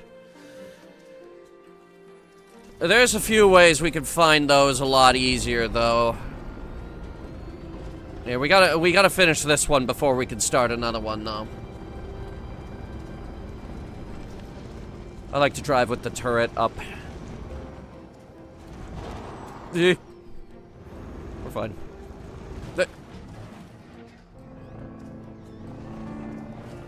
Durable thing, isn't it? Okay.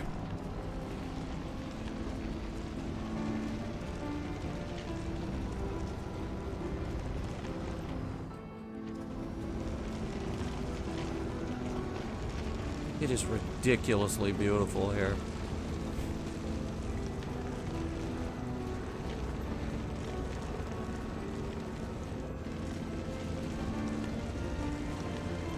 The Queen of Christmas has breached containment?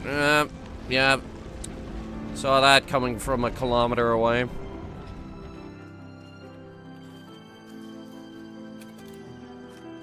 She does this every year. Don't worry, she'll go back eventually. In the meantime, I have family coming for Thanksgiving. We have to clean the ship. Because they decided to do Thanksgiving on my ship this year. Usually I go home to Mars. No, not this year. No. Actually, I think last year I worked. I don't remember. Okay. Best way to find bacteria is to do this. Bring the camera all the way up. All the way up. As high as you like. Right around here is good. Is it? Good. Lock the camera. Start driving.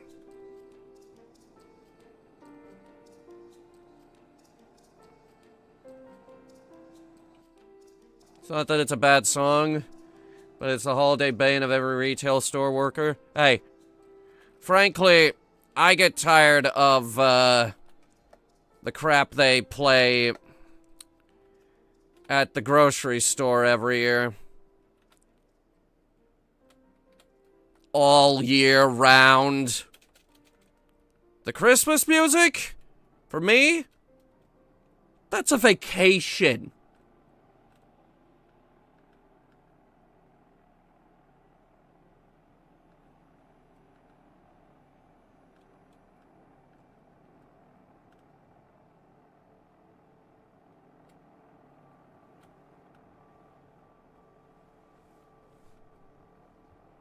It is sparse out here. There it is. Oh, wow. Okay, it's actually a very striking color this time. It might not be as hard as it normally is. This is what we're after.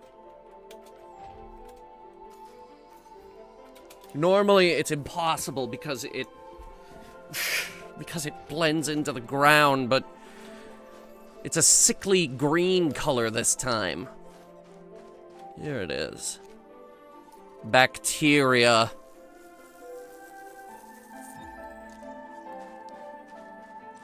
Cobalt organic.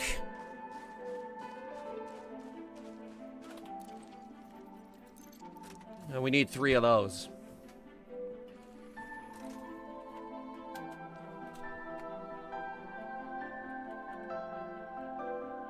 Let's see if we can find another one.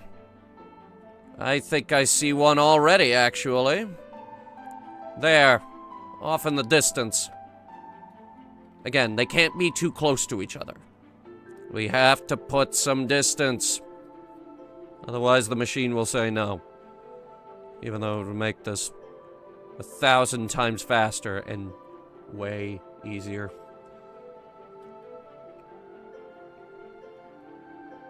We're drifting. Okay, she's drifting.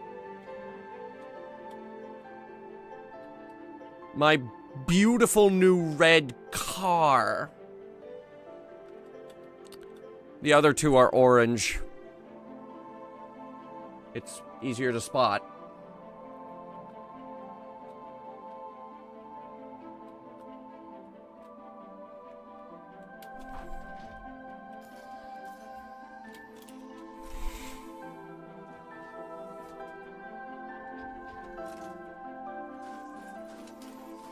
You know what song is dumb but catchy as hell, Mecha Wolf? Crispus and Killarney.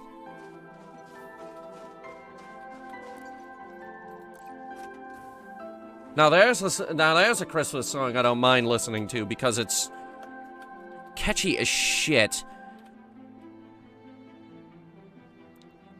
And it's got that Irish going on because Killarney is an Irish village. But you gotta make sure you get the right version. Ideally, the one with the bagpipes. Oh!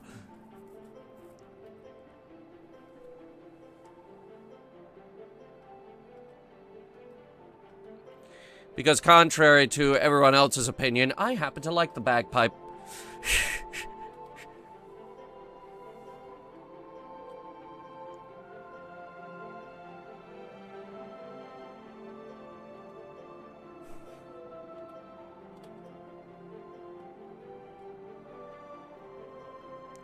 I think that right there is gonna be number 3. And that will be all the scanning we have to do on this little ice ball.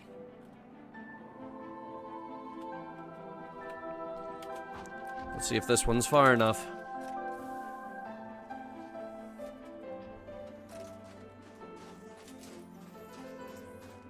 Yep.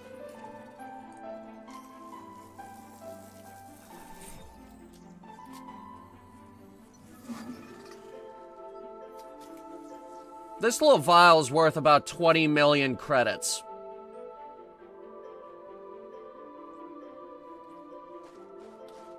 Yeah, xenobiology pays ridiculously well. This is how my friend Octopops was able to afford a fleet carrier. Just by doing this in a DBX.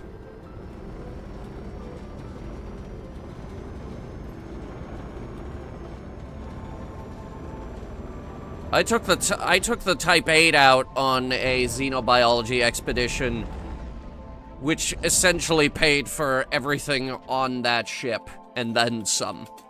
Which is great, because that thing has a size 7 fuel scoop, which is not cheap.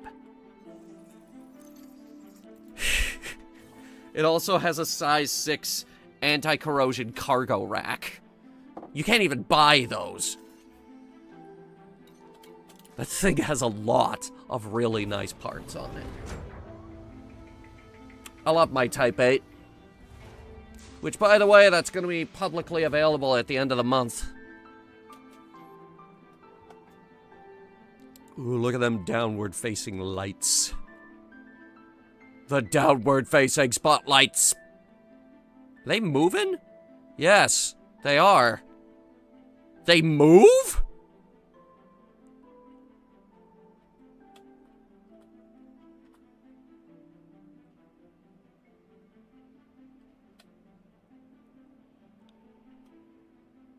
They are ever so slightly gimbaled.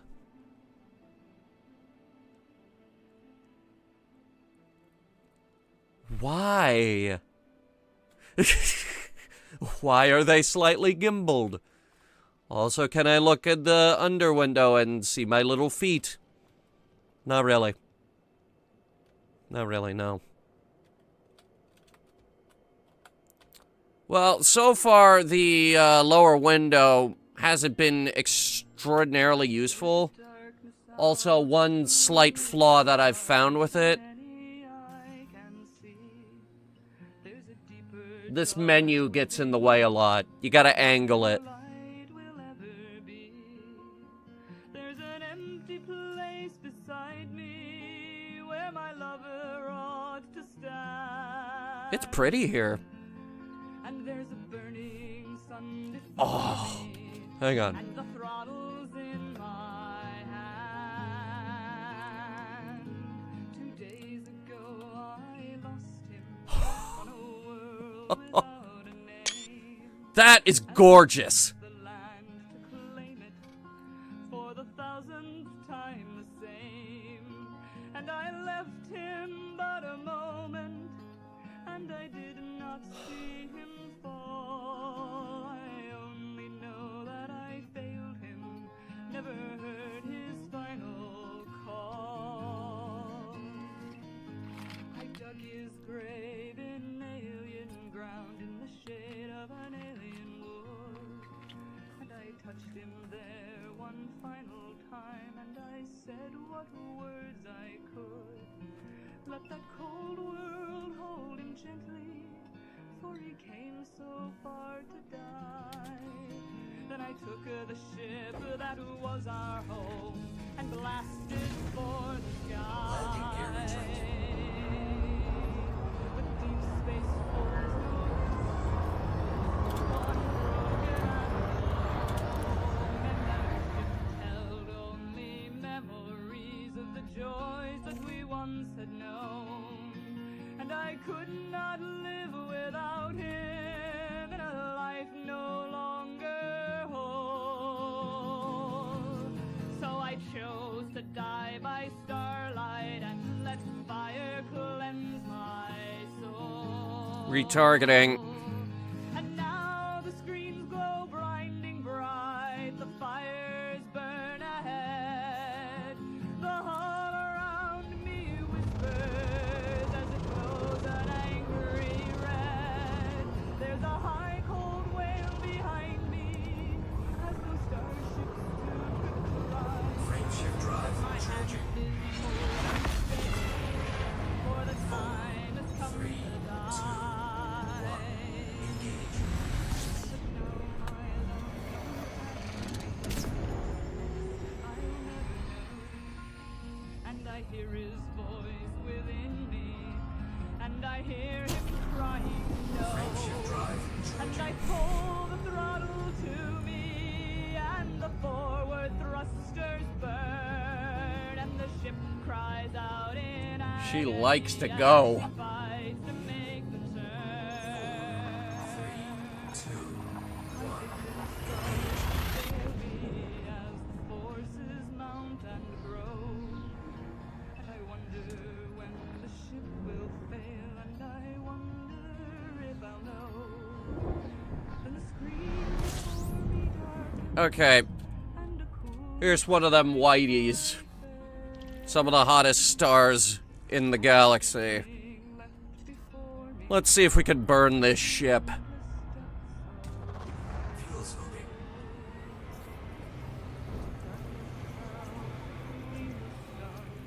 That any eye can Fuel scoping complete. But there's a light within that darkness, which is even a fool like me. For I know my love forgives me. I give up. I know he loves me. It's friggin' impossible. Once we roll Frameshift It can't drive be done. charging. together.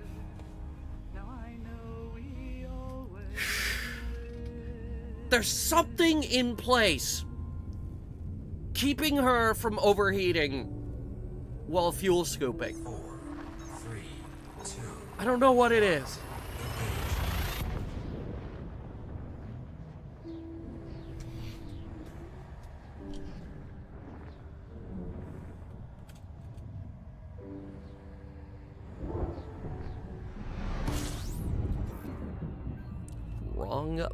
button.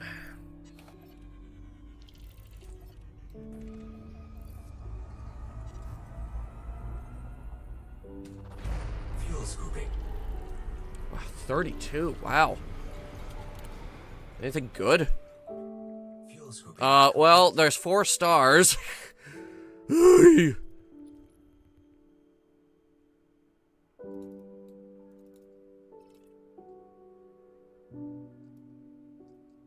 Not really anything worth landing on, though.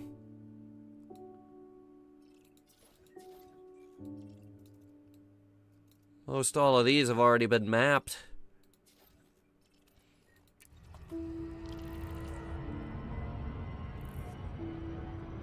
Frame shift drive charging. We'll find something. Something.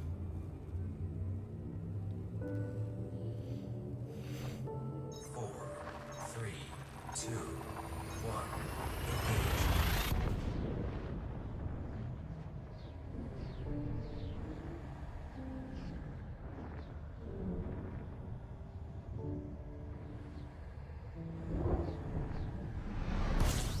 Mm-hmm.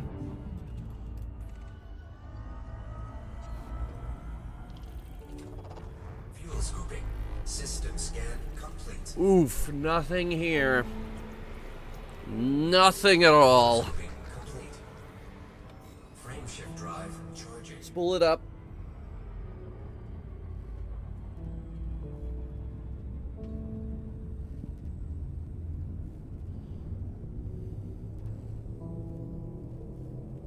Four, three, two, one. Engage.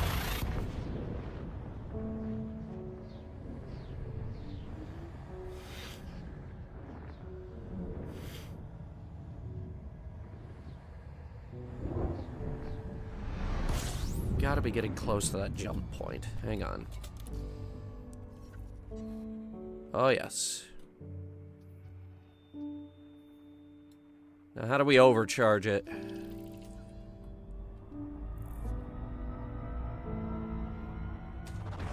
Fuel scooping.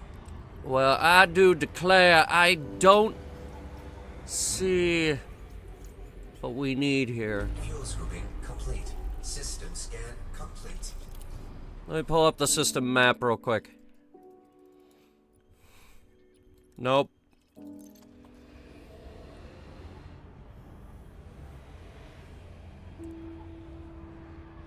Unless... Frame shift drive charging. Oh, wait, no. It's next. Okay.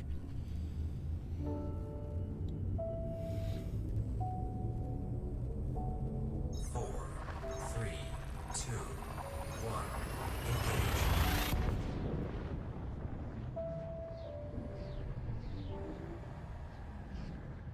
Oh, yes. Let's boldly go where we've never, ever, ever gone before.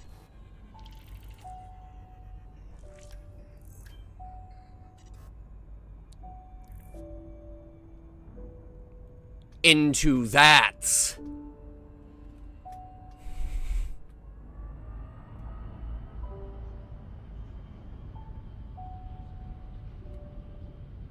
Warning. Frame shift All right, drive gently. operating beyond safety limits. Now the trick here is to... Frame shift drive supercharged. There it is. And with that, we've basically mind-numbingly increased her jump range. Frame shift drive charging. This is a 189 light-year jump. Further than we've ever jumped before. This is what it means to go even further beyond. 4, 3, 2, 1. Engage.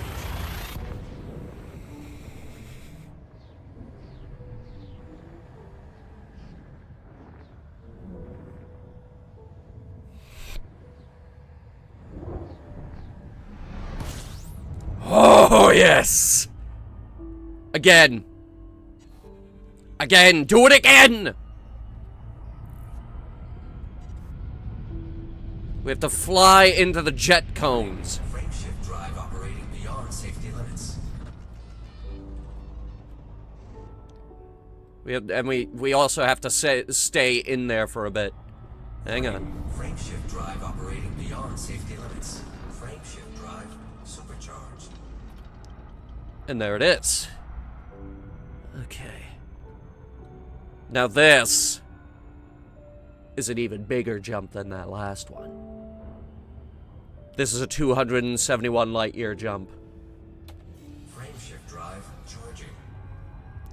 Hold on to your hats.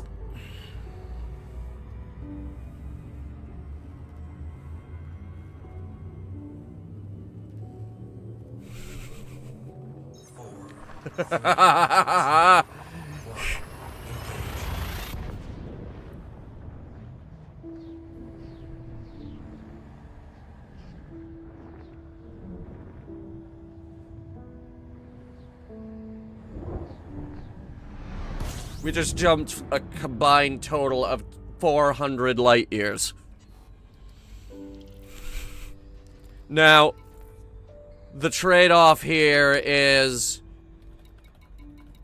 that hurts the frameshift drive. So you need to be careful with it. Every now and then, if you do this, you gotta pull over and repair the dang thing. Hull integrity compromised. Like this. And actually, I just broke everything. We really should have done a safe drop.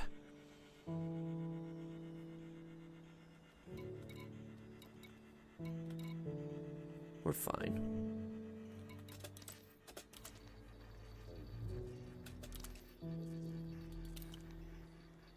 Module repaired. Nice. We have an automatic field maintenance unit on board. It is not big. It cannot repair a lot.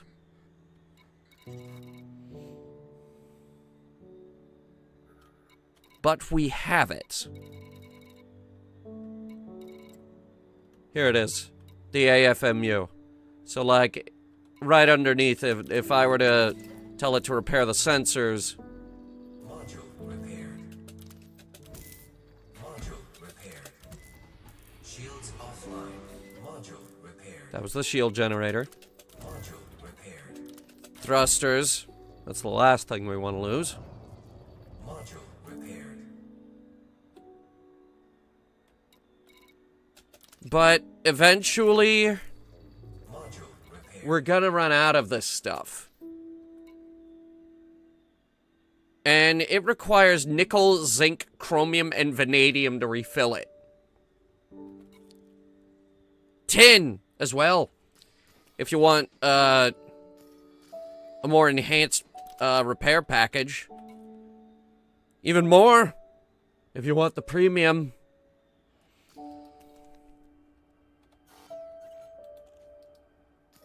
Cannot comply. Alright, who disabled the drive?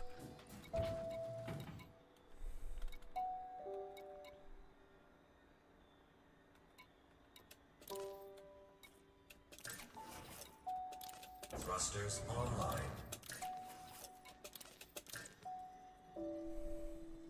Yeah, the frameshift drive booster needs a second to boot up. It's Guardian tech. Sensors are booting. Vehicle hangars coming online again. Okay. Spinning up frameshift drive.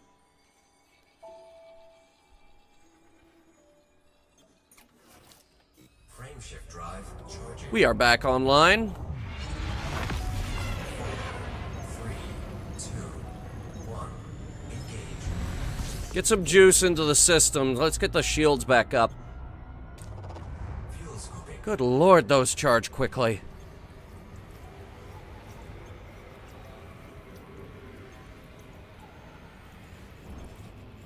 Fuel scooping complete. Frameshift drive charging.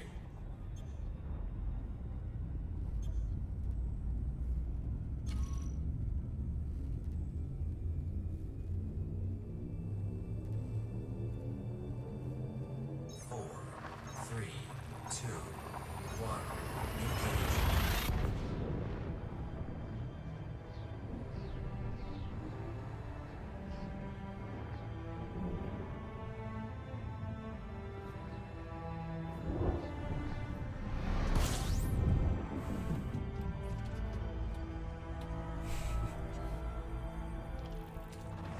Fuel scooping.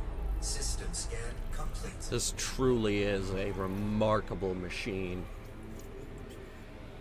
Fuel scooping complete. Frameshift drive charging. Oh, and it can take the heat.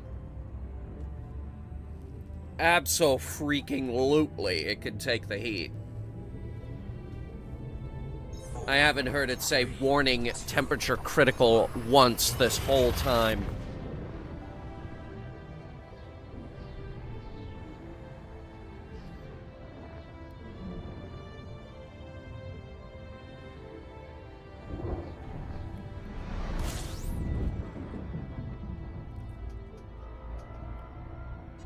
System scan complete. Fuel scooping.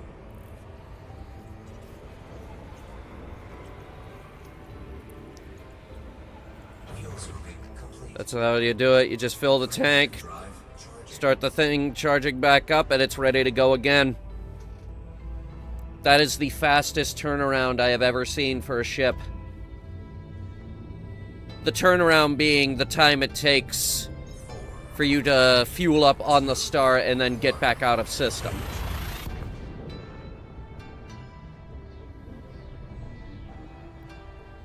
What I'm saying is, its heating system's really good.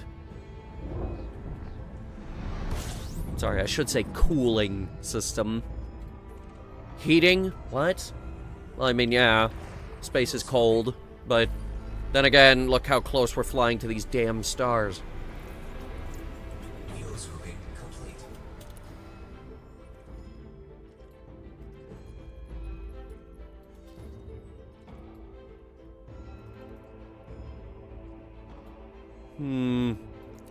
Well, I think it's at least worth scanning down this system.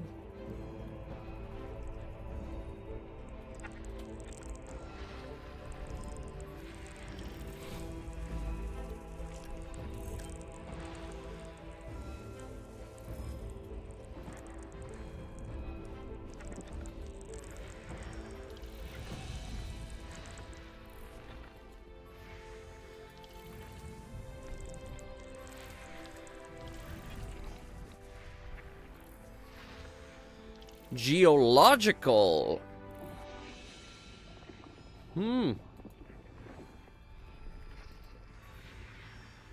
Also geological. But geological doesn't pay that good. Now, if there was geological and bio? Well, that's a planet we gotta land on immediately.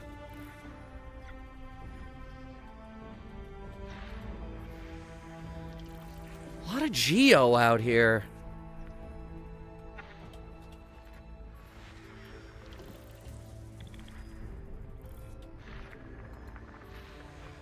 Ooh, that's a nice one. That's an ice body with rings. It's beautiful.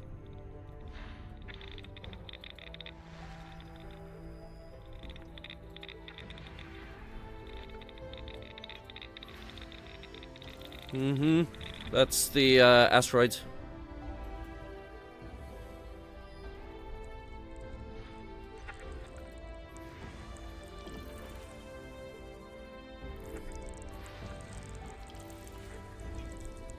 System scan complete. Nice.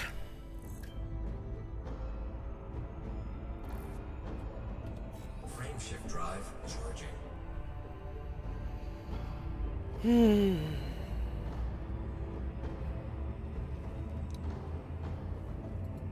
No, I wonder. 4, 3, Huh. Never mind then.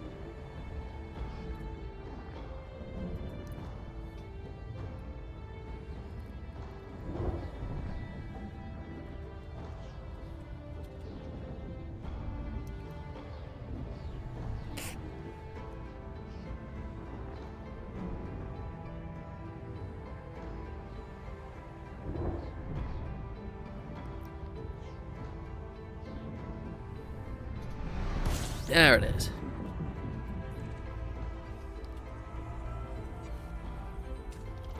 Fuel scoping. Anyone else see that light streak right there? What is that? That's weird. Complete.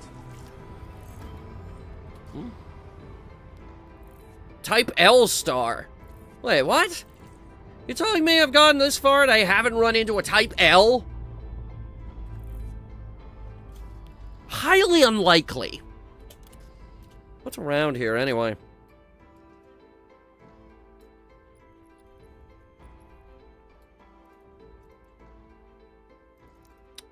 Not much.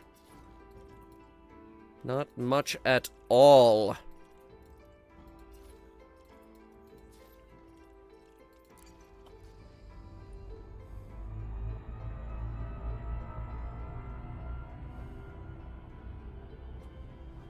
Frameshift drive charging. That blobby thing out there, that's our destination, by the way. It's getting closer. 4, 3, 2, 1, engage.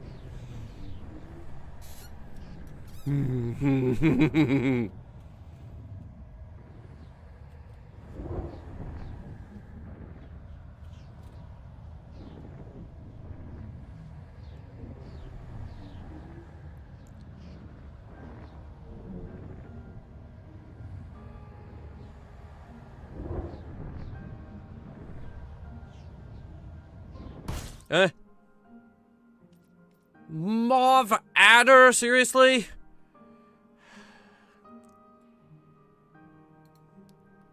Mauve adder.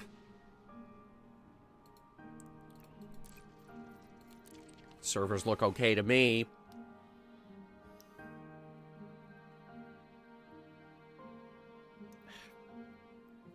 Mauve.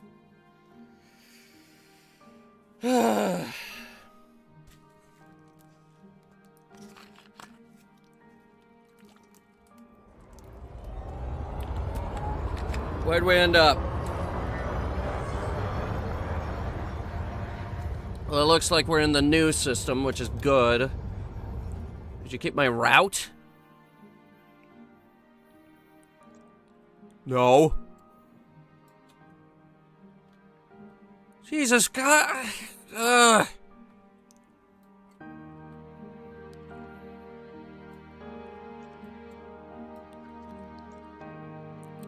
Seagull sector.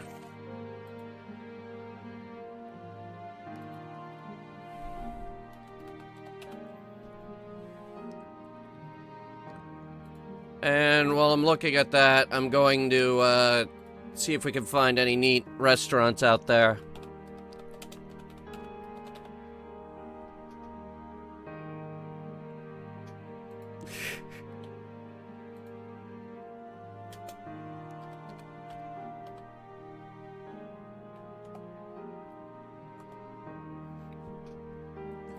VPO B60.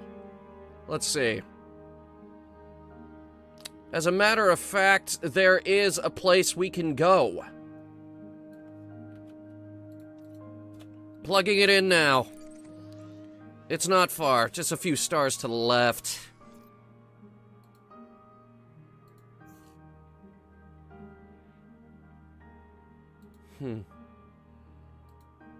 Alright, we have an actual destination now. Frameshift drive charging. Ooh, that's a tough shot right there, isn't it?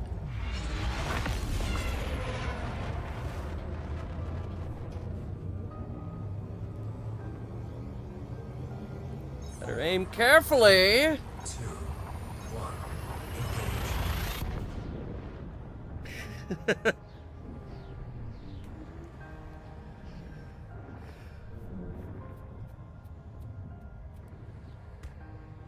Alright, we're down to 2/3 fuel.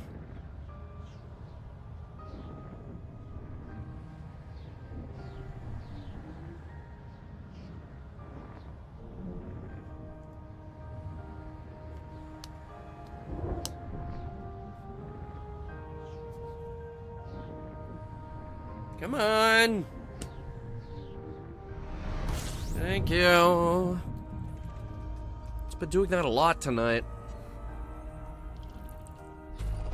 Fuel scooping.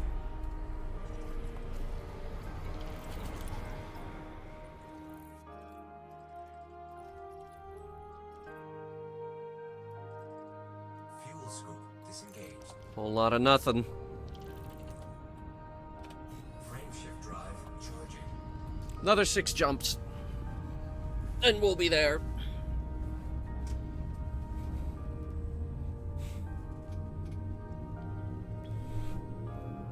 Four, 3, 2, 1, engage.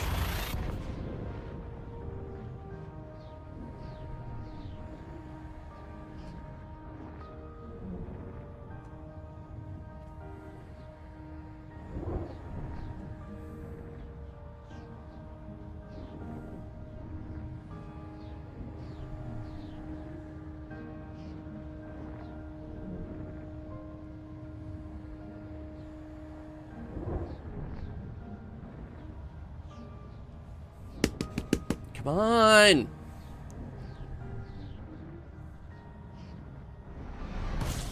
Oh my god. Frame shift drive, it's too powerful.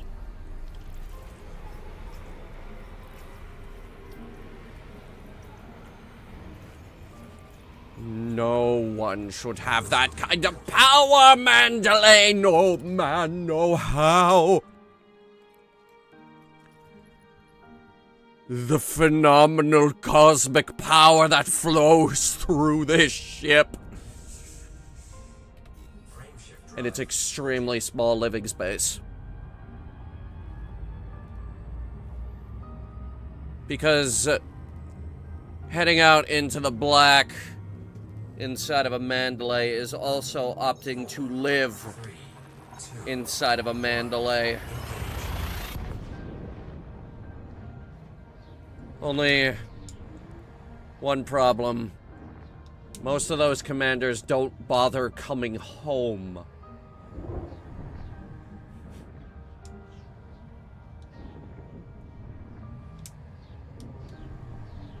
It's probably got more living space than the DBX. But that's not saying much. The DBX... it's cheap and nimble for what it is. And it works. Oh my god, it works.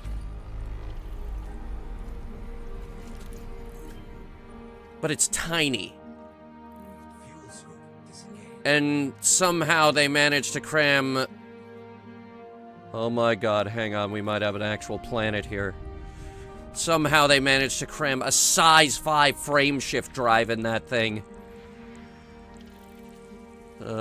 Crap. No, it might not be anything.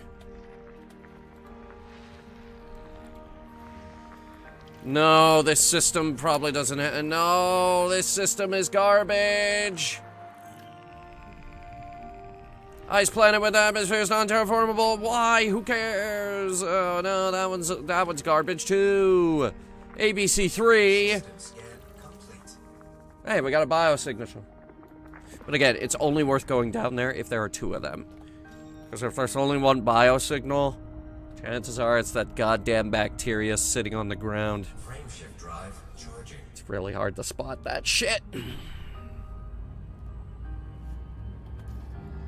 4 more jumps, and we'll be right up on the nebula. Why is it derping? Why is it doing that?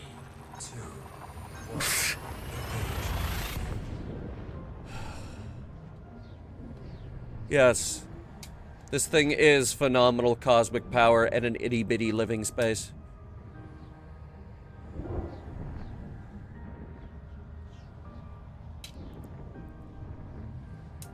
By all accounts, it can explore with the best of them. I love the way you want to travel. I am chomping at the bit to leave the bubble. Any opportunity I get. Every single opportunity I get to leave the bubble, I want to leave the bubble.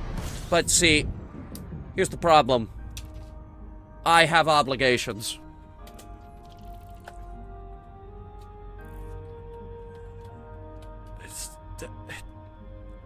It's hard to angle it. Hang on. There it goes. Okay. 7 stars. I want the 8. I want the 8. I want to hit every single Thargoid Titan.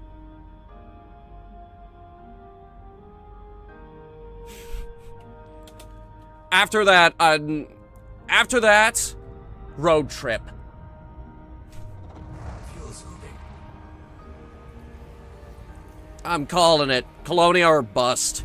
System scan complete. It is on. Scooping complete.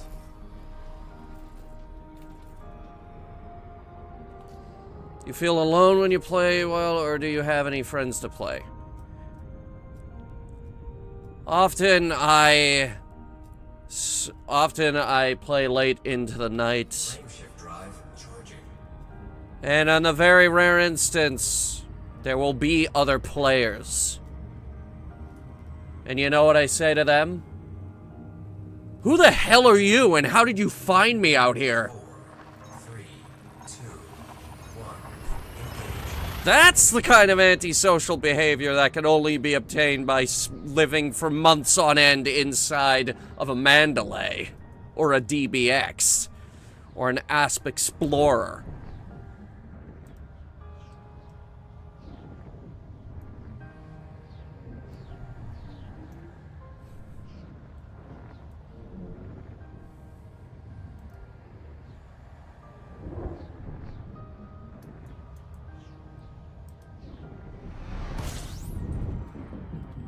One day, I'll go back to Colonia. And that one day is coming soon.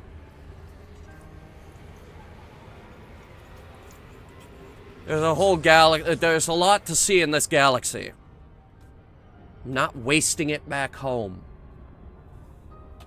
Frameshift drive charging.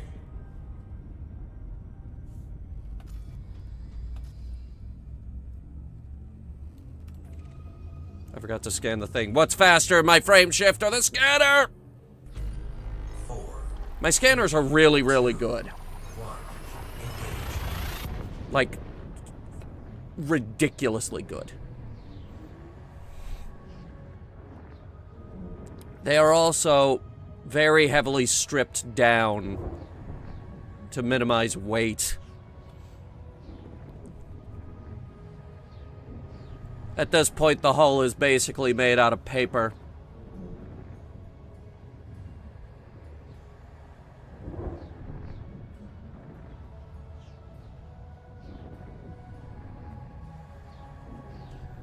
But it still retains atmosphere and it doesn't burn, which is the scary part. System scan complete. Just a lonely star. Alright. This is the Seagull Nebula. Freaking gorgeous is what it is.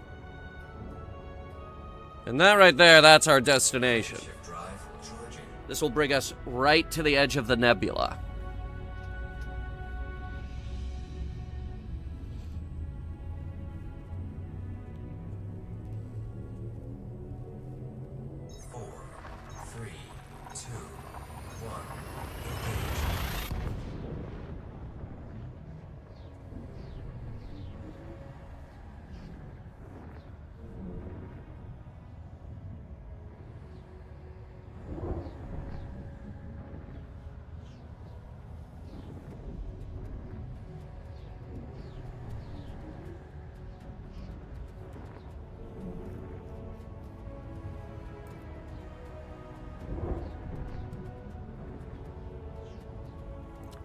time. Come on. There you go. Now there's a reason why we chose this place.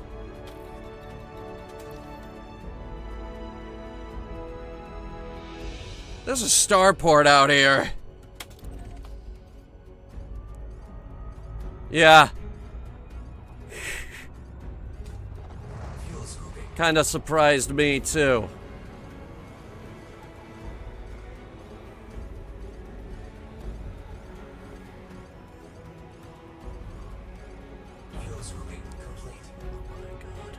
This is why you leave the bubble.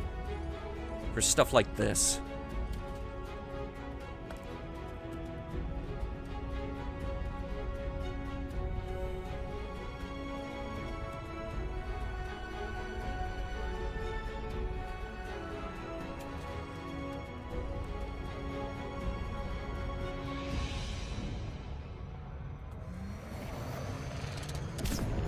Hold on to your hats.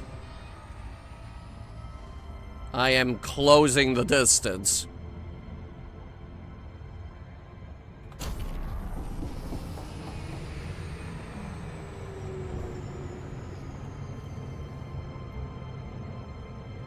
I think we did that pretty well.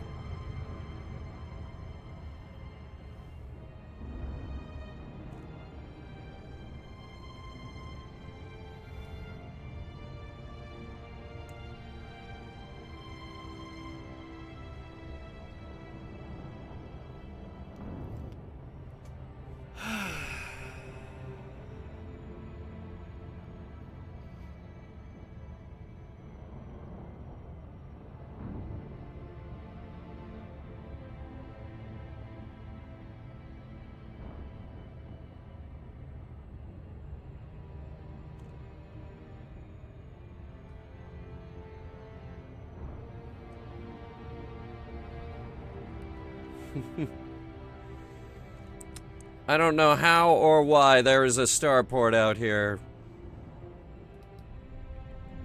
But I'm thankful. System scan complete.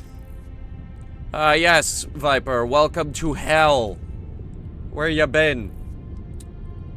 Where you been? We used a neutron star to use the frameshift drive supercharge to jump, like... I think the biggest one was 270 light years. Yeah, we've been pushing her. Oh. This is probably why it's called Hellport. First of all, Hellport is positioned over this frickin' lava planet with massive lakes of lava and charred surface features. Pushing the speed of light, pushing the boundaries of what this thing can do. Planet Hell? Alright, get the Nightwish song. Except don't, it's copywritten. Also, here's something you don't see every day. Asteroid Station. You don't see too many of these around the bubble. Some people who don't even bother leaving may never actually see an asteroid station. It's crude, but effective. You need a hard shell to retain atmosphere. Hollow out a rock. Build your station inside of it.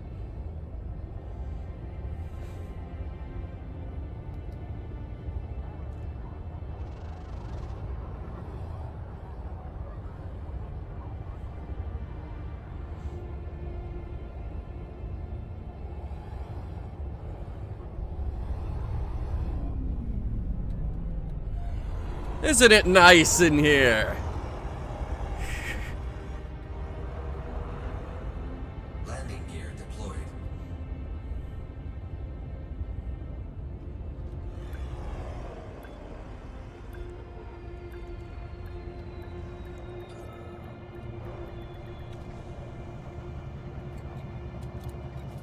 A few repairs, some fuel.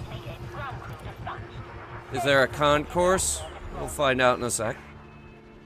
First, I'm gonna sell my cartographics. I hope there's some ground, because I'd like to sell my samples.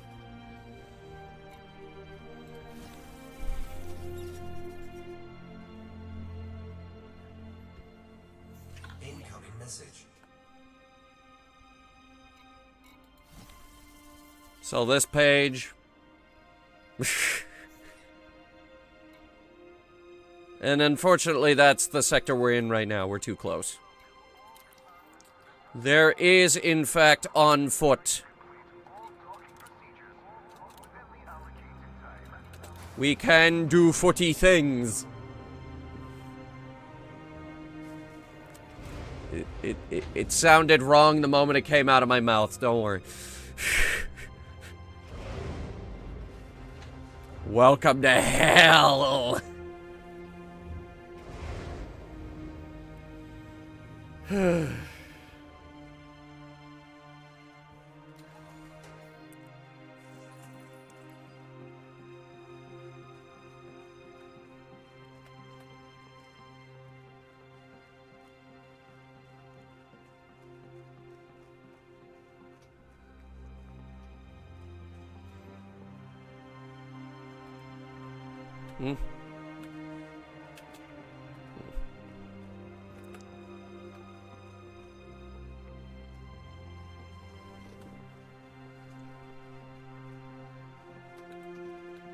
That engine profile is frickin' beautiful.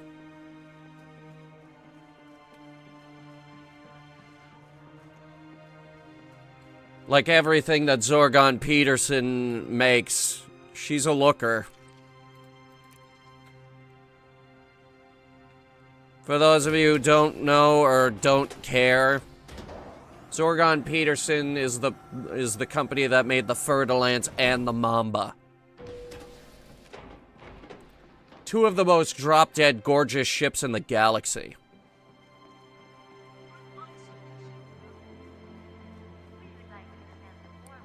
Okay. Yes? I'm gonna trade this. I'm gonna trade these in. We scanned 2 plants. 2 plants on 1 planet. 2 plants. You have organic data. Remember that. 2 plants. Our researchers always welcome fresh data.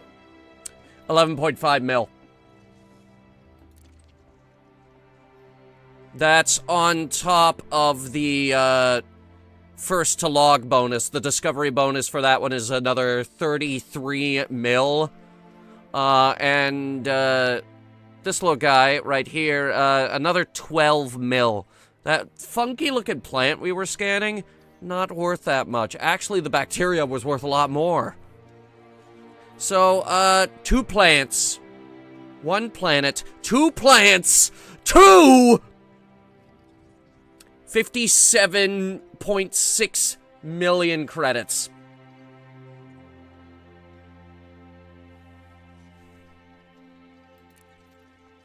Anything else? Vista thanks you for your contribution. This is why we explorers and xenobiologists get paid the big bucks. And that is how my Type 8 paid for itself. And the thing is, I think the Mandalay is capable of so much more than the Type 8. The Type 8 is a neat little multi-role ship. I've also been told by various wayward commanders that it also makes a semi-decent trade vessel. Sorry, I'm not really up to date on all that sightseeing stuff.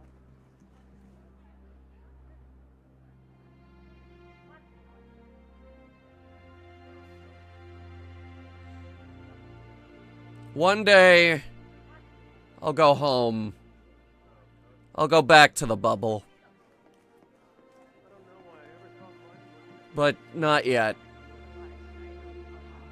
In fact, it might actually be a while until I do turn around.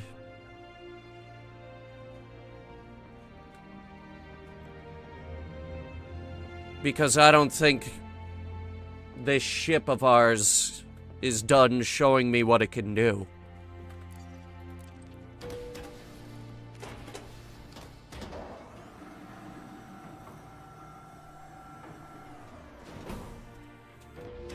Because in a lot of ways, it's not just a ship.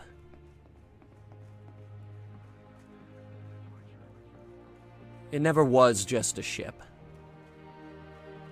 It's a symbol. A reminder that we can always go further.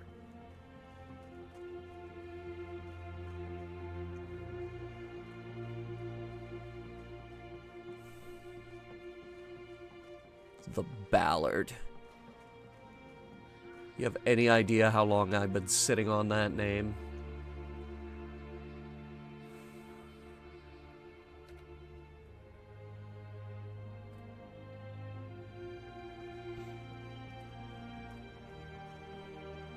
She really is remarkable.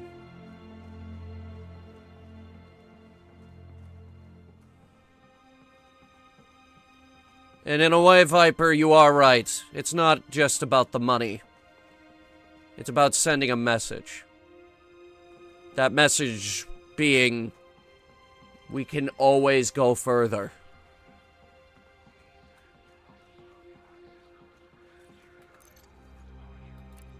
I know someone who took the DBX to the highest point they could possibly get it in the galaxy, all the way to Colonia.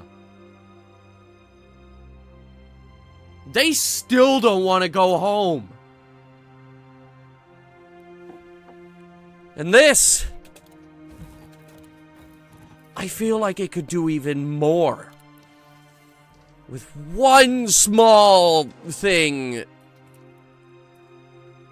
I'm gonna take this off. You don't need a heat sink on this thing. You never needed a heat sink on this thing. It's just dead weight. It always was. That's 1.3 tons that you could dedicate to a pulse wave analyzer. Or, if you're insane, get a shutdown field neutralizer. But it's gonna take 10 hours for them to ship it out here.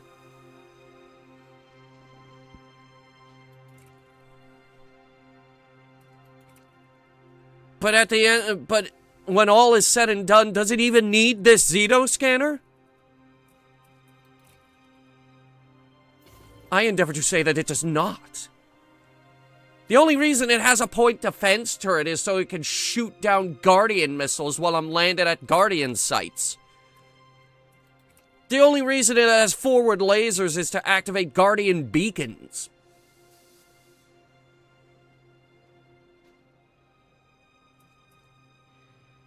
I just got 0.6 more light years out of this thing by taking the utility mounts off.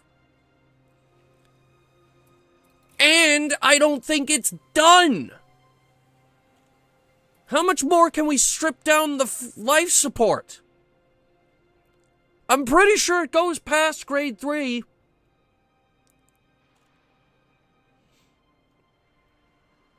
Power distributor. It's already stripped down, but it could be stripped down more. Those sensors. It might actually be hard to strip those down even more. But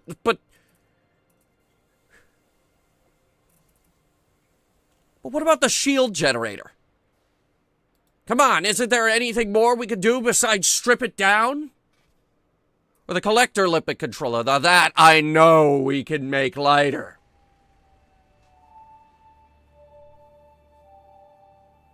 It weighs 2 tons. I think we could get it down to 1.5. Imagine how much more distance we could squeeze out of this thing. Imagine. Imagine.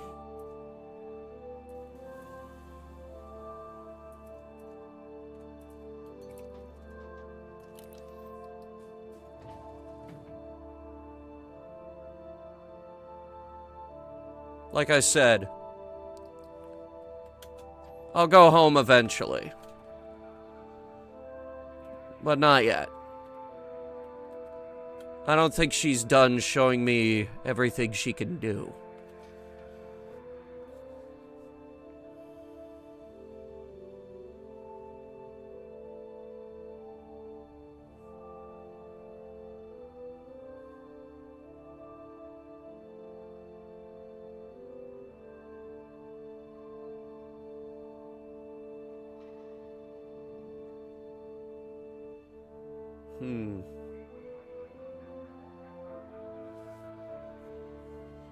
She could hyperdrive to Hutton.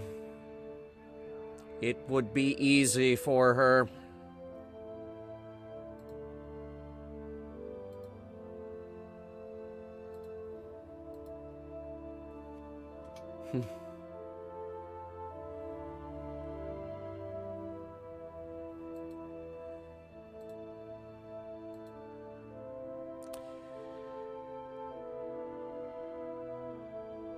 Anyway, we've taken her all the way to hell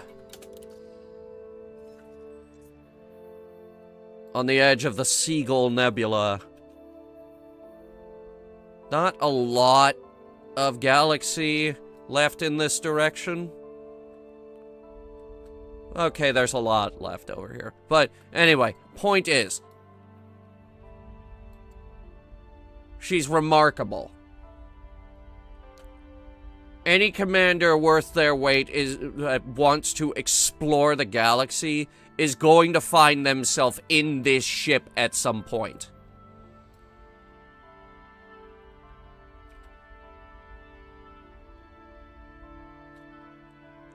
It's not about going to Guardian Space. It's not even about going all the way to Colonia.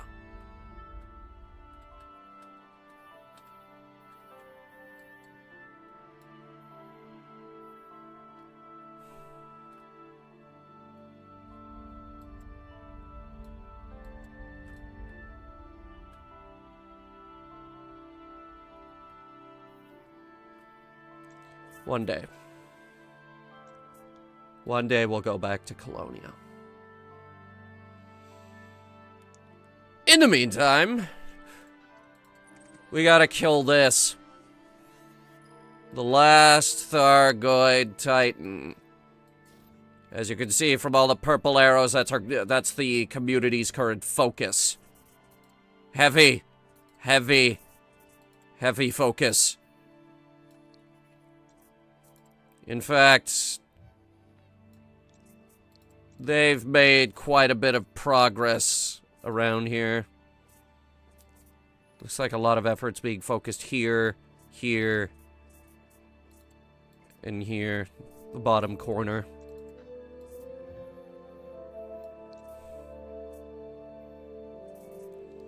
But with any luck, Kokijo, which is its name, will be dead by Christmas.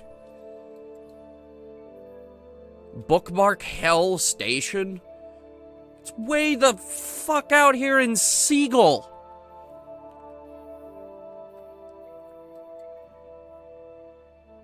And I think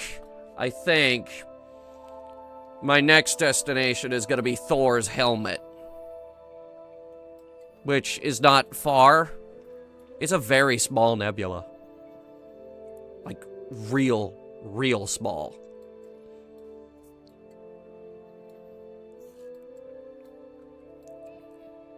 That's not a lot of jumps.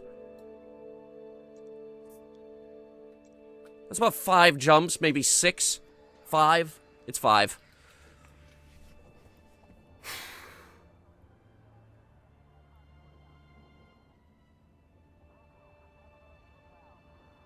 I'm gonna leave you guys now. I'm not gonna take her for a ride. I'm gonna let her take me for a ride.